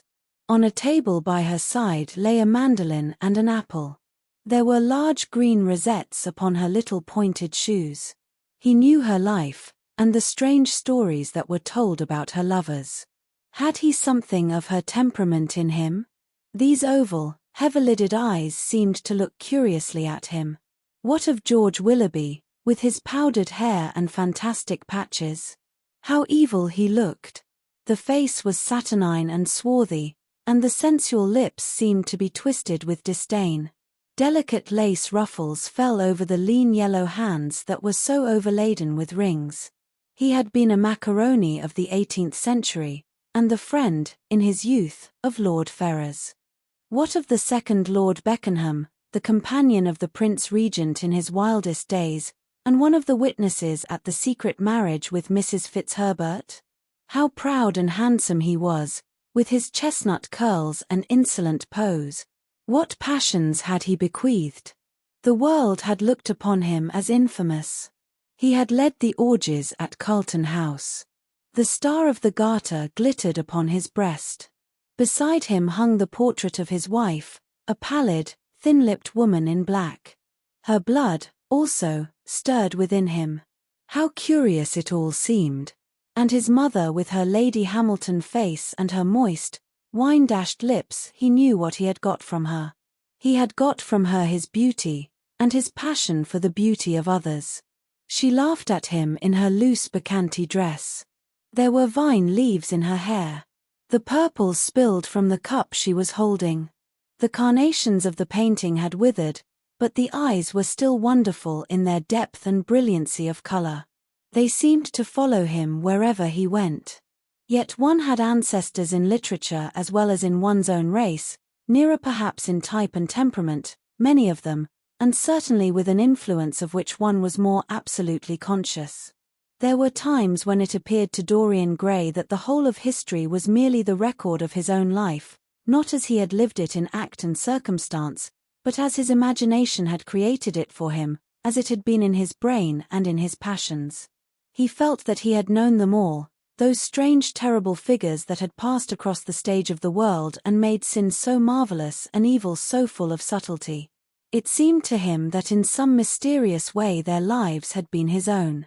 The hero of the wonderful novel that had so influenced his life had himself known this curious fancy. In the 7th chapter he tells how, crowned with laurel, lest lightning might strike him, he had sat, as Tiberius, in a garden at Capri, reading the shameful books of Elephantis, while dwarfs and peacocks strutted round him and the flute player mocked the swinger of the censer, and, as Caligula, had caroused with the green-shirted jockeys in their stables and supped in an ivory manger with a jewel-frontlet horse, and, as Domitian, had wandered through a corridor lined with marble mirrors, looking round with haggard eyes for the reflection of the dagger that was to end his days, and sick with that ennui, that terrible tedium vitae, that comes on those to whom life denies nothing, and had peered through a clear emerald at the red shambles of the circus and then, in a litter of pearl and purple drawn by silver-shod mules, been carried through the street of pomegranates to a house of gold and heard men cry on Nero Caesar as he passed by, and, as Elagabalus, had painted his face with colors, and plied the distaff among the women, and brought the moon from Carthage and given her in mystic marriage to the sun. Over and over again Dorian used to read this fantastic chapter, and the 2 chapters immediately following, in which, as in some curious tapestries or cunningly wrought enamels, were pictured the awful and beautiful forms of those whom vice and blood and weariness had made monstrous or mad. Filippo, Duke of Milan, who slew his wife and painted her lips with a scarlet poison that her lover might suck death from the dead thing he fondled. Pietro Barbi, the Venetian, known as Paul II, who sought in his vanity to assume the title of Formosus, and whose tiara, valued at 200,000 florins, was bought at the price of a terrible sin. John Maria Visconti, who used hounds to chase living men and whose murdered body was covered with roses by a harlot who had loved him. The Borgia on his white horse, with fratricide riding beside him and his mantle stained with the blood of Perotto. Pietro Riario, the young Cardinal Archbishop of Florence, child and minion of Sixtus IV, whose beauty was equalled only by his debauchery, and who received Leonora of Aragon in a pavilion of white and crimson silk, filled with nymphs and centaurs, and gilded a boy that he might serve at the feast as Ganymede or Hylas. Ezelin, whose melancholy could be cured only by the spectacle of death, and who had a passion for red blood, as other men have for red wine, the son of the fiend, as was reported, and one who had cheated his father at dice when gambling with him for his own soul. Giambattista Cibo, who in mockery took the name of Innocent and into whose torpid veins the blood of 3 lads was infused by a Jewish doctor. Sigismondo Malatesta, the lover of Isotta and the lord of Rimini, whose effigy was burned at Rome as the enemy of God and man, who strangled Polissena with a napkin, and gave poison to Ginevra d'Este in a cup of emerald, and in honor of a shameful passion built a pagan church for Christian worship.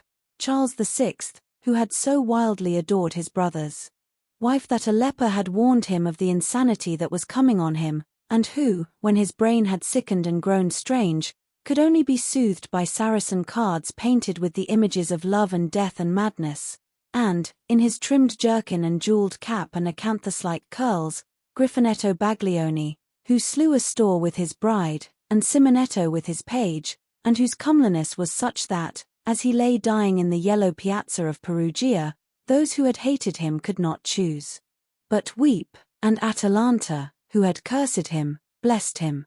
There was a horrible fascination in them all. He saw them at night, and they troubled his imagination in the day. The Renaissance knew of strange manners of poisoning by a helmet and a lighted torch, by an embroidered glove and a jeweled fan, by a gilded pomander and by an amber chain.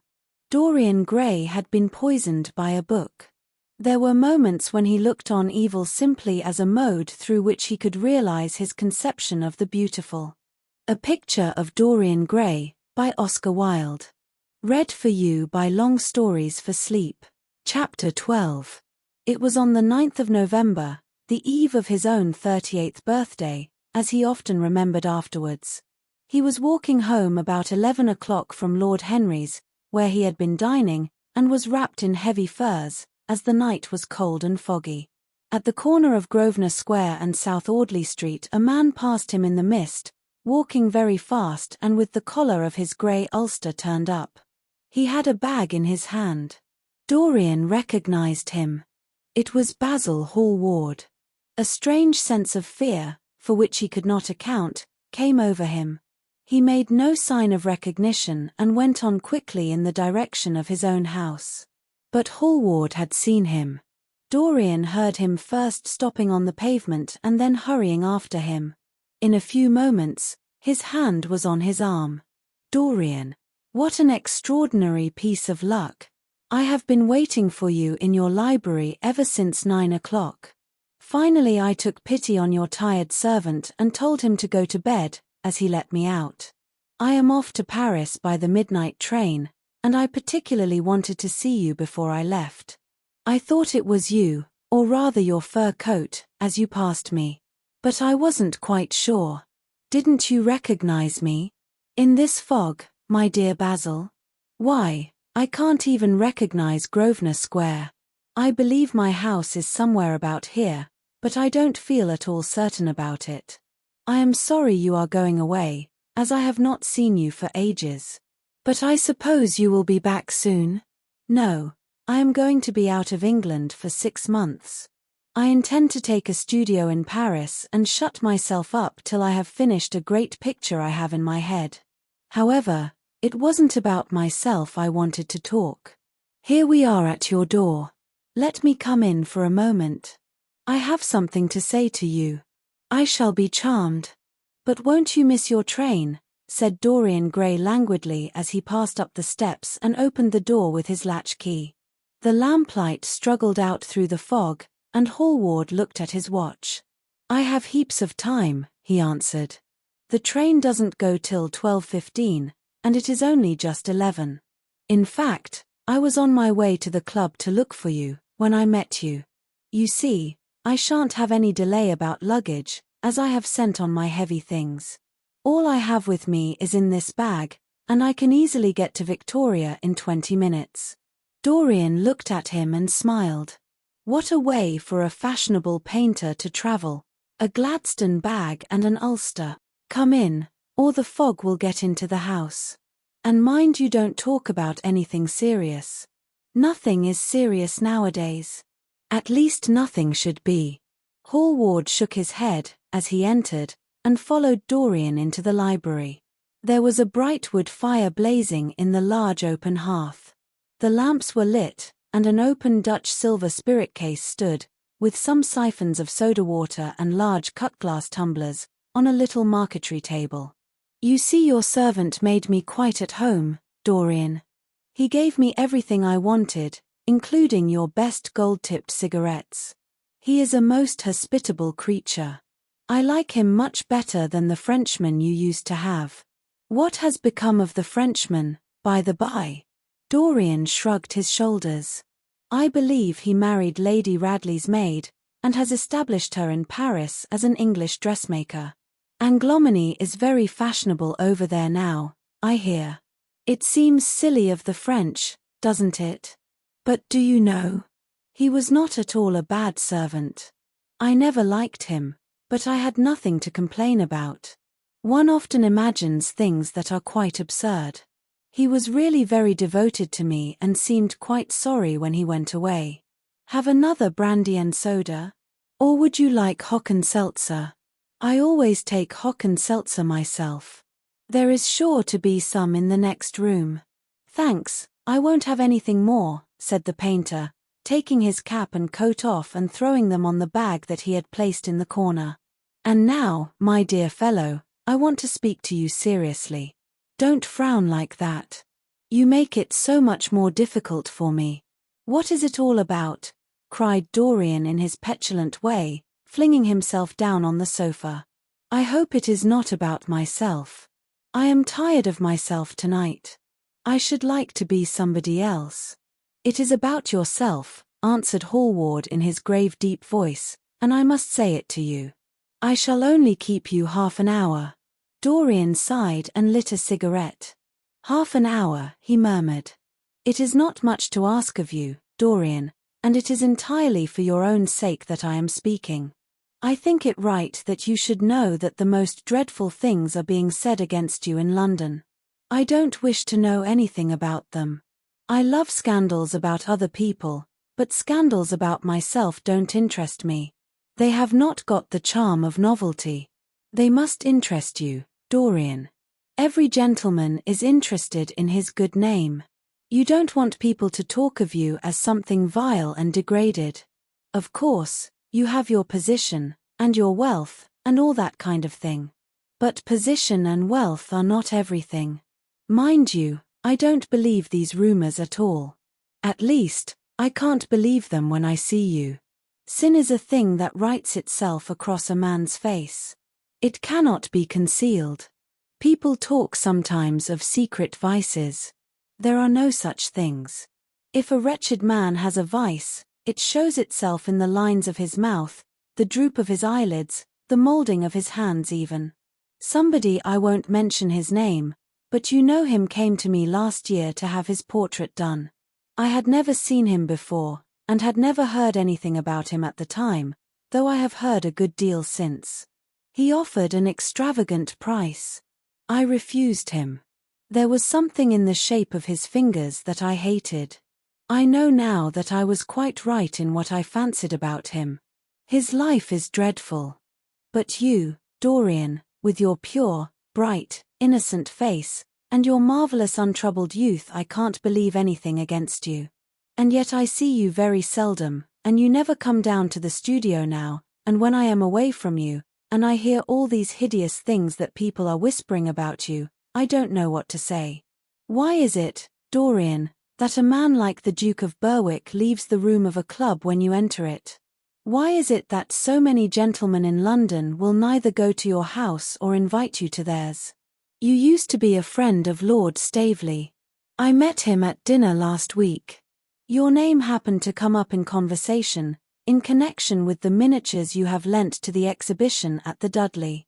Staveley curled his lip and said that you might have the most artistic tastes, but that you were a man whom no pure-minded girl should be allowed to know, and whom no chaste woman should sit in the same room with.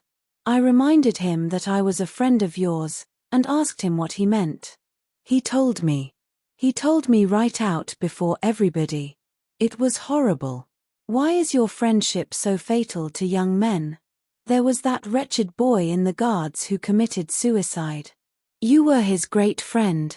There was Sir Henry Ashton, who had to leave England with a tarnished name. You and he were inseparable. What about Adrian Singleton and his dreadful end? What about Lord Kent's only son and his career? I met his father yesterday in St. James's Street. He seemed broken with shame and sorrow. What about the young Duke of Perth? What sort of life has he got now?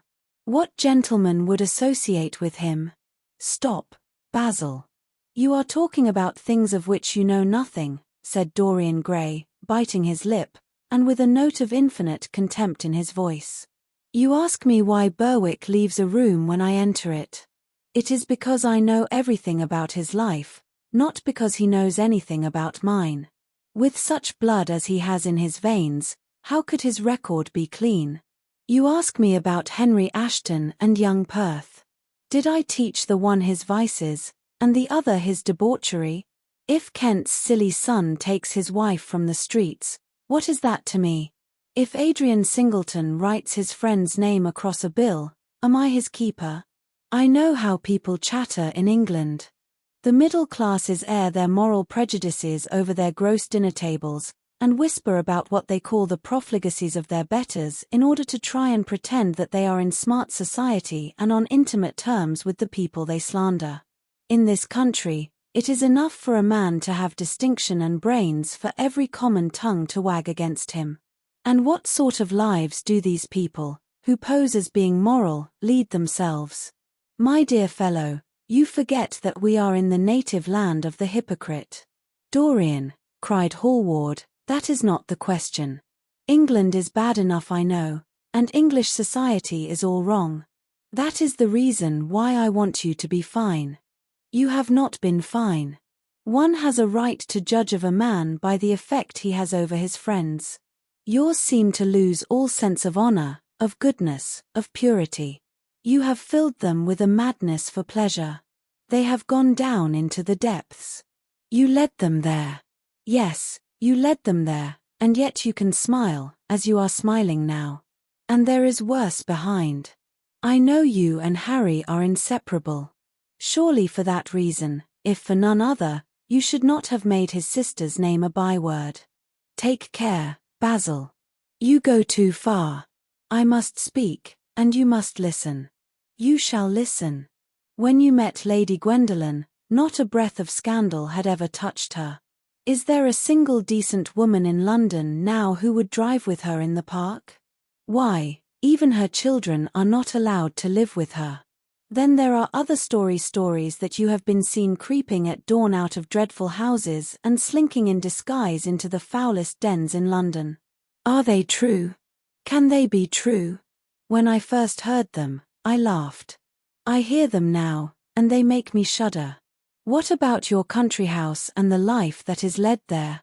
Dorian, you don't know what is said about you. I won't tell you that I don't want to preach to you. I remember Harry saying once that every man who turned himself into an amateur curate for the moment always began by saying that, and then proceeded to break his word. I do want to preach to you. I want you to lead such a life as will make the world respect you. I want you to have a clean name and a fair record. I want you to get rid of the dreadful people you associate with. Don't shrug your shoulders like that. Don't be so indifferent. You have a wonderful influence. Let it be for good, not for evil. They say that you corrupt everyone with whom you become intimate, and that it is quite sufficient for you to enter a house for shame of some kind to follow after. I don't know whether it is so or not. How should I know? But it is said of you. I am told things that it seems impossible to doubt. Lord Gloucester was one of my greatest friends at Oxford. He showed me a letter that his wife had written to him when she was dying alone in her villa at Mentone. Your name was implicated in the most terrible confession I ever read. I told him that it was absurd that I knew you thoroughly, and that you were incapable of anything of the kind. Know you? I wonder, do I know you? Before I could answer that, I should have to see your soul. To see my soul, muttered Dorian Gray, starting up from the sofa and turning almost white from fear. Yes, answered Hallward gravely, and with deep-toned sorrow in his voice, to see your soul. But only God can do that. A bitter laugh of mockery broke from the lips of the younger man. You shall see it yourself, tonight, he cried, seizing a lamp from the table. Come, it is your own handiwork. Why shouldn't you look at it? You can tell the world all about it afterwards, if you choose. Nobody would believe you. If they did believe you, they would like me all the better for it. I know the age better than you do, though you will prate about it so tediously. Come, I tell you. You have chattered enough about corruption. Now you shall look on it face to face. There was the madness of pride in every word he uttered. He stamped his foot upon the ground in his boyish insolent manner. He felt a terrible joy at the thought that someone else was to share his secret, and that the man who had painted the portrait that was the origin of all his shame was to be burdened for the rest of his life with the hideous memory of what he had done. Yes, he continued, coming closer to him and looking steadfastly into his stern eyes, I shall show you my soul. You shall see the thing that you fancy only God can see. Hallward started back. This is blasphemy, Dorian, he cried. You must not say things like that. They are horrible, and they don't mean anything. You think so? He laughed again. I know so. As for what I said to you tonight, I said it for your good. You know I have been always a staunch friend to you. Don't touch me.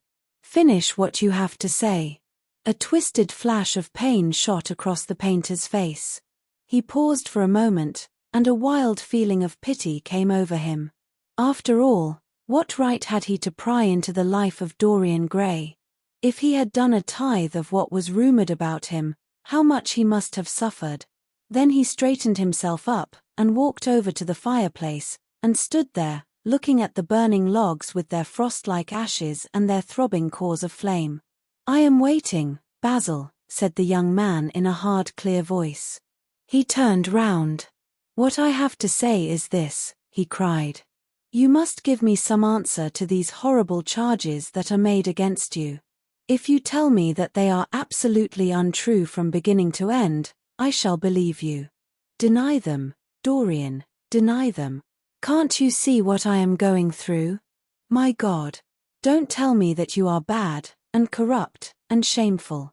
Dorian Gray smiled. There was a curl of contempt in his lips. "Come upstairs, Basil," he said quietly. "I keep a diary of my life from day to day, and it never leaves the room in which it is written. I shall show it to you if you come with me. I shall come with you, Dorian, if you wish it.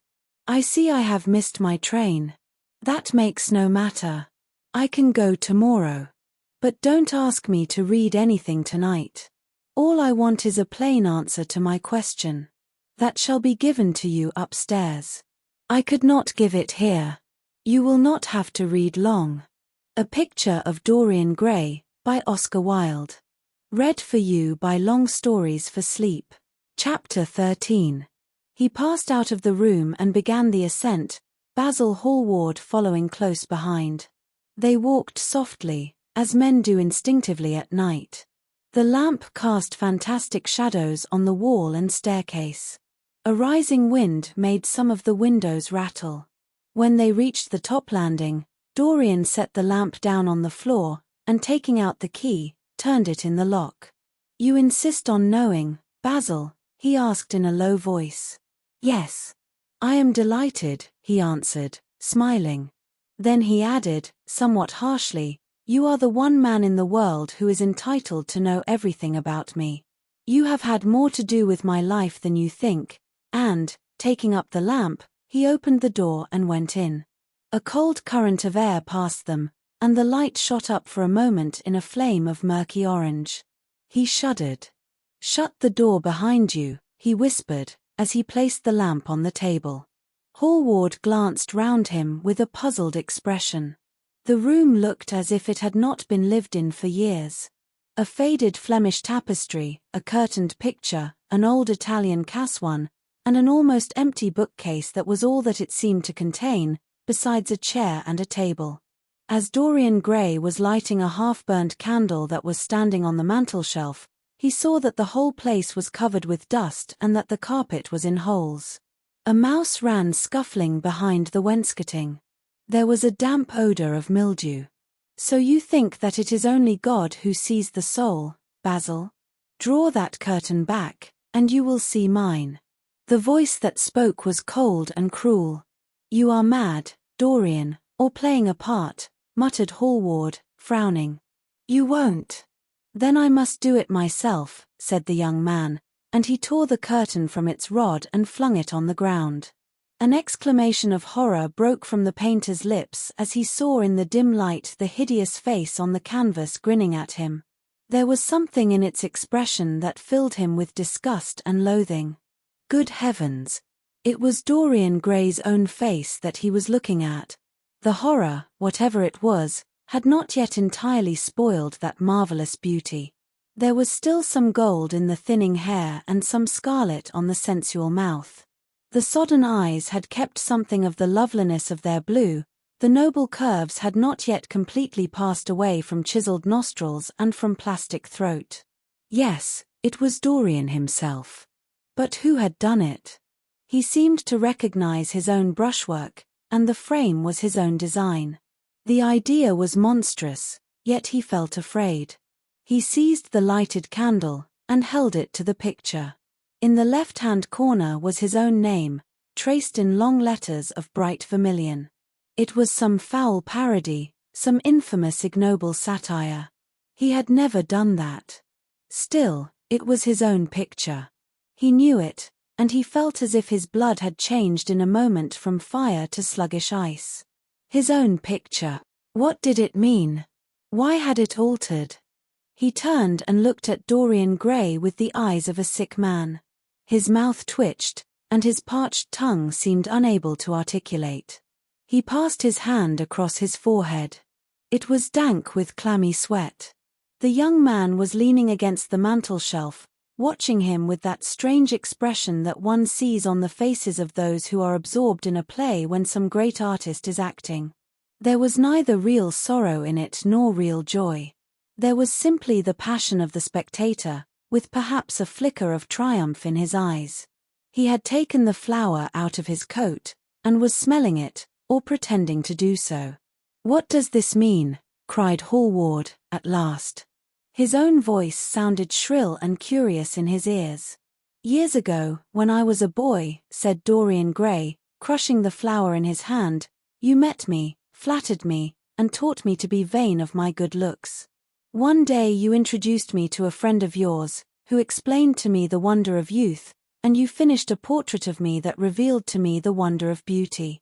In a mad moment that, even now, I don't know whether I regret or not, I made a wish, perhaps you would call it a prayer. I remember it. Oh, how well I remember it. No. The thing is impossible. The room is damp. Mildew has got into the canvas. The paints I used had some wretched mineral poison in them. I tell you the thing is impossible." "Ah, what is impossible?" murmured the young man, going over to the window and leaning his forehead against the cold, mist-stained glass. "You told me you had destroyed it. I was wrong. It has destroyed me. I don't believe it is my picture." "Can't you see your ideal in it?" said Dorian bitterly. "My ideal, as you call it. As you called it. There was nothing evil in it, nothing shameful. You were to me such an ideal as I shall never meet again. This is the face of a satyr. It is the face of my soul. Christ! What a thing I must have worshipped! It has the eyes of a devil. Each of us has heaven and hell in him, Basil," cried Dorian with a wild gesture of despair. Hallward turned again to the portrait and gazed at it. "My God! If it is true," he exclaimed, "and this is what you have done with your life, why, you must be worse even than those who talk against you fancy you to be." He held the light up again to the canvas and examined it. The surface seemed to be quite undisturbed and as he had left it. It was from within, apparently, that the foulness and horror had come. Through some strange quickening of inner life the leprosies of sin were slowly eating the thing away. The rotting of a corpse in a watery grave was not so fearful. His hand shook, and the candle fell from its socket on the floor and lay there sputtering. He placed his foot on it and put it out. Then he flung himself into the rickety chair that was standing by the table and buried his face in his hands. Good God, Dorian, what a lesson! What an awful lesson!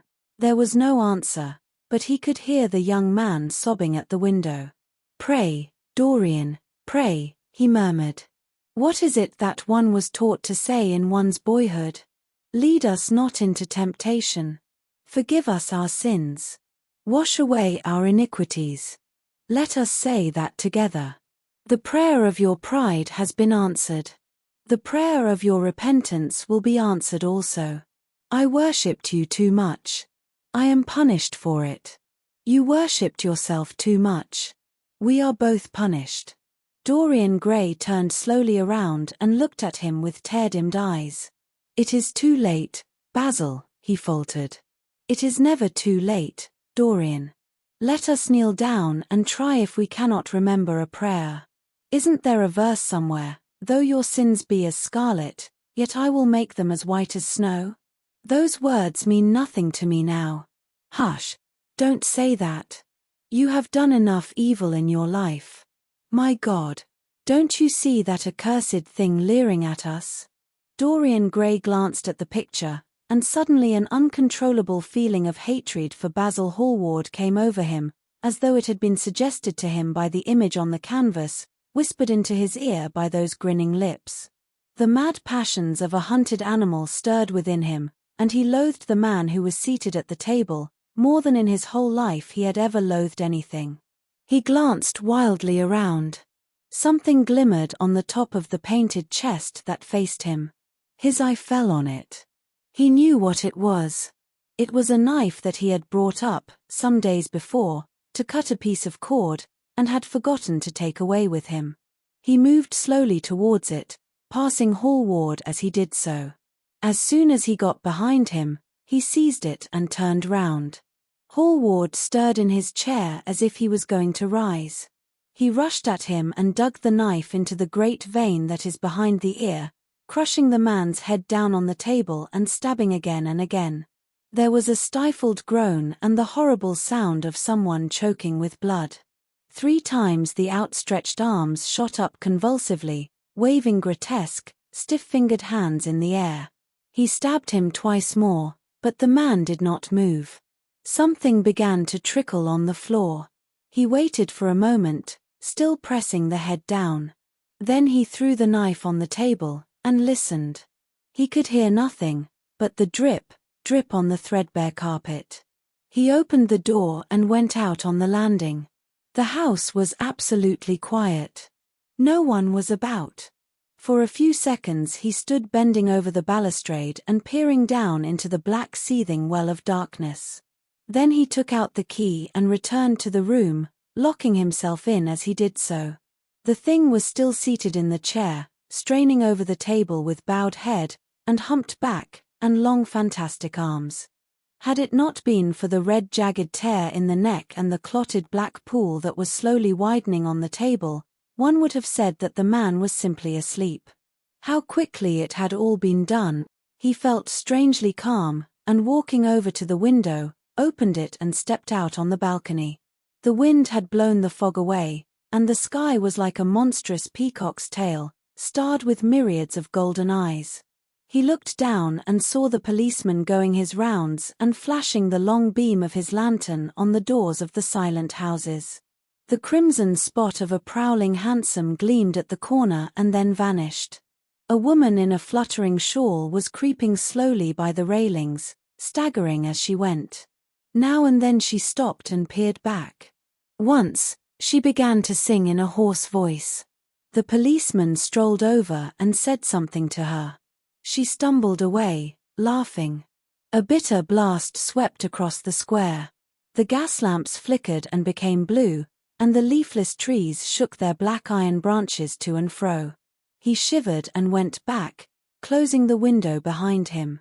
Having reached the door, he turned the key and opened it. He did not even glance at the murdered man. He felt that the secret of the whole thing was not to realize the situation. The friend who had painted the fatal portrait to which all his misery had been due had gone out of his life. That was enough. Then he remembered the lamp. It was a rather curious one of Moorish workmanship, made of dull silver inlaid with arabesques of burnished steel, and studded with coarse turquoises. Perhaps it might be missed by his servant, and questions would be asked. He hesitated for a moment, then he turned back and took it from the table. He could not help seeing the dead thing. How still it was. How horribly white the long hands looked. It was like a dreadful wax image. Having locked the door behind him, he crept quietly downstairs. The woodwork creaked and seemed to cry out as if in pain. He stopped several times and waited. No, everything was still. It was merely the sound of his own footsteps. When he reached the library, he saw the bag and coat in the corner. They must be hidden away somewhere. He unlocked a secret press that was in the wainscoting, a press in which he kept his own curious disguises, and put them into it. He could easily burn them afterwards. Then he pulled out his watch. It was 20 minutes to 2. He sat down and began to think. Every year, every month, almost men were strangled in England for what he had done. There had been a madness of murder in the air. Some red star had come too close to the earth. And yet, what evidence was there against him? Basil Hallward had left the house at 11. No one had seen him come in again. Most of the servants were at Selby Royal. His valet had gone to bed. Paris. Yes. It was to Paris that Basil had gone, and by the midnight train, as he had intended. With his curious reserved habits, it would be months before any suspicions would be roused. Months. Everything could be destroyed long before then. A sudden thought struck him. He put on his fur coat and hat and went out into the hall. There he paused, hearing the slow heavy tread of the policeman on the pavement outside and seeing the flash of the bull's-eye reflected in the window. He waited and held his breath. After a few moments he drew back the latch and slipped out, shutting the door very gently behind him. Then he began ringing the bell. In about 5 minutes his valet appeared, half-dressed and looking very drowsy. "I am sorry to have had to wake you up, Francis," he said, stepping in, "but I had forgotten my latchkey." "What time is it?" 10 minutes past 2, sir," answered the man, looking at the clock and blinking. 10 minutes past 2? How horribly late. You must wake me at 9 tomorrow. I have some work to do." "All right, sir. Did anyone call this evening?" "Mr. Hallward, sir. He stayed here till 11, and then he went away to catch his train." "Oh. I am sorry I didn't see him. Did he leave any message?" "No, sir, except that he would write to you from Paris, if he did not find you at the club." "That will do, Francis. Don't forget to call me at 9 tomorrow." "No, sir." The man shambled down the passage in his slippers. Dorian Gray threw his hat and coat upon the table and passed into the library. For a quarter of an hour he walked up and down the room, biting his lip and thinking. Then he took down the blue book from one of the shelves and began to turn over the leaves. Alan Campbell, 152, Hertford Street, Mayfair. Yes, that was the man he wanted. A Picture of Dorian Gray, by Oscar Wilde. Read for you by Long Stories for Sleep. Chapter 14. At 9 o'clock the next morning his servant came in with a cup of chocolate on a tray and opened the shutters. Dorian was sleeping quite peacefully, lying on his right side, with one hand underneath his cheek. He looked like a boy who had been tired out with play, or study. The man had to touch him twice on the shoulder before he woke, and as he opened his eyes a faint smile passed across his lips, as though he had been lost in some delightful dream. Yet he had not dreamed at all. His night had been untroubled by any images of pleasure or of pain. But youth smiles without any reason. It is one of its chiefest charms. He turned round, and leaning upon his elbow, began to sip his chocolate.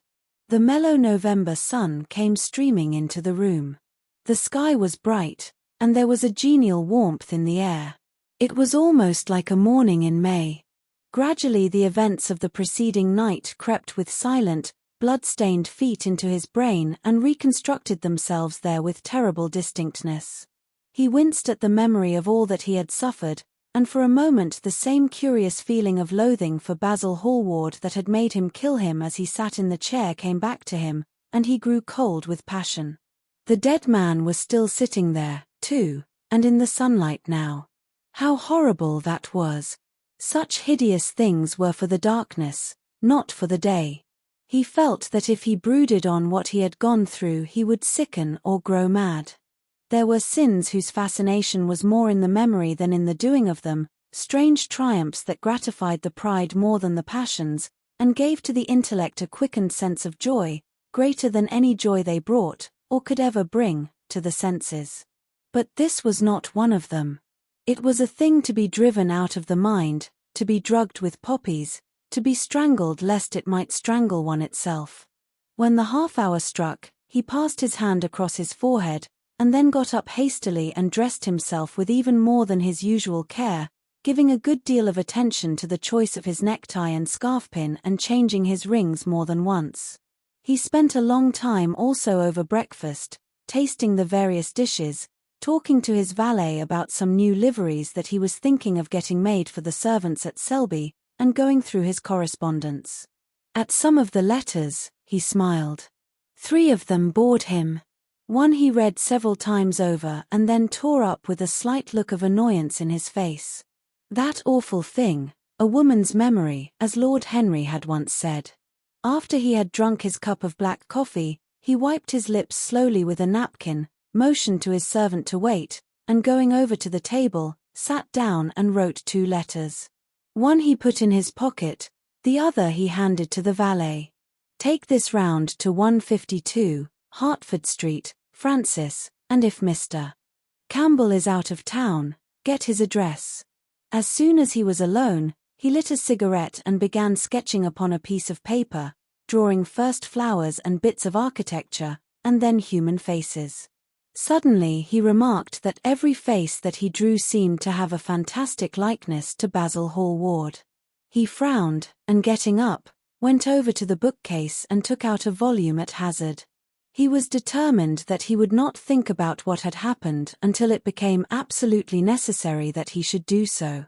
When he had stretched himself on the sofa, he looked at the title page of the book. It was Gautier's Immerse at Kames, Charpentier's Japanese paper edition, with the Jacquemart etching. The binding was of citron green leather, with a design of gilt trellis work and dotted pomegranates. It had been given to him by Adrian Singleton. As he turned over the pages, his eye fell on the poem about the hand of Lacenaire, the cold yellow hand du supplice encore mal la vie, with its downy red hairs and its doits de faune. He glanced at his own white taper fingers, shuddering slightly in spite of himself, and passed on, till he came to those lovely stanzas upon Venice. Sur one gamme chromatique, le Seine de Perles ruisselant, la Venus de l'Adriatique sort de l'eau sun cor rosette blanc.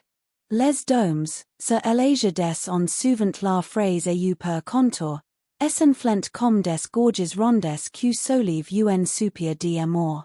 Elle esquiff abordet me depose, jetant son amar au pilia, devant one façade rose, sur le marbre d'un escalier. How exquisite they were! As one read them, one seemed to be floating down the green waterways of the pink and pearl city, seated in a black gondola with silver prow and trailing curtains. The mere lines looked to him like those straight lines of turquoise blue that follow one as one pushes out to the Lido. The sudden flashes of color reminded him of the gleam of the opal and iris-throated birds that flutter round the tall honeycombed campanile, or stalk, with such stately grace, through the dim, dust-stained arcades. Leaning back with half-closed eyes, he kept saying over and over to himself, Devant one façade rose, sur le marbre d'un escalier. The whole of Venice was in those two lines. He remembered the autumn that he had passed there, and a wonderful love that had stirred him to mad, delightful follies. There was romance in every place. But Venice, like Oxford, had kept the background for romance, and, to the true romantic, background was everything, or almost everything. Basil had been with him part of the time, and had gone wild over Tintoret. Poor Basil! What a horrible way for a man to die! He sighed, and took up the volume again, and tried to forget. He read of the swallows that fly in and out of the little cafe at Smyrna where the Hajis sit counting their amber beads and the turbaned merchants smoke their long tasseled pipes and talk gravely to each other. He read of the obelisk in the Place de la Concorde that weeps tears of granite in its lonely sunless exile and longs to be back by the hot, lotus-covered Nile, where there are sphinxes, and rose-red ibises, and white vultures with gilded claws, and crocodiles with small beryl eyes that crawl over the green steaming mud. He began to brood over those verses which, drawing music from kiss-stained marble, tell of that curious statue that Gautier compares to a contralto voice, the monster charmant that couches in the porphyry room of the Louvre. But after a time the book fell from his hand. He grew nervous, and a horrible fit of terror came over him. What if Alan Campbell should be out of England? Days would elapse before he could come back. Perhaps he might refuse to come.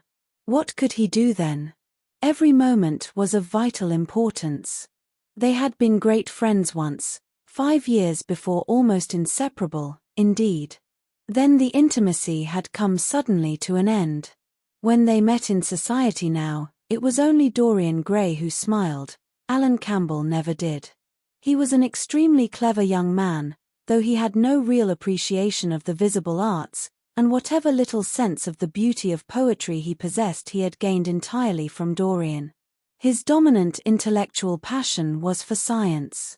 At Cambridge he had spent a great deal of his time working in the laboratory, and had taken a good class in the natural science tripos of his year.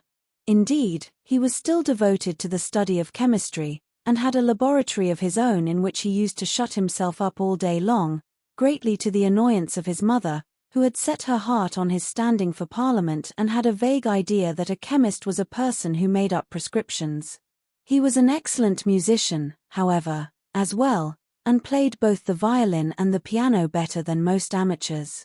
In fact, it was music that had first brought him and Dorian Gray together, music and that indefinable attraction that Dorian seemed to be able to exercise whenever he wished and, indeed, exercised often without being conscious of it. They had met at Lady Berkshire's the night that Rubinstein played there, and after that used to be always seen together at the opera and wherever good music was going on. For 18 months their intimacy lasted. Campbell was always either at Selby Royal or in Grosvenor Square. To him, as to many others, Dorian Gray was the type of everything that is wonderful and fascinating in life. Whether or not a quarrel had taken place between them no one ever knew. But suddenly people remarked that they scarcely spoke when they met and that Campbell seemed always to go away early from any party at which Dorian Gray was present. He had changed, too, was strangely melancholy at times, appeared almost to dislike hearing music, and would never himself play, giving as his excuse, when he was called upon, that he was so absorbed in science that he had no time left in which to practice. And this was certainly true. Every day he seemed to become more interested in biology, and his name appeared once or twice in some of the scientific reviews in connection with certain curious experiments. This was the man Dorian Gray was waiting for. Every second he kept glancing at the clock. As the minutes went by he became horribly agitated.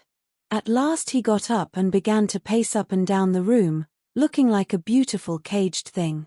He took long stealthy strides. His hands were curiously cold. The suspense became unbearable.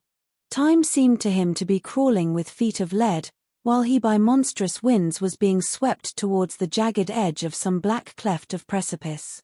He knew what was waiting for him there, saw it, indeed, and, shuddering, crushed with dank hands his burning lids as though he would have robbed the very brain of sight and driven the eyeballs back into their cave. It was useless. The brain had its own food on which it battened, and the imagination, made grotesque by terror, twisted and distorted as a living thing by pain, danced like some foul puppet on a stand and grinned through moving masks. Then, suddenly, time stopped for him. Yes, that blind, slow-breathing thing crawled no more, and horrible thoughts, time being dead, raced nimbly on in front, and dragged a hideous future from its grave, and showed it to him. He stared at it. Its very horror made him stone. At last the door opened and his servant entered. He turned glazed eyes upon him. "Mr. Campbell, sir," said the man. A sigh of relief broke from his parched lips, and the color came back to his cheeks.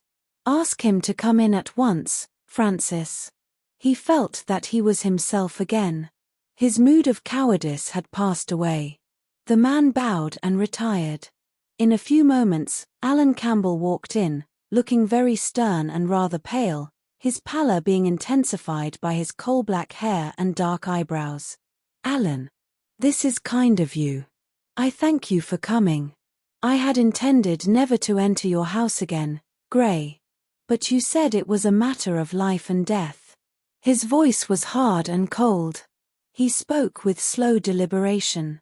There was a look of contempt in the steady searching gaze that he turned on Dorian.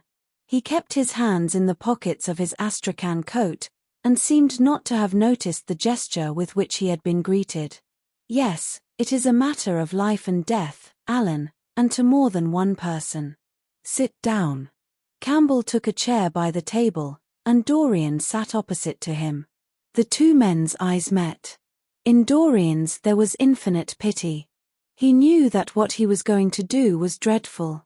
After a strained moment of silence, he leaned across and said, very quietly, but watching the effect of each word upon the face of him he had sent for, "Alan, in a locked room at the top of this house, a room to which nobody but myself has access, a dead man is seated at a table. He has been dead 10 hours now. Don't stir, and don't look at me like that. Who the man is, why he died, how he died, are matters that do not concern you. What you have to do is this. Stop, Gray. I don't want to know anything further. Whether what you have told me is true or not true doesn't concern me. I entirely decline to be mixed up in your life. Keep your horrible secrets to yourself. They don't interest me anymore. Alan, they will have to interest you. This one will have to interest you. I am awfully sorry for you, Alan. But I can't help myself. You are the one man who is able to save me. I am forced to bring you into the matter. I have no option. Alan, you are scientific. You know about chemistry and things of that kind. You have made experiments. What you have got to do is to destroy the thing that is upstairs, to destroy it so that not a vestige of it will be left. Nobody saw this person come into the house. Indeed, at the present moment he is supposed to be in Paris. He will not be missed for months. When he is missed, there must be no trace of him found here. You, Alan, you must change him, and everything that belongs to him, into a handful of ashes that I may scatter in the air. You are mad, Dorian. Ah, I was waiting for you to call me Dorian.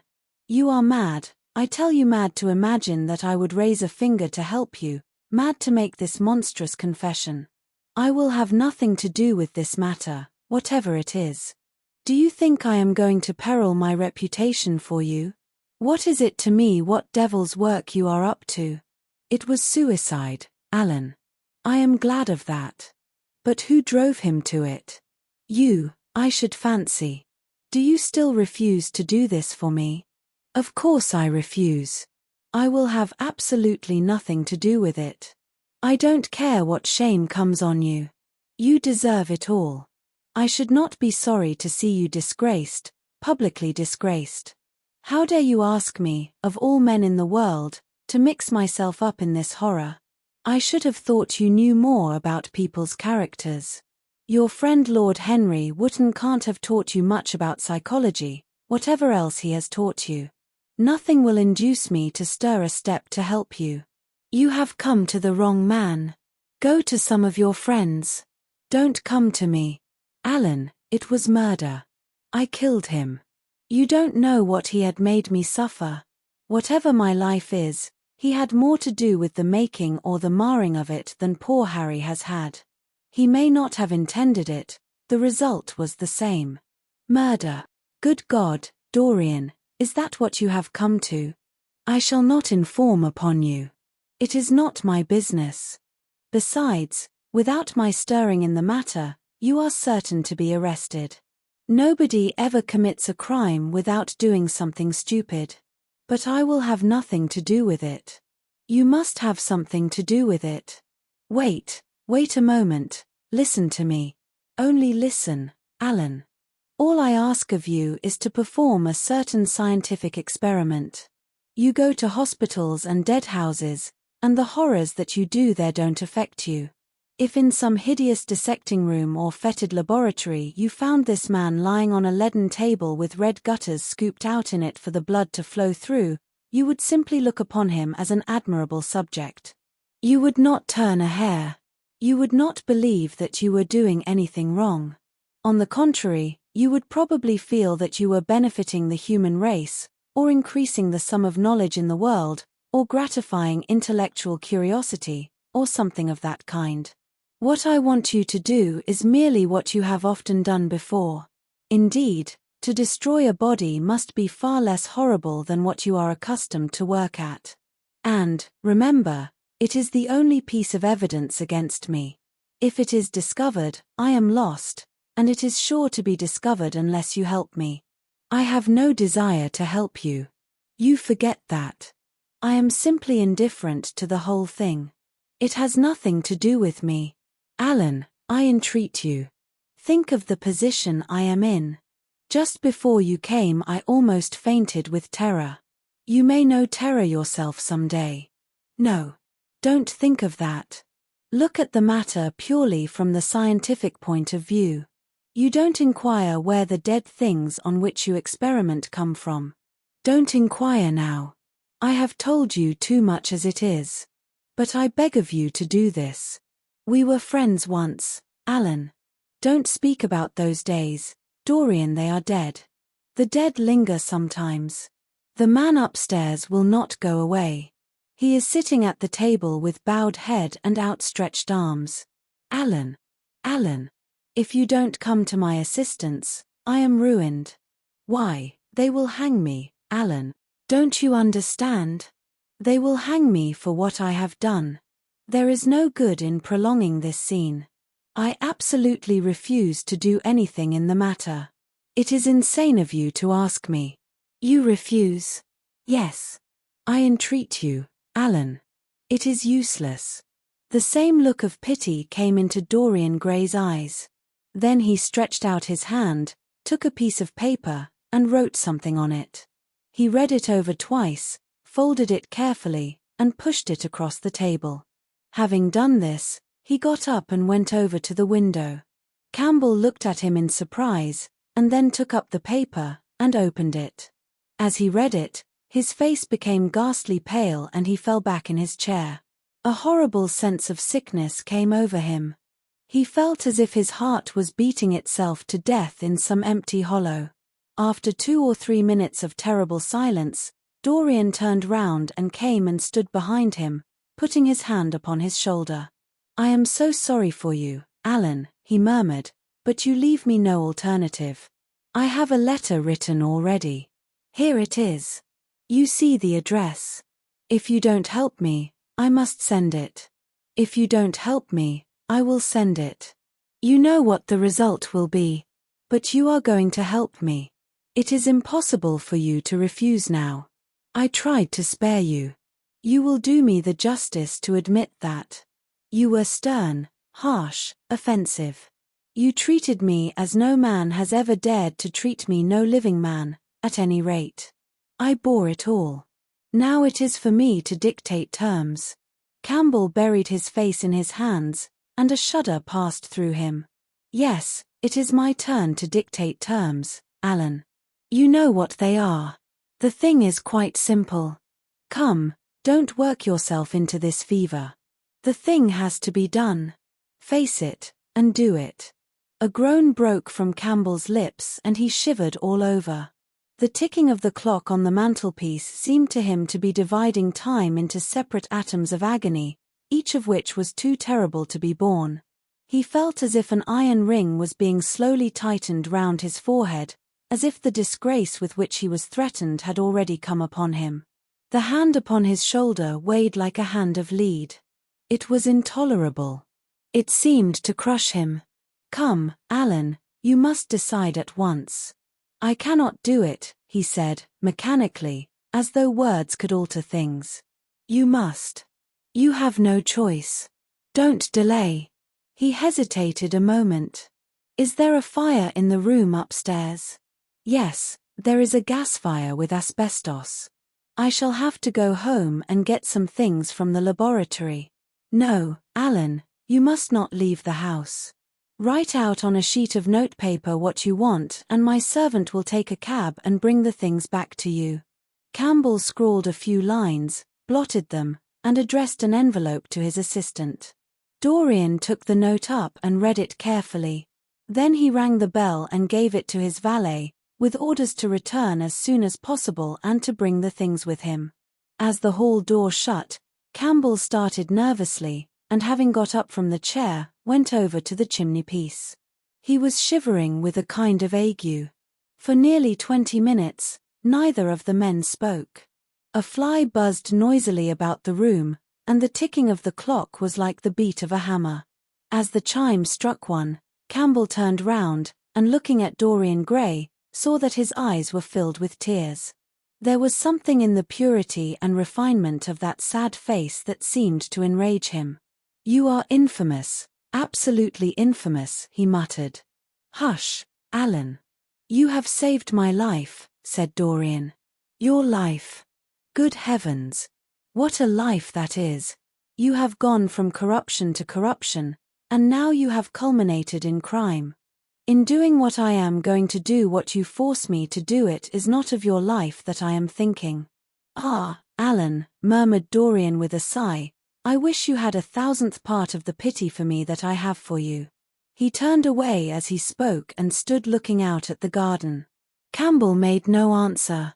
After about 10 minutes a knock came to the door, and the servant entered, carrying a large mahogany chest of chemicals, with a long coil of steel and platinum wire and 2 rather curiously shaped iron clamps. "Shall I leave the things here, sir?" he asked Campbell. "Yes," said Dorian. "And I am afraid, Francis, that I have another errand for you." "What is the name of the man at Richmond who supplies Selby with orchids?" "Harden, sir." "Yes, Harden. You must go down to Richmond at once, see Harden personally, and tell him to send twice as many orchids as I ordered, and to have as few white ones as possible. In fact, I don't want any white ones. It is a lovely day, Francis, and Richmond is a very pretty place, otherwise I wouldn't bother you about it." "No trouble, sir. At what time shall I be back?" Dorian looked at Campbell. "How long will your experiment take, Alan?" he said in a calm, indifferent voice. The presence of a third person in the room seemed to give him extraordinary courage. Campbell frowned and bit his lip. "It will take about 5 hours, he answered. "It will be time enough, then, if you are back at 7:30, Francis. Or stay, just leave my things out for dressing. You can have the evening to yourself. I am not dining at home, so I shall not want you." "Thank you, sir," said the man, leaving the room. "Now, Alan, there is not a moment to be lost. How heavy this chest is. I'll take it for you. You bring the other things." He spoke rapidly and in an authoritative manner. Campbell felt dominated by him. They left the room together. When they reached the top landing, Dorian took out the key and turned it in the lock. Then he stopped, and a troubled look came into his eyes. He shuddered. "I don't think I can go in, Alan," he murmured. "It is nothing to me." "I don't require you," said Campbell coldly. Dorian half opened the door. As he did so, he saw the face of his portrait leering in the sunlight. On the floor in front of it the torn curtain was lying. He remembered that the night before he had forgotten, for the first time in his life, to hide the fatal canvas, and was about to rush forward, when he drew back with a shudder. What was that loathsome red dew that gleamed, wet and glistening, on one of the hands, as though the canvas had sweated blood? How horrible it was! More horrible, it seemed to him for the moment, than the silent thing that he knew was stretched across the table, the thing whose grotesque misshapen shadow on the spotted carpet showed him that it had not stirred, but was still there, as he had left it. He heaved a deep breath, opened the door a little wider, and with half-closed eyes and averted head, walked quickly in, determined that he would not look even once upon the dead man. Then, stooping down and taking up the gold and purple hanging, he flung it right over the picture. There he stopped, feeling afraid to turn round, and his eyes fixed themselves on the intricacies of the pattern before him. He heard Campbell bringing in the heavy chest, and the irons, and the other things that he had required for his dreadful work. He began to wonder if he and Basil Hallward had ever met, and, if so, what they had thought of each other. "Leave me now," said a stern voice behind him. He turned and hurried out, just conscious that the dead man had been thrust back into the chair and that Campbell was gazing into a glistening yellow face. As he was going downstairs, he heard the key being turned in the lock. It was long after 7 when Campbell came back into the library. He was pale, but absolutely calm. "I have done what you asked me to do," he muttered. "And now, goodbye. Let us never see each other again. You have saved me from ruin, Alan." "I cannot forget that," said Dorian simply. As soon as Campbell had left, he went upstairs. There was a horrible smell of nitric acid in the room. But the thing that had been sitting at the table was gone. A Picture of Dorian Gray, by Oscar Wilde. Read for you by Long Stories for Sleep. Chapter 15. That evening, at 8:30, exquisitely dressed and wearing a large buttonhole of Parma violets, Dorian Gray was ushered into Lady Narborough's drawing-room by bowing servants. His forehead was throbbing with maddened nerves, and he felt wildly excited, But his manner as he bent over his hostess's hand was as easy and graceful as ever. Perhaps one never seems so much at one's ease as when one has to play a part. Certainly no one looking at Dorian Gray that night could have believed that he had passed through a tragedy as horrible as any tragedy of our age. Those finely shaped fingers could never have clutched a knife for sin, nor those smiling lips have cried out on God and goodness. He himself could not help wondering at the calm of his demeanor, and for a moment felt keenly the terrible pleasure of a double life. It was a small party, got up rather in a hurry by Lady Narborough, who was a very clever woman with what Lord Henry used to describe as the remains of really remarkable ugliness. She had proved an excellent wife to one of our most tedious ambassadors, and having buried her husband properly in a marble mausoleum, which she had herself designed, and married off her daughters to some rich, rather elderly men, she devoted herself now to the pleasures of French fiction, French cookery, and French esprit when she could get it. Dorian was one of her especial favorites, and she always told him that she was extremely glad she had not met him in early life. "I know, my dear, I should have fallen madly in love with you," she used to say, "and thrown my bonnet right over the mills for your sake. It is most fortunate that you were not thought of at the time.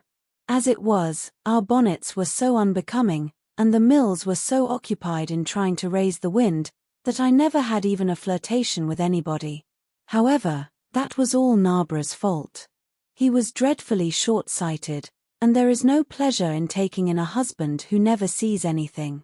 Her guests this evening were rather tedious. The fact was, as she explained to Dorian, behind a very shabby fan, one of her married daughters had come up quite suddenly to stay with her, and, to make matters worse, had actually brought her husband with her. "I think it is most unkind of her, my dear," she whispered. "Of course I go and stay with them every summer after I come from Homburg, but then an old woman like me must have fresh air sometimes, and besides, I really wake them up. You don't know what an existence they lead down there. It is pure unadulterated country life. They get up early, because they have so much to do, and go to bed early, because they have so little to think about. There has not been a scandal in the neighborhood since the time of Queen Elizabeth, and consequently they all fall asleep after dinner. You shan't sit next either of them. You shall sit by me and amuse me." Dorian murmured a graceful compliment and looked round the room. Yes, it was certainly a tedious party. Two of the people he had never seen before, and the others consisted of Ernest Harrowden, one of those middle-aged mediocrities so common in London clubs who have no enemies, but are thoroughly disliked by their friends, Lady Ruxton, an overdressed woman of 47, with a hooked nose, who was always trying to get herself compromised, but was so peculiarly plain that to her great disappointment no one would ever believe anything against her, Mrs. Erlynne, a pushing nobody, with a delightful lisp and Venetian red hair, Lady Alice Chapman, his hostess's daughter, a dowdy dull girl, with one of those characteristic British faces that, once seen, are never remembered, and her husband, a red-cheeked, white-whiskered creature who, like so many of his class, was under the impression that inordinate joviality can atone for an entire lack of ideas. He was rather sorry he had come, till Lady Narborough, looking at the great ormolu gilt clock that sprawled in gaudy curves on the mauve-draped mantelshelf, exclaimed, "How horrid of Henry Wotton to be so late. I sent round to him this morning on chance and he promised faithfully not to disappoint me." It was some consolation that Harry was to be there, and when the door opened and he heard his slow musical voice lending charm to some insincere apology, he ceased to feel bored. But at dinner he could not eat anything. Plate after plate went away untasted. Lady Narborough kept scolding him for what she called an insult to poor Adolphe, who invented the menu specially for you, and now and then Lord Henry looked across at him, wondering at his silence and abstracted manner. From time to time the butler filled his glass with champagne. He drank eagerly, and his thirst seemed to increase. "Dorian," said Lord Henry at last, as the chaudfroid was being handed round, "what is the matter with you tonight? You are quite out of sorts." "I believe he is in love," cried Lady Narborough, and that he is afraid to tell me for fear I should be jealous. He is quite right. I certainly should. Dear Lady Narborough, murmured Dorian, smiling, I have not been in love for a whole week, not, in fact, since Madame de Ferrol left town. How you men can fall in love with that woman, exclaimed the old lady. I really cannot understand it. It is simply because she remembers you when you were a little girl, Lady Narborough, said Lord Henry. She is the one link between us and your short frocks. She does not remember my short frocks at all, Lord Henry. But I remember her very well at Vienna 30 years ago, and how décolletée she was then. She is still décolletée, he answered, taking an olive in his long fingers, and when she is in a very smart gown she looks like an edition de luxe of a bad French novel. She is really wonderful, and full of surprises. Her capacity for family affection is extraordinary. When her third husband died, her hair turned quite gold from grief. How can you, Harry, cried Dorian. It is a most romantic explanation, laughed the hostess. But her third husband, Lord Henry. You don't mean to say Ferrol is the fourth? Certainly, Lady Narborough. I don't believe a word of it. Well, ask Mr. Gray. He is one of her most intimate friends. Is it true, Mr. Gray? She assures me so, Lady Narborough, said Dorian. I asked her whether, like Marguerite de Navarre, she had their hearts embalmed and hung at her girdle. She told me she didn't, because none of them had had any hearts at all. 4 husbands. Upon my word, that is trop de zèle. Trop d'ordis, I tell her, said Dorian. Oh, she is audacious enough for anything, my dear. And what is Ferrol like? I don't know him. The husbands of very beautiful women belong to the criminal classes, said Lord Henry, sipping his wine. Lady Narborough hit him with her fan.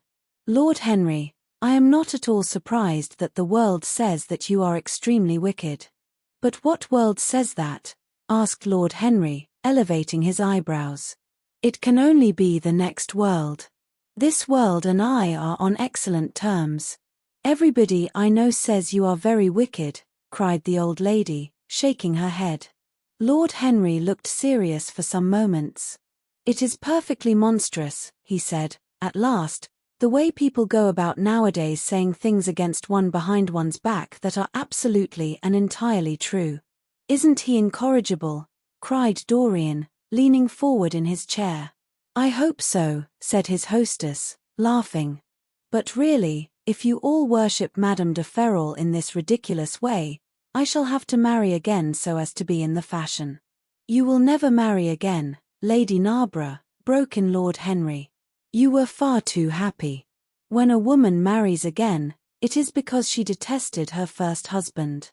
When a man marries again, it is because he adored his first wife. Women try their luck, men risk theirs. Narborough wasn't perfect, cried the old lady. If he had been, you would not have loved him, my dear lady, was the rejoinder. Women love us for our defects. If we have enough of them, they will forgive us everything, even our intellects. You will never ask me to dinner again after saying this, I am afraid, Lady Narborough, but it is quite true. Of course it is true, Lord Henry. If we women did not love you for your defects, where would you all be? Not one of you would ever be married. You would be a set of unfortunate bachelors. Not, however, that would alter you much. Nowadays all the married men live like bachelors, and all the bachelors like married men. Fin de siècle, murmured Lord Henry. Fin du globe, answered his hostess. I wish it were fin du globe, said Dorian with a sigh. Life is a great disappointment. Ah, my dear, cried Lady Narborough, putting on her gloves, don't tell me that you have exhausted life. When a man says that, one knows that life has exhausted him. Lord Henry is very wicked, and I sometimes wish that I had been, but you are made to be good, you look so good. I must find you a nice wife. Lord Henry, don't you think that Mr. Gray should get married? I am always telling him so, Lady Narborough, said Lord Henry with a bow. Well, We must look out for a suitable match for him. I shall go through Debrett carefully tonight and draw out a list of all the eligible young ladies. With their ages, Lady Narborough? Asked Dorian. Of course, with their ages, slightly edited. But nothing must be done in a hurry. I want it to be what the Morning Post calls a suitable alliance, and I want you both to be happy. What nonsense people talk about happy marriages, exclaimed Lord Henry. A man can be happy with any woman, as long as he does not love her. Ah, what a cynic you are, cried the old lady, pushing back her chair and nodding to Lady Ruxton. You must come and dine with me soon again. You are really an admirable tonic, much better than what Sir Andrew prescribes for me. You must tell me what people you would like to meet, though. I want it to be a delightful gathering. I like men who have a future and women who have a past, he answered. Or do you think that would make it a petticoat party? I fear so, she said, laughing, as she stood up. 1,000 pardons, my dear Lady Ruxton, she added, I didn't see you hadn't finished your cigarette. Never mind, Lady Narborough.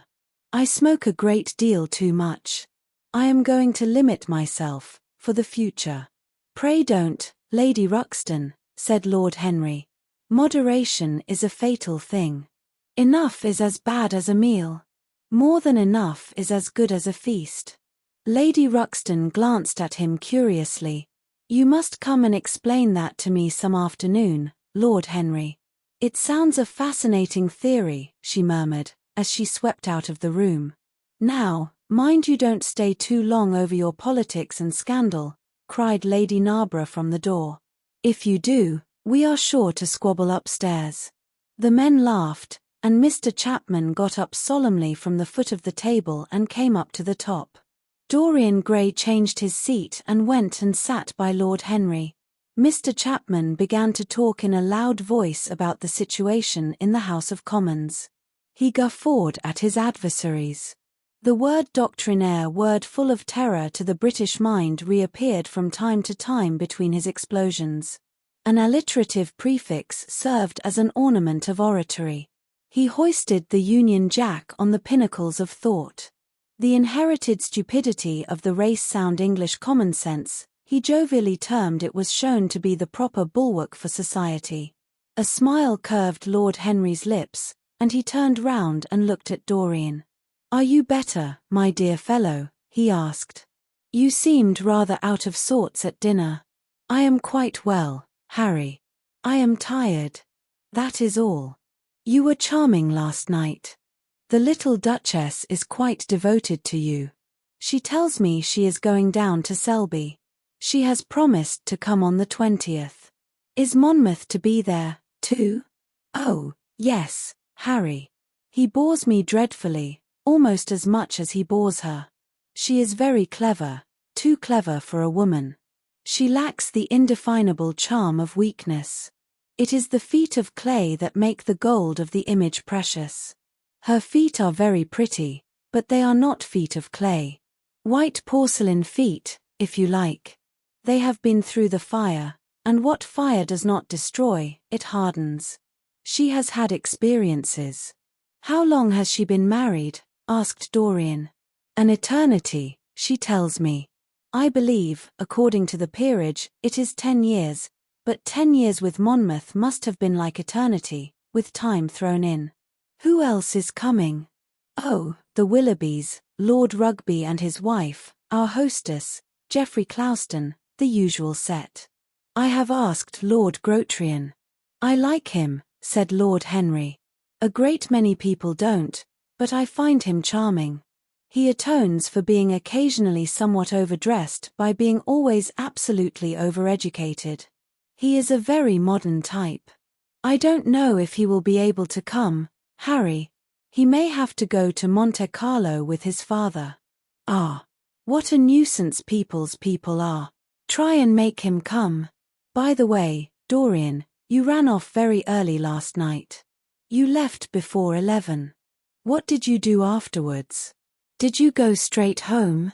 Dorian glanced at him hurriedly and frowned.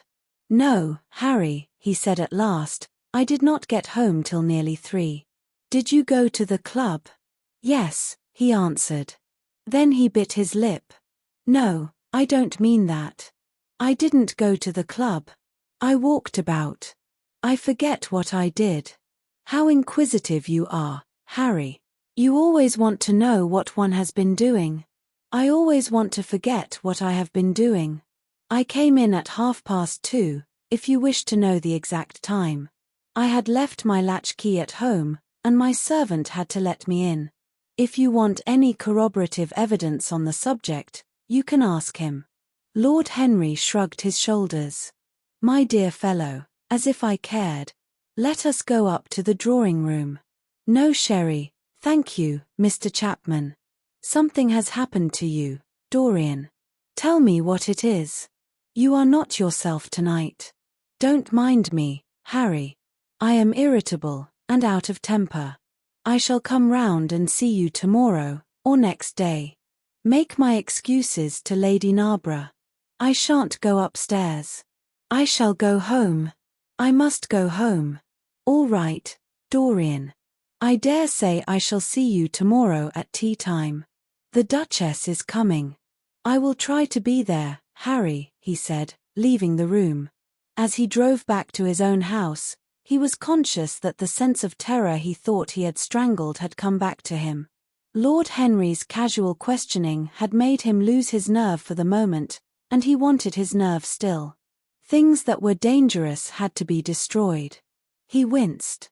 He hated the idea of even touching them. Yet it had to be done. He realized that, and when he had locked the door of his library, he opened the secret press into which he had thrust Basil Hallward's coat and bag. A huge fire was blazing. He piled another log on it. The smell of the singeing clothes and burning leather was horrible. It took him 3/4 of an hour to consume everything. At the end he felt faint and sick, and having lit some Algerian pastils in a pierced copper brazier, he bathed his hands and forehead with a cool musk-scented vinegar. Suddenly he started. His eyes grew strangely bright, and he gnawed nervously at his underlip. Between two of the windows stood a large Florentine cabinet, made out of ebony and inlaid with ivory and blue lapis. He watched it as though it were a thing that could fascinate and make afraid, as though it held something that he longed for and yet almost loathed. His breath quickened. A mad craving came over him. He lit a cigarette and then threw it away. His eyelids drooped till the long fringed lashes almost touched his cheek. But he still watched the cabinet. At last he got up from the sofa on which he had been lying, went over to it, and having unlocked it, touched some hidden spring. A triangular drawer passed slowly out. His fingers moved instinctively towards it, dipped in, and closed on something. It was a small Chinese box of black and gold dust lacquer, elaborately wrought, the sides patterned with curved waves, and the silken cords hung with round crystals and tasseled in plaited metal threads. He opened it. Inside was a green paste, waxy in luster, the odor curiously heavy and persistent. He hesitated for some moments, with a strangely immobile smile upon his face. Then shivering, though the atmosphere of the room was terribly hot, he drew himself up and glanced at the clock. It was 20 minutes to 12. He put the box back, shutting the cabinet doors as he did so, and went into his bedroom. As midnight was striking bronze blows upon the dusky air, Dorian Gray, dressed commonly, and with a muffler wrapped round his throat, crept quietly out of his house. In Bond Street he found a hansom with a good horse. He hailed it and in a low voice gave the driver an address. The man shook his head. "It is too far for me," he muttered. "Here is a sovereign for you," said Dorian. "You shall have another if you drive fast." "All right, sir," answered the man, "you will be there in an hour," and after his fare had got in he turned his horse round and drove rapidly towards the river. A Picture of Dorian Gray, by Oscar Wilde. Read for you by Long Stories for Sleep. Chapter 16. A cold rain began to fall, and the blurred street lamps looked ghastly in the dripping mist. The public houses were just closing, and dim men and women were clustering in broken groups round their doors. From some of the bars came the sound of horrible laughter. In others, drunkards brawled and screamed. Lying back in the hansom, with his hat pulled over his forehead, Dorian Gray watched with listless eyes the sordid shame of the great city, and now and then he repeated to himself the words that Lord Henry had said to him on the first day they had met, to cure the soul by means of the senses, and the senses by means of the soul. Yes, that was the secret. He had often tried it, and would try it again now. There were opium dens where one could buy oblivion, dens of horror where the memory of old sins could be destroyed by the madness of sins that were new. The moon hung low in the sky like a yellow skull. From time to time a huge misshapen cloud stretched a long arm across and hid it. The gas lamps grew fewer, and the streets more narrow and gloomy. Once the man lost his way and had to drive back half a mile. A steam rose from the horse as it splashed up the puddles. The side windows of the hansom were clogged with a grey flannel mist. To cure the soul by means of the senses, and the senses by means of the soul, how the words rang in his ears. His soul, certainly, was sick to death. Was it true that the senses could cure it? Innocent blood had been spilled. What could atone for that? Ah, for that there was no atonement, but though forgiveness was impossible, forgetfulness was possible still, and he was determined to forget, to stamp the thing out, to crush it as one would crush the adder that had stung one. Indeed, what right had Basil to have spoken to him as he had done? Who had made him a judge over others? He had said things that were dreadful, horrible, not to be endured. On and on plodded the hansom, going slower, it seemed to him, at each step. He thrust up the trap and called to the man to drive faster. The hideous hunger for opium began to gnaw at him. His throat burned and his delicate hands twitched nervously together. He struck at the horse madly with his stick. The driver laughed and whipped up. He laughed in answer, and the man was silent. The way seemed interminable, and the streets like the black web of some sprawling spider. The monotony became unbearable, and as the mist thickened, he felt afraid. Then they passed by lonely brickfields. The fog was lighter here, and he could see the strange, bottle-shaped kilns with their orange, fan-like tongues of fire. A dog barked as they went by, and far away in the darkness some wandering seagull screamed. The horse stumbled in a rut, then swerved aside and broke into a gallop. After some time they left the clay road and rattled again over rough-paven streets. Most of the windows were dark, but now and then fantastic shadows were silhouetted against some lamplit blind. He watched them curiously. They moved like monstrous marionettes and made gestures like live things. He hated them. A dull rage was in his heart. As they turned a corner, a woman yelled something at them from an open door, and two men ran after the hansom for about 100 yards. The driver beat at them with his whip. It is said that passion makes one think in a circle.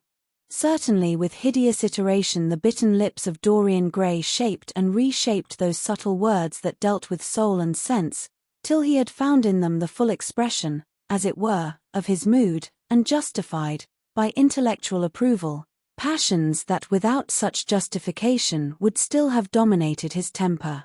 From cell to cell of his brain crept the one thought, and the wild desire to live, most terrible of all man's appetites, quickened into force each trembling nerve and fiber. Ugliness that had once been hateful to him because it made things real, became dear to him now for that very reason. Ugliness was the one reality. The coarse brawl, the loathsome den, the crude violence of disordered life, the very vileness of thief and outcast, were more vivid, in their intense actuality of impression, than all the gracious shapes of art, the dreamy shadows of song. They were what he needed for forgetfulness. In 3 days he would be free. Suddenly the man drew up with a jerk at the top of a dark lane. Over the low roofs and jagged chimney stacks of the houses rose the black masts of ships. Wreaths of white mist clung like ghostly sails to the yards. "Somewhere about here, sir, ain't it?" he asked huskily through the trap. Dorian started and peered round. "This will do," he answered, and having got out hastily and given the driver the extra fare he had promised him, he walked quickly in the direction of the quay. Here and there a lantern gleamed at the stern of some huge merchantman. The light shook and splintered in the puddles. A red glare came from an outward-bound steamer that was coaling. The slimy pavement looked like a wet mackintosh. He hurried on towards the left, glancing back now and then to see if he was being followed. In about 7 or 8 minutes he reached a small shabby house that was wedged in between two gaunt factories. In one of the top windows stood a lamp. He stopped and gave a peculiar knock. After a little time he heard steps in the passage and the chain being unhooked. The door opened quietly, and he went in without saying a word to the squat misshapen figure that flattened itself into the shadow as he passed. At the end of the hall hung a tattered green curtain that swayed and shook in the gusty wind which had followed him in from the street. He dragged it aside and entered a long low room which looked as if it had once been a third-rate dancing saloon. Shrill flaring gas jets, dulled and distorted in the fly-blown mirrors that faced them, were ranged round the walls. Greasy reflectors of ribbed tin backed them, making quivering discs of light. The floor was covered with ochre-colored sawdust, trampled here and there into mud, and stained with dark rings of spilled liquor. Some Malays were crouching by a little charcoal stove, playing with bone counters and showing their white teeth as they chattered. In one corner, with his head buried in his arms, a sailor sprawled over a table, and by the tawdrily painted bar that ran across one complete side stood 2 haggard women, mocking an old man who was brushing the sleeves of his coat with an expression of disgust. "He thinks he's got red ants on him," laughed one of them, as Dorian passed by. The man looked at her in terror and began to whimper. At the end of the room there was a little staircase, leading to a darkened chamber. As Dorian hurried up its 3 rickety steps, the heavy odor of opium met him. He heaved a deep breath, and his nostrils quivered with pleasure. When he entered, a young man with smooth yellow hair, who was bending over a lamp lighting a long thin pipe, looked up at him and nodded in a hesitating manner. "You here, Adrian?" muttered Dorian. "Where else should I be?" he answered, listlessly. "None of the chaps will speak to me now. I thought you had left England. Darlington is not going to do anything. My brother paid the bill at last. George doesn't speak to me either. I don't care," he added with a sigh. "As long as one has this stuff, one doesn't want friends. I think I have had too many friends."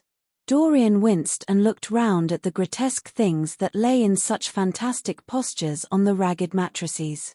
The twisted limbs, the gaping mouths, the staring lusterless eyes, fascinated him. He knew in what strange heavens they were suffering, and what dull hells were teaching them the secret of some new joy. They were better off than he was. He was prisoned in thought. Memory, like a horrible malady, was eating his soul away. From time to time he seemed to see the eyes of Basil Hallward looking at him. Yet he felt he could not stay. The presence of Adrian Singleton troubled him. He wanted to be where no one would know who he was. He wanted to escape from himself.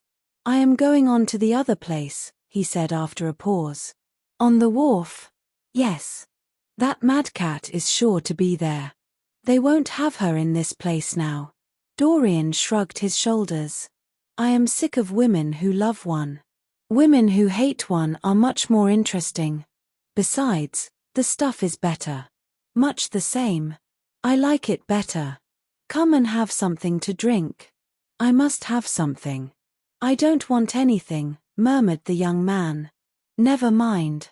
Adrian Singleton rose up wearily and followed Dorian to the bar. A half-caste, in a ragged turban and a shabby ulster, grinned a hideous greeting as he thrust a bottle of brandy and 2 tumblers in front of them. The women sidled up and began to chatter. Dorian turned his back on them and said something in a low voice to Adrian Singleton. A crooked smile, like a Malay crease, writhed across the face of one of the women. "We are very proud tonight," she sneered. For God's sake, don't talk to me, cried Dorian, stamping his foot on the ground. What do you want? Money. Here it is. Don't ever talk to me again. Two red sparks flashed for a moment in the woman's sodden eyes, then flickered out and left them dull and glazed. She tossed her head and raked the coins off the counter with greedy fingers. Her companion watched her enviously. It's no use, sighed Adrian Singleton. I don't care to go back. What does it matter? I am quite happy here. You will write to me if you want anything, won't you? Said Dorian, after a pause. Perhaps. Good night, then. Good night, answered the young man, passing up the steps and wiping his parched mouth with a handkerchief. Dorian walked to the door with a look of pain in his face. As he drew the curtain aside, a hideous laugh broke from the painted lips of the woman who had taken his money. There goes the devil's bargain, she hiccuped, in a hoarse voice. Curse you, he answered, don't call me that. She snapped her fingers. Prince Charming is what you like to be called, ain't it? She yelled after him. The drowsy sailor leaped to his feet as she spoke, and looked wildly round. The sound of the shutting of the hall door fell on his ear. He rushed out as if in pursuit. Dorian Gray hurried along the quay through the drizzling rain. His meeting with Adrian Singleton had strangely moved him, and he wondered if the ruin of that young life was really to be laid at his door, as Basil Hallward had said to him with such infamy of insult. He bit his lip, and for a few seconds his eyes grew sad. Yet, after all, what did it matter to him? One's days were too brief to take the burden of another's errors on one's shoulders. Each man lived his own life and paid his own price for living it. The only pity was one had to pay so often for a single fault. One had to pay over and over again, indeed. In her dealings with man, destiny never closed her accounts. There are moments, psychologists tell us, when the passion for sin, or for what the world calls sin, so dominates a nature that every fiber of the body, as every cell of the brain, seems to be instinct with fearful impulses. Men and women at such moments lose the freedom of their will. They move to their terrible end as automatons move. Choice is taken from them, and conscience is either killed, or, if it lives at all, lives but to give rebellion its fascination and disobedience its charm. For all sins, as theologians weary not of reminding us, are sins of disobedience. When that high spirit, that morning star of evil, fell from heaven, it was as a rebel that he fell. Callous, concentrated on evil, with stained mind, and soul hungry for rebellion, Dorian Gray hastened on, quickening his step as he went, but as he darted aside into a dim archway, that had served him often as a short cut to the ill-famed place where he was going, he felt himself suddenly seized from behind, and before he had time to defend himself, he was thrust back against the wall, with a brutal hand round his throat. He struggled madly for life, and by a terrible effort wrenched the tightening fingers away. In a second he heard the click of a revolver, and saw the gleam of a polished barrel, pointing straight at his head, and the dusky form of a short, thick-set man facing him. "What do you want?" he gasped. "Keep quiet," said the man. "If you stir, I shoot you. You are mad. What have I done to you?" "You wrecked the life of Sybil Vane," was the answer, "and Sybil Vane was my sister. She killed herself. I know it. Her death is at your door. I swore I would kill you in return. For years I have sought you. I had no clue, no trace. The two people who could have described you were dead. I knew nothing of you but the pet name she used to call you. I heard it tonight by chance. Make your peace with God, for tonight you are going to die." Dorian Gray grew sick with fear. "I never knew her," he stammered. "I never heard of her. You are mad. You had better confess your sin, for as sure as I am James Vane, you are going to die." There was a horrible moment. Dorian did not know what to say or do. "Down on your knees," growled the man. "I give you 1 minute to make your peace no more. I go on board tonight for India. and I must do my job first. 1 minute. That's all. Dorian's arms fell to his side. Paralyzed with terror, he did not know what to do. Suddenly a wild hope flashed across his brain. Stop, he cried. How long ago is it since your sister died? Quick, tell me. 18 years, said the man. Why do you ask me? What do years matter? 18 years, laughed Dorian Gray, with a touch of triumph in his voice. 18 years. Set me under the lamp and look at my face. James Vane hesitated for a moment, not understanding what was meant. Then he seized Dorian Gray and dragged him from the archway. Dim and wavering as was the wind-blown light, yet it served to show him the hideous error, as it seemed, into which he had fallen, for the face of the man he had sought to kill had all the bloom of boyhood, all the unstained purity of youth. He seemed little more than a lad of 20 summers, hardly older, if older indeed at all, than his sister had been when they had parted so many years ago. It was obvious that this was not the man who had destroyed her life. He loosened his hold and reeled back. My God, he cried, and I would have murdered you. Dorian Gray drew a long breath. You have been on the brink of committing a terrible crime, my man, he said, looking at him sternly. Let this be a warning to you not to take vengeance into your own hands. Forgive me, sir, muttered James Vane. I was deceived. A chance word I heard in that damned den set me on the wrong track. You had better go home and put that pistol away, or you may get into trouble, said Dorian, turning on his heel and going slowly down the street. James Vane stood on the pavement in horror. He was trembling from head to foot. After a little while, a black shadow that had been creeping along the dripping wall moved out into the light and came close to him with stealthy footsteps. He felt a hand laid on his arm and looked round with a start. It was one of the women who had been drinking at the bar. Why didn't you kill him? She hissed out, putting haggard face quite close to his. I knew you were following him when you rushed out from Daly's. You fool. You should have killed him. He has lots of money, and he's as bad as bad. He is not the man I am looking for, he answered, and I want no man's money. I want a man's life. The man whose life I want must be nearly 40 now. This one is little more than a boy. Thank God, I have not got his blood upon my hands. The woman gave a bitter laugh. Little more than a boy, she sneered. Why, man, it's nigh on 18 years since Prince Charming made me what I am. You lie, cried James Vane. She raised her hand up to heaven. Before God I am telling the truth, she cried. Before God. Strike me dumb if it ain't so. He is the worst one that comes here. They say he has sold himself to the devil for a pretty face. It's nigh on 18 years since I met him. He hasn't changed much since then. I have, though, she added, with a sickly leer. You swear this? I swear it, came in hoarse echo from her flat mouth. But don't give me away to him, she whined. I am afraid of him. Let me have some money for my night's lodging. He broke from her with an oath and rushed to the corner of the street, but Dorian Gray had disappeared. When he looked back, the woman had vanished also. A Picture of Dorian Gray, by Oscar Wilde. Read for you by Long Stories for Sleep. Chapter 17.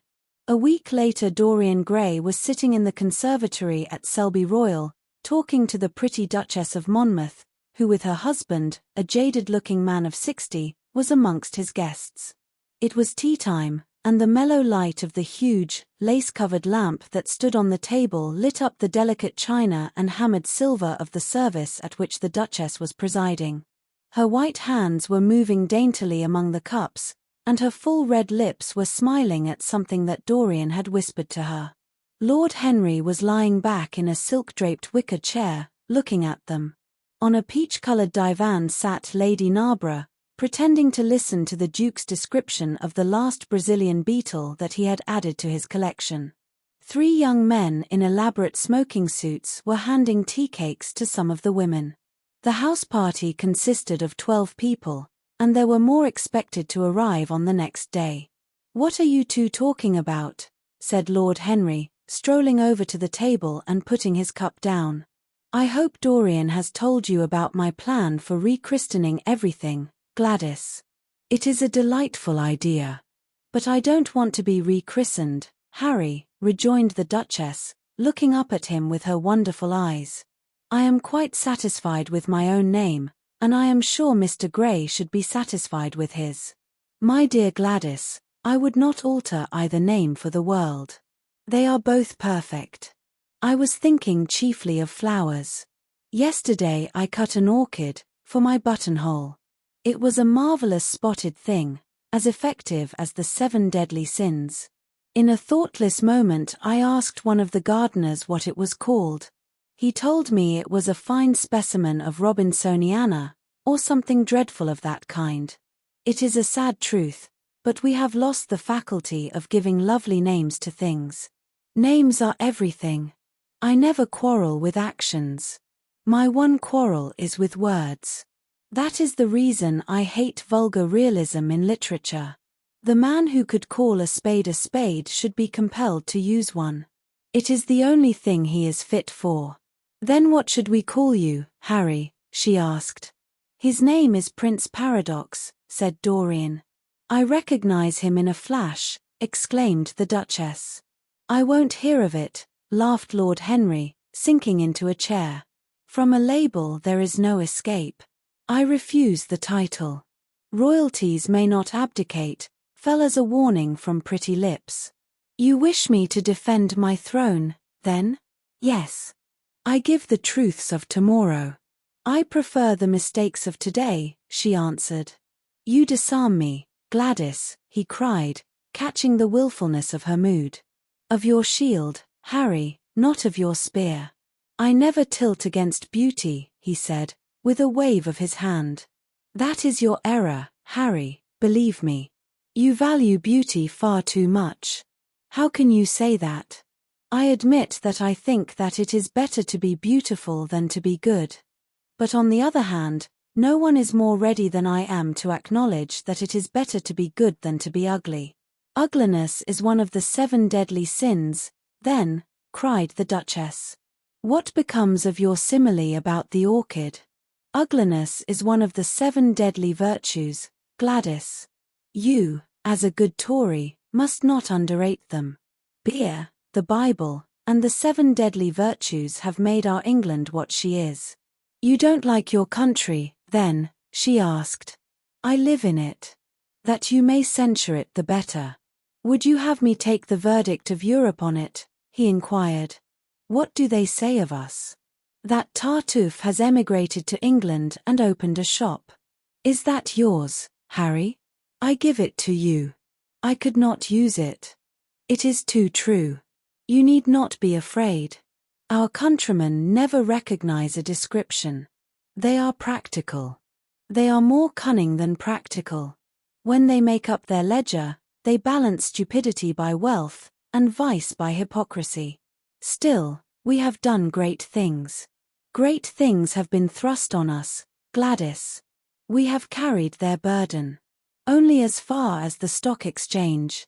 She shook her head. "I believe in the race," she cried.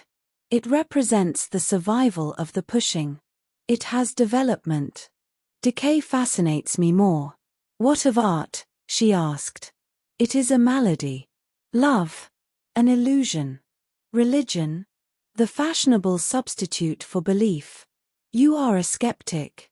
"Never. Skepticism is the beginning of faith." "What are you?" "To define is to limit. Give me a clue." "Threads snap. You would lose your way in the labyrinth. You bewilder me. Let us talk of someone else. Our host is a delightful topic. Years ago he was christened Prince Charming." "Ah, don't remind me of that," cried Dorian Gray. "Our host is rather horrid this evening," answered the Duchess, colouring. "I believe he thinks that Monmouth married me on purely scientific principles as the best specimen he could find of a modern butterfly." "Well, I hope he won't stick pins into you, Duchess," laughed Dorian. "Oh, My maid does that already, Mr. Gray, when she is annoyed with me. And what does she get annoyed with you about, Duchess? For the most trivial things, Mr. Gray, I assure you. Usually because I come in at 10 minutes to 9 and tell her that I must be dressed by 8:30. How unreasonable of her. You should give her warning. I daren't, Mr. Gray.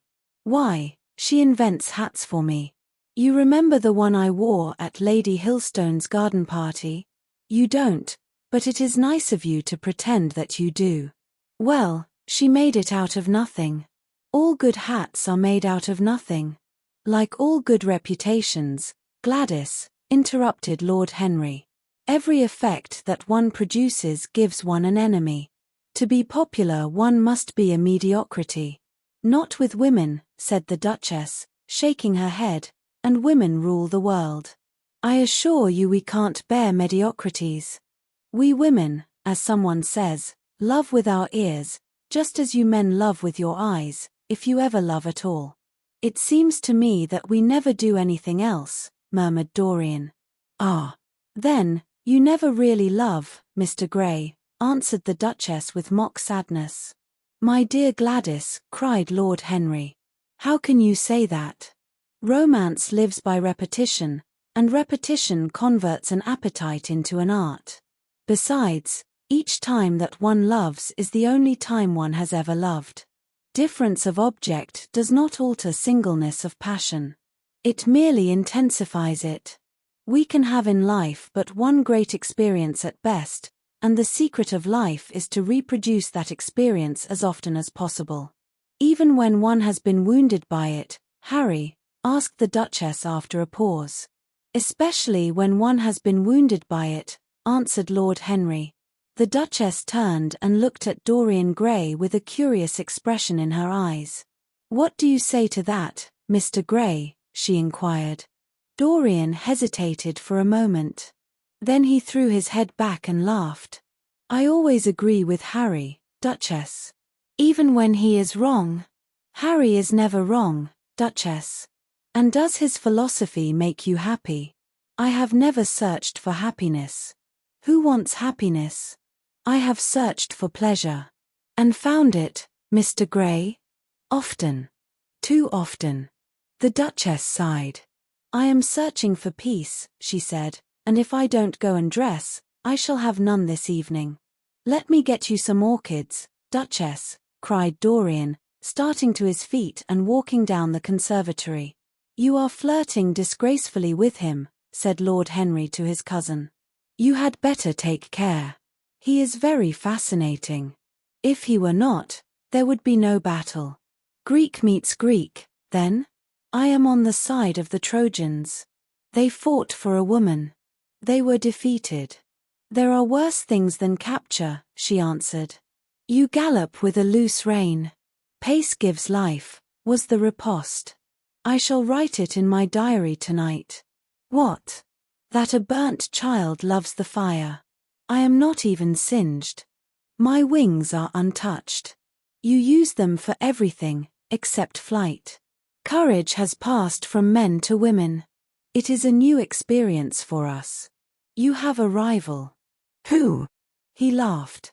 Lady Narborough, he whispered. She perfectly adores him. You fill me with apprehension. The appeal to antiquity is fatal to us who are romanticists. Romanticist. You have all the methods of science. Men have educated us, but not explained you. Describe us as a sex, was her challenge. Sphinxes without secrets. She looked at him, smiling. How long Mr. Gray is, she said. Let us go and help him. I have not yet told him the color of my frock. Ah, you must suit your frock to his flowers, Gladys. That would be a premature surrender. Romantic art begins with its climax. I must keep an opportunity for retreat. In the Parthian manner, they found safety in the desert. I could not do that. Women are not always allowed a choice, he answered, but hardly had he finished the sentence before from the far end of the conservatory came a stifled groan, followed by the dull sound of a heavy fall. Everybody started up. The Duchess stood motionless in horror. And with fear in his eyes, Lord Henry rushed through the flapping palms to find Dorian Gray lying face downwards on the tiled floor in a death-like swoon. He was carried at once into the blue drawing-room and laid upon one of the sofas. After a short time, he came to himself and looked round with a dazed expression. "What has happened?" he asked. "Oh, I remember. Am I safe here, Harry?" He began to tremble. "My dear Dorian," answered Lord Henry, "you merely fainted. That was all. You must have overtired yourself. You had better not come down to dinner. I will take your place." "No, I will come down," he said, struggling to his feet. "I would rather come down. I must not be alone." He went to his room and dressed. There was a wild recklessness of gaiety in his manner as he sat at table, but now and then a thrill of terror ran through him when he remembered that, pressed against the window of the conservatory, like a white handkerchief, he had seen the face of James Vane watching him. A Picture of Dorian Gray, by Oscar Wilde. Read for you by Long Stories for Sleep. Chapter 18.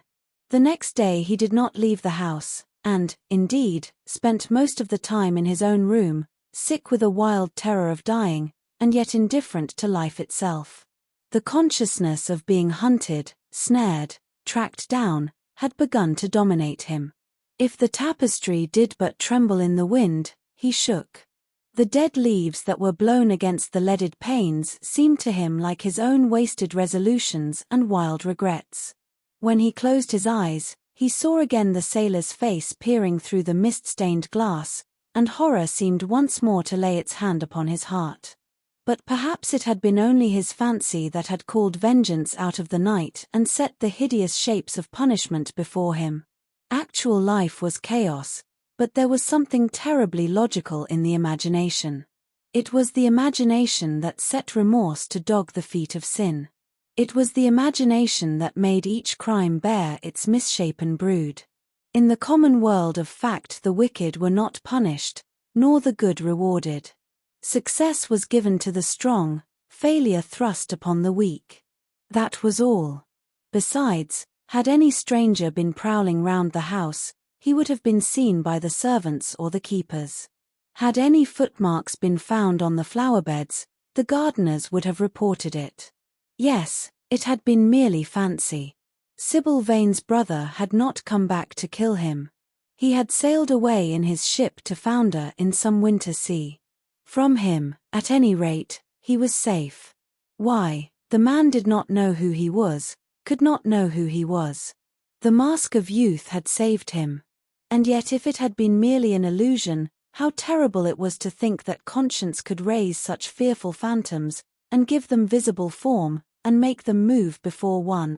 What sort of life would his be if, day and night, shadows of his crime were to peer at him from silent corners, to mock him from secret places, to whisper in his ear as he sat at the feast, to wake him with icy fingers as he lay asleep? As the thought crept through his brain, he grew pale with terror, and the air seemed to him to have become suddenly colder. Oh, in what a wild hour of madness he had killed his friend! How ghastly the mere memory of the scene! He saw it all again. Each hideous detail came back to him with added horror. Out of the black cave of time, terrible and swathed in scarlet, rose the image of his sin. When Lord Henry came in at 6 o'clock, he found him crying as one whose heart will break. It was not till the third day that he ventured to go out. There was something in the clear, pine-scented air of that winter morning that seemed to bring him back his joyousness and his ardor for life. But it was not merely the physical conditions of environment that had caused the change. His own nature had revolted against the excessive anguish that had sought to maim and mar the perfection of its calm. With subtle and finely wrought temperaments it is always so. Their strong passions must either bruise or bend. They either slay the man, or themselves die. Shallow sorrows and shallow loves live on. The loves and sorrows that are great are destroyed by their own plenitude. Besides, he had convinced himself that he had been the victim of a terror-stricken imagination, and looked back now on his fears with something of pity and not a little of contempt. After breakfast, he walked with the Duchess for an hour in the garden and then drove across the park to join the shooting party. The crisp frost lay like salt upon the grass. The sky was an inverted cup of blue metal. A thin film of ice bordered the flat, reed-grown lake. At the corner of the pinewood he caught sight of Sir Geoffrey Clouston, the Duchess's brother, jerking 2 spent cartridges out of his gun. He jumped from the cart, and having told the groom to take the mare home, made his way towards his guest through the withered bracken and rough undergrowth. "Have you had good sport, Geoffrey?" he asked. "Not very good, Dorian. I think most of the birds have gone to the open. I dare say it will be better after lunch, when we get to new ground." Dorian strolled along by his side. The keen aromatic air, the brown and red lights that glimmered in the wood, the hoarse cries of the beaters ringing out from time to time, and the sharp snaps of the guns that followed, fascinated him and filled him with a sense of delightful freedom. He was dominated by the carelessness of happiness, by the high indifference of joy. Suddenly from a lumpy tussock of old grass some 20 yards in front of them, with black-tipped ears erect and long hinder limbs throwing it forward, started a hare. It bolted for a thicket of alders. Sir Geoffrey put his gun to his shoulder, but there was something in the animal's grace of movement that strangely charmed Dorian Gray, and he cried out at once, "Don't shoot it, Geoffrey. Let it live." "What nonsense!" Dorian laughed his companion, and as the hare bounded into the thicket, he fired. There were 2 cries heard, the cry of a hare in pain, which is dreadful, the cry of a man in agony, which is worse. "Good heavens! I have hit a beater," exclaimed Sir Geoffrey. What an ass the man was to get in front of the guns. "Stop shooting there," he called out at the top of his voice. "A man is hurt." The headkeeper came running up with a stick in his hand. "Where, sir? Where is he?" he shouted. At the same time, the firing ceased along the line. "Here," answered Sir Geoffrey angrily, hurrying towards the thicket. "Why on earth don't you keep your men back? Spoiled my shooting for the day." Dorian watched them as they plunged into the alder clump, brushing the lithe swinging branches aside. In a few moments they emerged, dragging a body after them into the sunlight. He turned away in horror. It seemed to him that misfortune followed wherever he went. He heard Sir Geoffrey ask if the man was really dead, and the affirmative answer of the keeper. The wood seemed to him to have become suddenly alive with faces. There was the trampling of myriad feet and the low buzz of voices. A great copper-breasted pheasant came beating through the boughs overhead. After a few moments that were to him, in his perturbed state, like endless hours of pain, he felt a hand laid on his shoulder. He started and looked round. "Dorian," said Lord Henry, "I had better tell them that the shooting is stopped for today. It would not look well to go on." "I wish it were stopped forever, Harry," he answered bitterly. "The whole thing is hideous and cruel." "Is the man—" He could not finish the sentence. "I am afraid so," rejoined Lord Henry. "He got the whole charge of shot in his chest. He must have died almost instantaneously. Come, let us go home."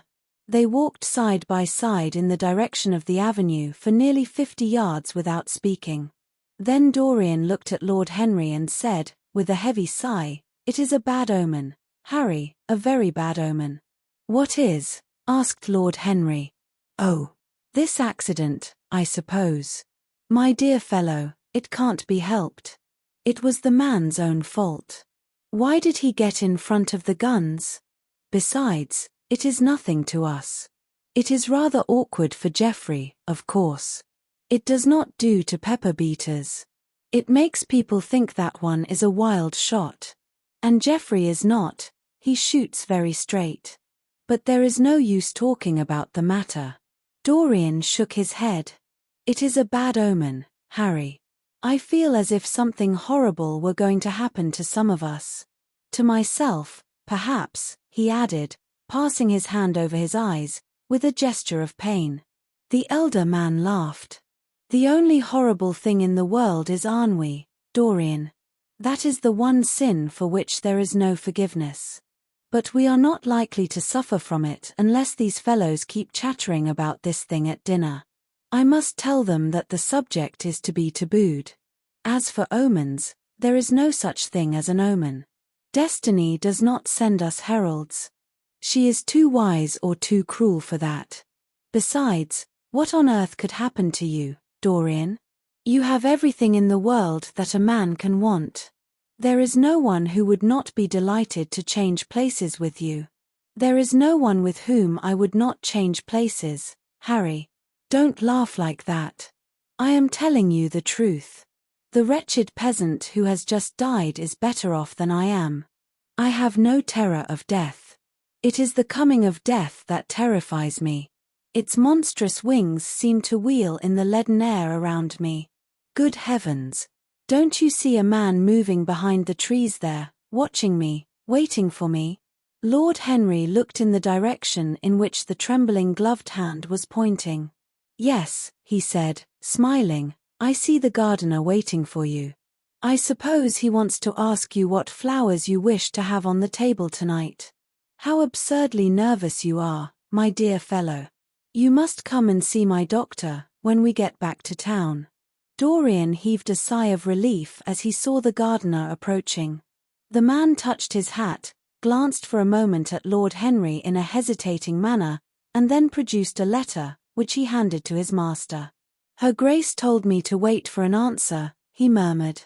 Dorian put the letter into his pocket. Tell Her Grace that I am coming in, he said, coldly. The man turned round and went rapidly in the direction of the house. How fond women are of doing dangerous things, laughed Lord Henry. It is one of the qualities in them that I admire most. A woman will flirt with anybody in the world as long as other people are looking on. How fond you are of saying dangerous things, Harry. In the present instance, you are quite astray. I like the Duchess very much, but I don't love her. And the Duchess loves you very much, but she likes you less. So you are excellently matched. You are talking scandal, Harry, and there is never any basis for scandal.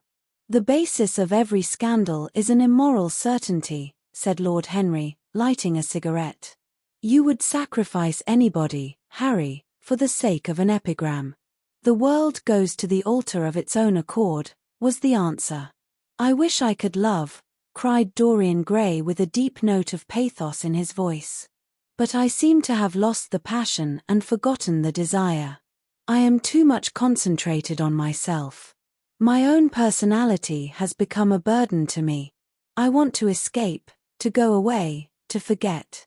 It was silly of me to come down here at all. I think I shall send a wire to Harvey to have the yacht got ready. On a yacht one is safe. Safe from what, Dorian? You are in some trouble. Why not tell me what it is? You know I would help you. I can't tell you, Harry, he answered sadly.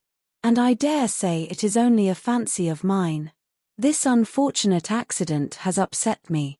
I have a horrible presentiment that something of the kind may happen to me.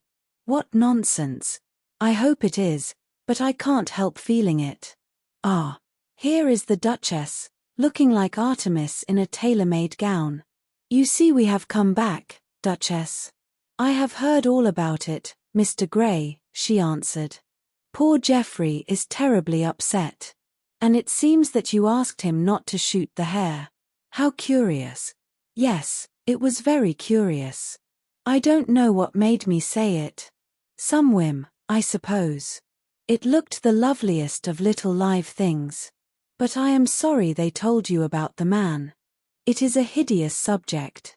It is an annoying subject, broke in Lord Henry. It has no psychological value at all. Now if Geoffrey had done the thing on purpose, how interesting he would be. I should like to know someone who had committed a real murder. How horrid of you, Harry, cried the Duchess. Isn't it, Mr. Gray? Harry, Mr. Gray is ill again. He is going to faint. Dorian drew himself up with an effort and smiled. It is nothing, Duchess, he murmured. My nerves are dreadfully out of order. That is all. I am afraid I walked too far this morning. I didn't hear what Harry said. Was it very bad? You must tell me some other time. I think I must go and lie down. You will excuse me, won't you? They had reached the great flight of steps that led from the conservatory onto the terrace. As the glass door closed behind Dorian, Lord Henry turned and looked at the Duchess with his slumberous eyes. "Are you very much in love with him?" he asked. She did not answer for some time, but stood gazing at the landscape. "I wish I knew," she said at last. He shook his head. "Knowledge would be fatal. It is the uncertainty that charms one. A mist makes things wonderful. One may lose one's way. All ways end at the same point, my dear Gladys." "What is that?" "Disillusion. It was my debut in life," she sighed. "It came to you crowned. I am tired of strawberry leaves. They become you. Only in public. You would miss them," said Lord Henry. "I will not part with a petal. Monmouth has ears. Old age is dull of hearing. Has he never been jealous?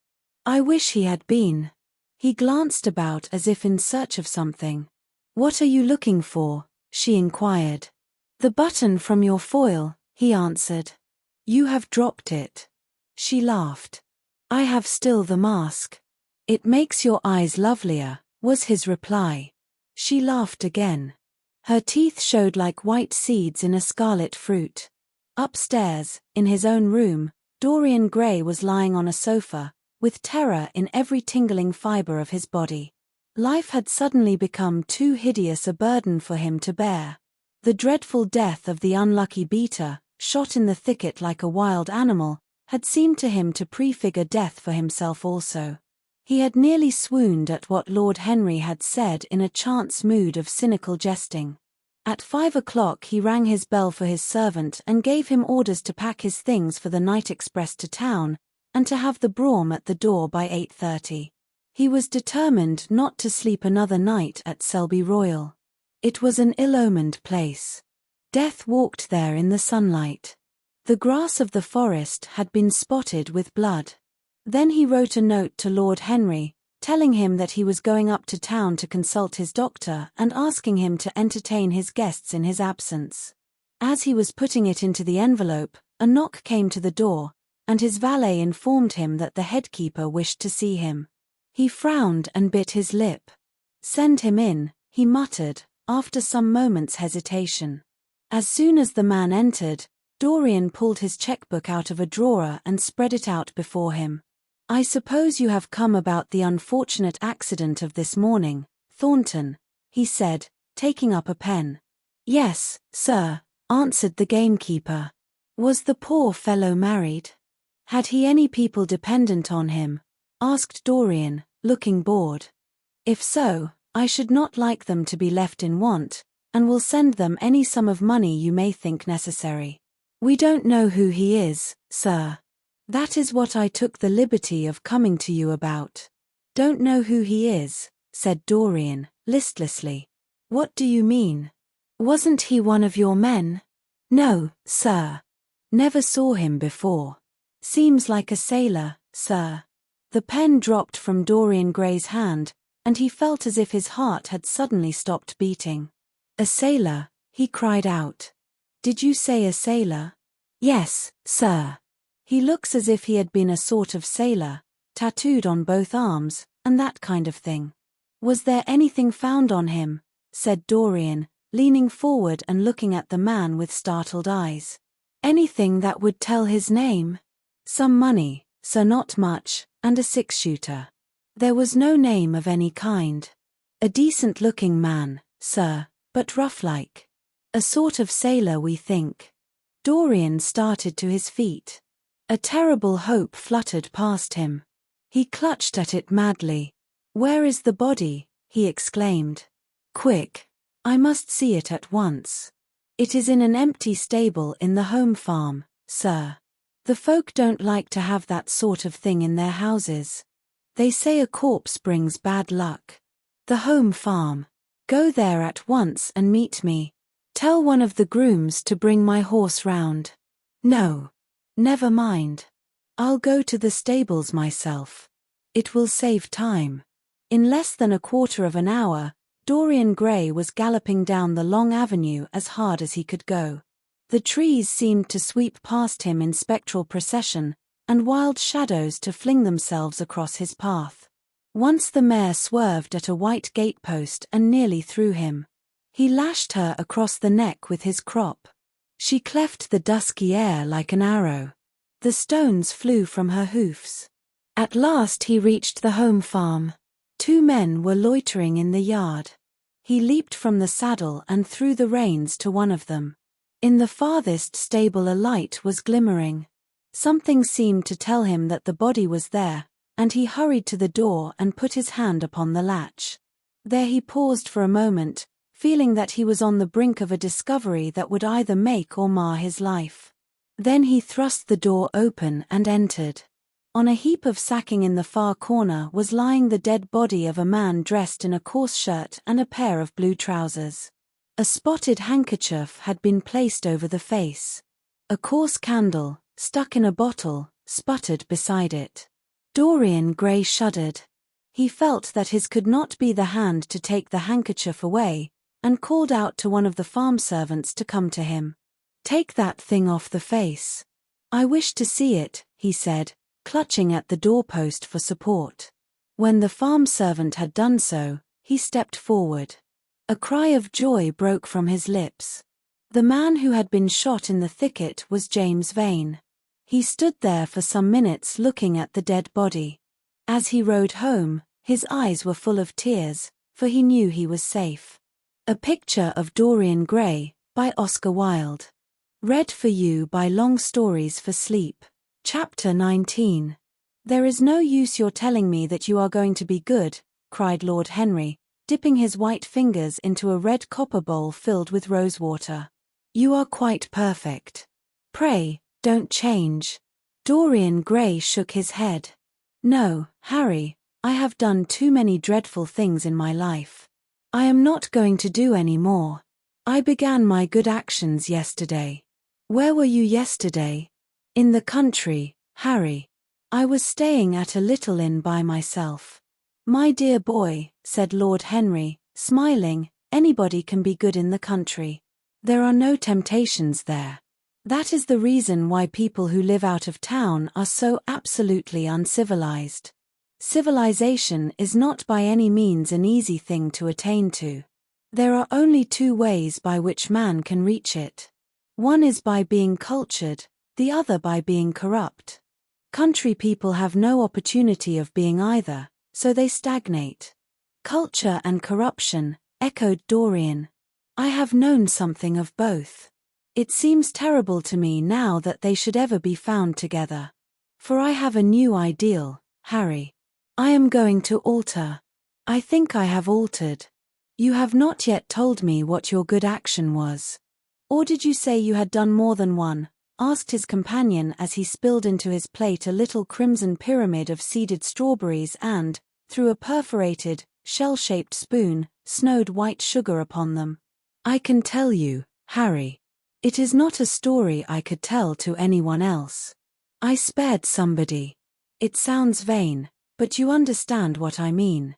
She was quite beautiful and wonderfully like Sybil Vane. I think it was that which first attracted me to her. You remember Sybil, don't you? How long ago that seems. Well, Hetty was not one of our own class, of course. She was simply a girl in a village. But I really loved her. I am quite sure that I loved her. All during this wonderful May that we have been having, I used to run down and see her 2 or 3 times a week. Yesterday she met me in a little orchard. The apple blossoms kept tumbling down on her hair, and she was laughing. We were to have gone away together this morning at dawn. Suddenly I determined to leave her as flower-like as I had found her. I should think the novelty of the emotion must have given you a thrill of real pleasure, Dorian," interrupted Lord Henry. "But I can finish your idyll for you. You gave her good advice and broke her heart. That was the beginning of your reformation. Harry, You are horrible. You mustn't say these dreadful things. Hetty's heart is not broken. Of course, she cried and all that. But there is no disgrace upon her. She can live, like Perdita, in her garden of mint and marigold. And weep over a faithless florizel, said Lord Henry, laughing, as he leaned back in his chair. My dear Dorian, you have the most curiously boyish moods. Do you think this girl will ever be really content now with any one of her own rank? I suppose she will be married some day to a rough carter or a grinning ploughman. Well, the fact of having met you, and loved you, will teach her to despise her husband, and she will be wretched. From a moral point of view, I cannot say that I think much of your great renunciation. Even as a beginning, it is poor. Besides, how do you know that Hetty isn't floating at the present moment in some starlit millpond, with lovely water lilies round her, like Ophelia? I can't bear this, Harry. You mock at everything, and then suggest the most serious tragedies. I am sorry I told you now. I don't care what you say to me. I know I was right in acting as I did. Poor Hetty. As I rode past the farm this morning, I saw her white face at the window, like a spray of jasmine. Don't let us talk about it any more, and don't try to persuade me that the first good action I have done for years, the first little bit of self-sacrifice I have ever known, is really a sort of sin. I want to be better. I am going to be better. Tell me something about yourself. What is going on in town? I have not been to the club for days. The people are still discussing poor Basil's disappearance. I should have thought they had got tired of that by this time, said Dorian, pouring himself out some wine and frowning slightly. My dear boy, they have only been talking about it for 6 weeks, and the British public are really not equal to the mental strain of having more than one topic every 3 months. They have been very fortunate lately, however. They have had my own divorce case and Alan Campbell's suicide. Now they have got the mysterious disappearance of an artist. Scotland Yard still insists that the man in the grey ulster who left for Paris by the midnight train on the 9th of November was poor Basil, and the French police declare that Basil never arrived in Paris at all. I suppose in about a fortnight we shall be told that he has been seen in San Francisco. It is an odd thing, but everyone who disappears is said to be seen at San Francisco. It must be a delightful city, and possess all the attractions of the next world. What do you think has happened to Basil? Asked Dorian, holding up his burgundy against the light and wondering how it was that he could discuss the matter so calmly. I have not the slightest idea. If Basil chooses to hide himself, it is no business of mine. If he is dead, I don't want to think about him. Death is the only thing that ever terrifies me. I hate it. Why? Said the younger man wearily. Because, said Lord Henry, passing beneath his nostrils the gilt trellis of an open vinaigrette box, one can survive everything nowadays except that. Death and vulgarity are the only 2 facts in the 19th century that one cannot explain away. Let us have our coffee in the music room, Dorian. You must play Chopin to me. The man with whom my wife ran away played Chopin exquisitely. Poor Victoria, I was very fond of her. The house is rather lonely without her. Of course, married life is merely a habit, a bad habit. But then one regrets the loss even of one's worst habits. Perhaps one regrets them the most. They are such an essential part of one's personality. Dorian said nothing, but rose from the table, and passing into the next room, sat down to the piano and let his fingers stray across the white and black ivory of the keys. After the coffee had been brought in, he stopped, and looking over at Lord Henry, said, Harry, did it ever occur to you that Basil was murdered? Lord Henry yawned. Basil was very popular, and always wore a Waterbury watch. Why should he have been murdered? He was not clever enough to have enemies. Of course, he had a wonderful genius for painting. But a man can paint like Velázquez and yet be as dull as possible. Basil was really rather dull.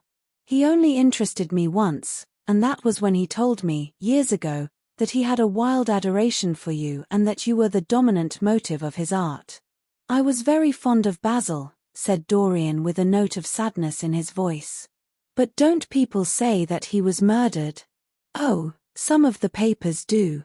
It does not seem to me to be at all probable. I know there are dreadful places in Paris, but Basil was not the sort of man to have gone to them. He had no curiosity. It was his chief defect. What would you say, Harry, if I told you that I had murdered Basil? Said the younger man.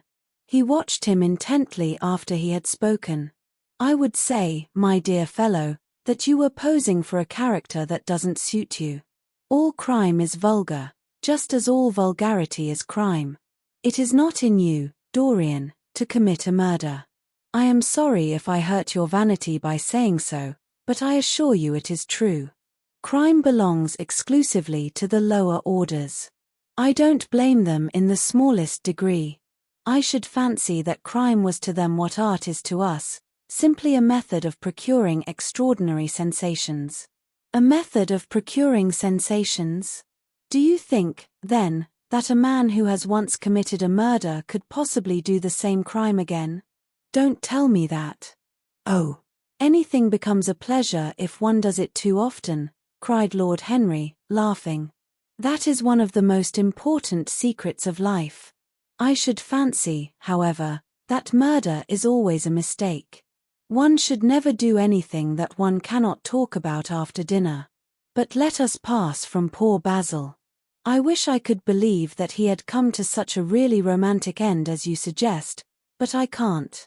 I dare say he fell into the Seine off an omnibus and that the conductor hushed up the scandal. Yes, I should fancy that was his end. I see him lying now on his back under those dull green waters, with the heavy barges floating over him and long weeds catching in his hair. Do you know, I don't think he would have done much more good work. During the last 10 years his painting had gone off very much. Dorian heaved a sigh, and Lord Henry strolled across the room and began to stroke the head of a curious Java parrot, a large, grey-plumaged bird with pink crest and tail, that was balancing itself upon a bamboo perch. As his pointed fingers touched it, it dropped the white scurf of crinkled lids over black, glass-like eyes and began to sway backwards and forwards. Yes, he continued, turning round and taking his handkerchief out of his pocket, his painting had quite gone off. It seemed to me to have lost something. It had lost an ideal. When you and he ceased to be great friends, he ceased to be a great artist. What was it separated you? I suppose he bored you. If so, he never forgave you. It's a habit bores have. By the way, what has become of that wonderful portrait he did of you? I don't think I have ever seen it since he finished it. Oh, I remember your telling me years ago that you had sent it down to Selby, and that it had got mislaid or stolen on the way. You never got it back. What a pity. It was really a masterpiece. I remember I wanted to buy it. I wish I had now. It belonged to Basil's best period. Since then, his work was that curious mixture of bad painting and good intentions that always entitles a man to be called a representative British artist. Did you advertise for it? You should. I forget, said Dorian. I suppose I did. But I never really liked it. I am sorry I sat for it. The memory of the thing is hateful to me. Why do you talk of it? It used to remind me of those curious lines in some play Hamlet. I think, how do they run? Like the painting of a sorrow, a face without a heart. Yes, that is what it was like. Lord Henry laughed. If a man treats life artistically, his brain is his heart, he answered, sinking into an armchair. Dorian Gray shook his head and struck some soft chords on the piano. Like the painting of a sorrow, he repeated, a face without a heart. The elder man lay back and looked at him with half-closed eyes. By the way, Dorian, he said after a pause, what does it profit a man if he gain the whole world and lose, how does the quotation run? His own soul. The music jarred, and Dorian Gray started and stared at his friend. Why do you ask me that, Harry? "My dear fellow," said Lord Henry, elevating his eyebrows in surprise, "I asked you because I thought you might be able to give me an answer. That is all. I was going through the park last Sunday, and close by the Marble Arch there stood a little crowd of shabby-looking people listening to some vulgar street preacher. As I passed by, I heard the man yelling out that question to his audience. It struck me as being rather dramatic. London is very rich in curious effects of that kind. A wet Sunday, an uncouth Christian in a mackintosh, a ring of sickly white faces under a broken roof of dripping umbrellas, and a wonderful phrase flung into the air by shrill hysterical lips. It was really very good in its way, quite a suggestion. I thought of telling the prophet that art had a soul, but that man had not. I am afraid, however, he would not have understood me. Don't, Harry. The soul is a terrible reality. It can be bought, and sold, and bartered away. It can be poisoned, or made perfect. There is a soul in each one of us. I know it. Do you feel quite sure of that, Dorian? Quite sure. Ah. Then it must be an illusion. The things one feels absolutely certain about are never true. That is the fatality of faith, and the lesson of romance. How grave you are. Don't be so serious. What have you or I to do with the superstitions of our age? No, we have given up our belief in the soul. Play me something. Play me a nocturne, Dorian, and, as you play, tell me, in a low voice, how you have kept your youth. You must have some secret. I am only 10 years older than you are, and I am wrinkled, and worn, and yellow. You are really wonderful, Dorian. You have never looked more charming than you do tonight. You remind me of the day I saw you first. You were rather cheeky, very shy, and absolutely extraordinary. You have changed, of course, but not in appearance. I wish you would tell me your secret. To get back my youth I would do anything in the world, except take exercise, get up early, or be respectable. Youth. There is nothing like it. It's absurd to talk of the ignorance of youth.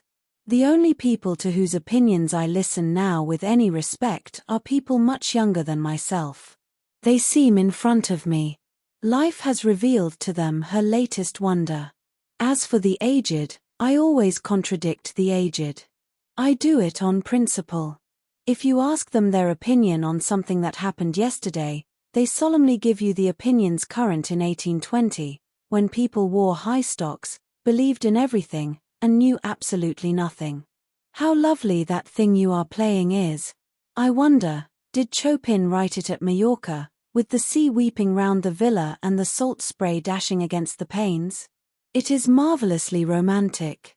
What a blessing it is that there is one art left to us that is not imitative. Don't stop. I want music tonight. It seems to me that you are the young Apollo and that I am Marsyas listening to you. I have sorrows, Dorian, of my own, that even you know nothing of. The tragedy of old age is not that one is old, but that one is young. I am amazed sometimes at my own sincerity. Ah, Dorian, how happy you are. What an exquisite life you have had. You have drunk deeply of everything. You have crushed the grapes against your palate. Nothing has been hidden from you. And it has all been to you no more than the sound of music. It has not marred you. You are still the same. I am not the same, Harry. Yes, you are the same. I wonder what the rest of your life will be. Don't spoil it by renunciations. At present you are a perfect type. Don't make yourself incomplete. You are quite flawless now. You need not shake your head, you know you are. Besides, Dorian, don't deceive yourself. Life is not governed by will or intention. Life is a question of nerves, and fibers, and slowly built-up cells in which thought hides itself and passion has its dreams.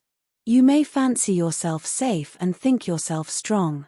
But a chance tone of color in a room or a morning sky, a particular perfume that you had once loved and that brings subtle memories with it, a line from a forgotten poem that you had come across again, a cadence from a piece of music that you had ceased to play. I tell you, Dorian, that it is on things like these that our lives depend.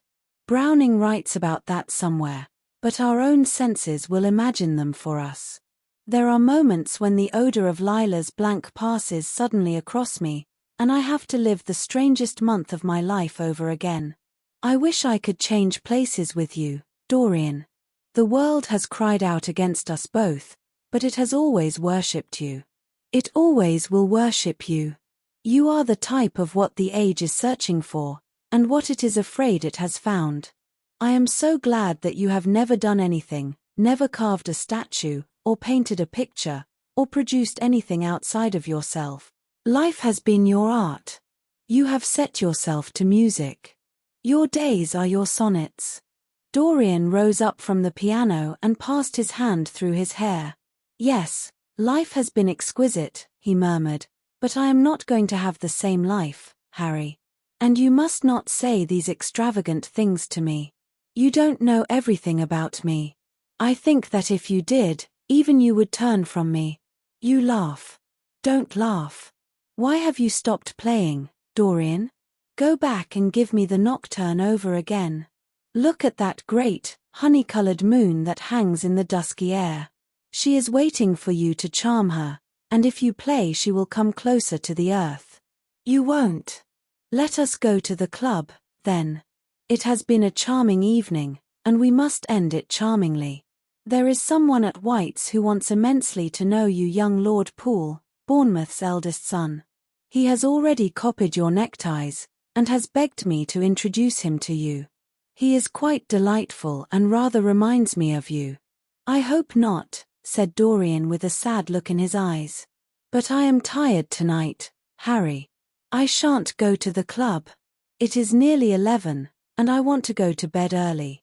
Do stay. You have never played so well as tonight. There was something in your touch that was wonderful. It had more expression than I had ever heard from it before. It is because I am going to be good, he answered, smiling. I am a little changed already. You cannot change to me, Dorian, said Lord Henry. You and I will always be friends. Yet you poisoned me with a book once. I should not forgive that. Harry, promise me that you will never lend that book to anyone. It does harm. My dear boy, you are really beginning to moralize. You will soon be going about like the converted, and the revivalist, warning people against all the sins of which you have grown tired. You are much too delightful to do that. Besides, it is no use. You and I are what we are, and will be what we will be. As for being poisoned by a book, there is no such thing as that. Art has no influence upon action.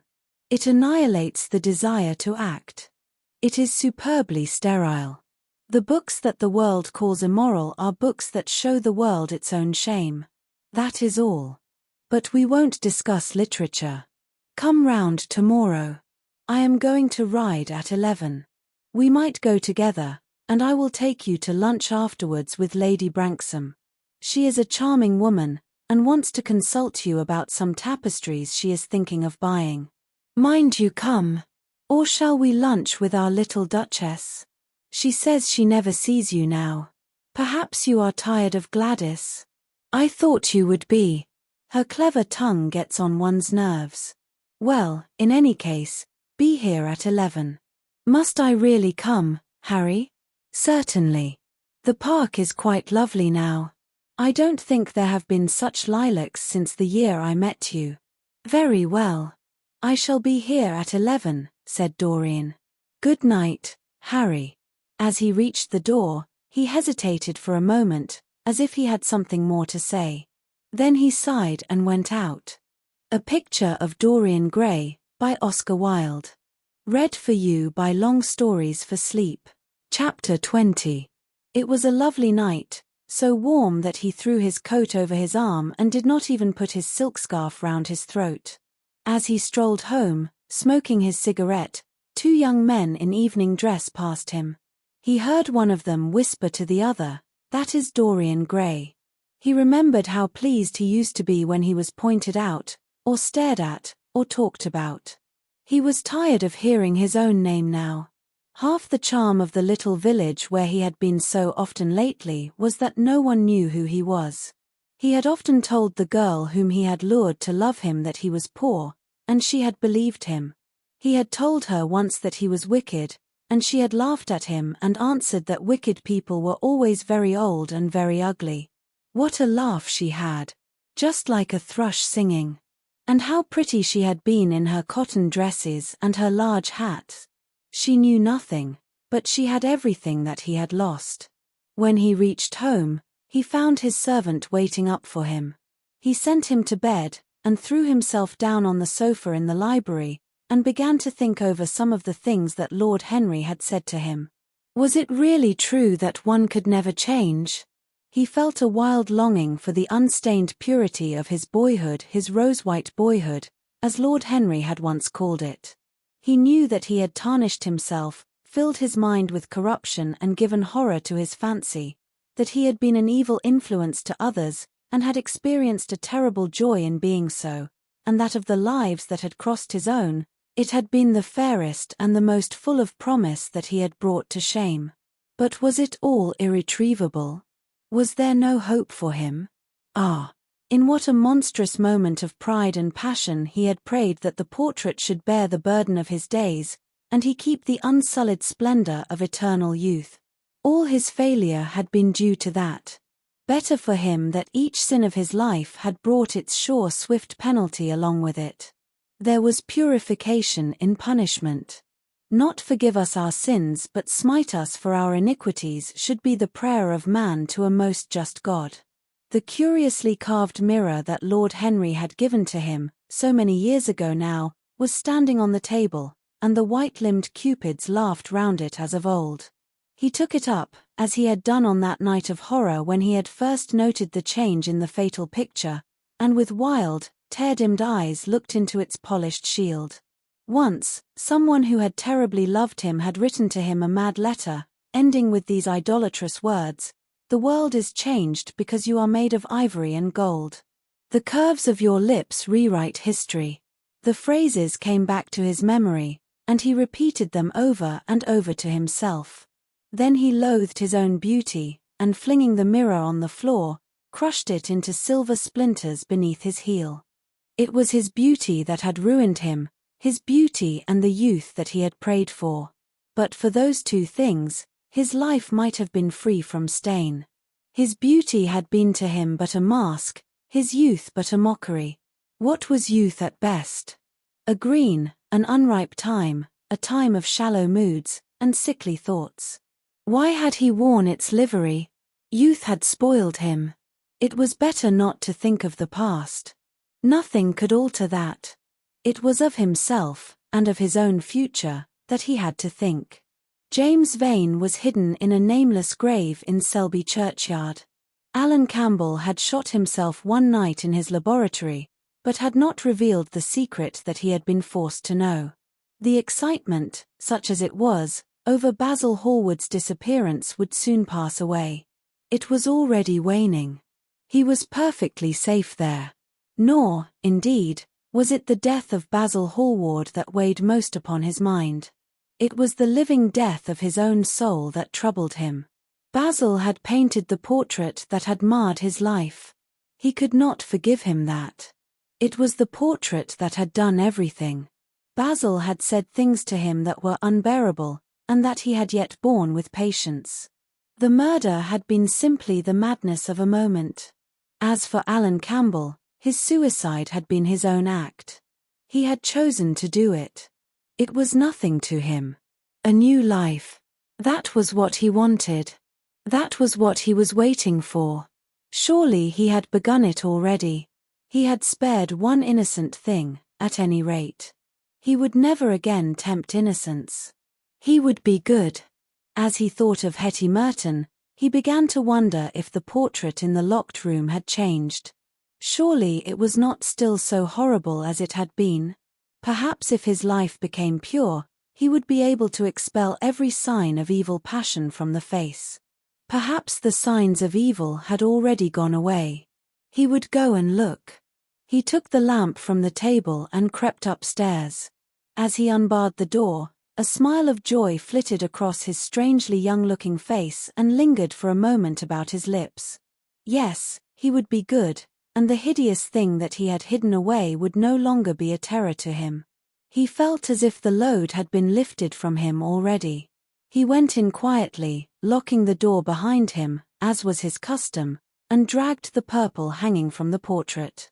A cry of pain and indignation broke from him.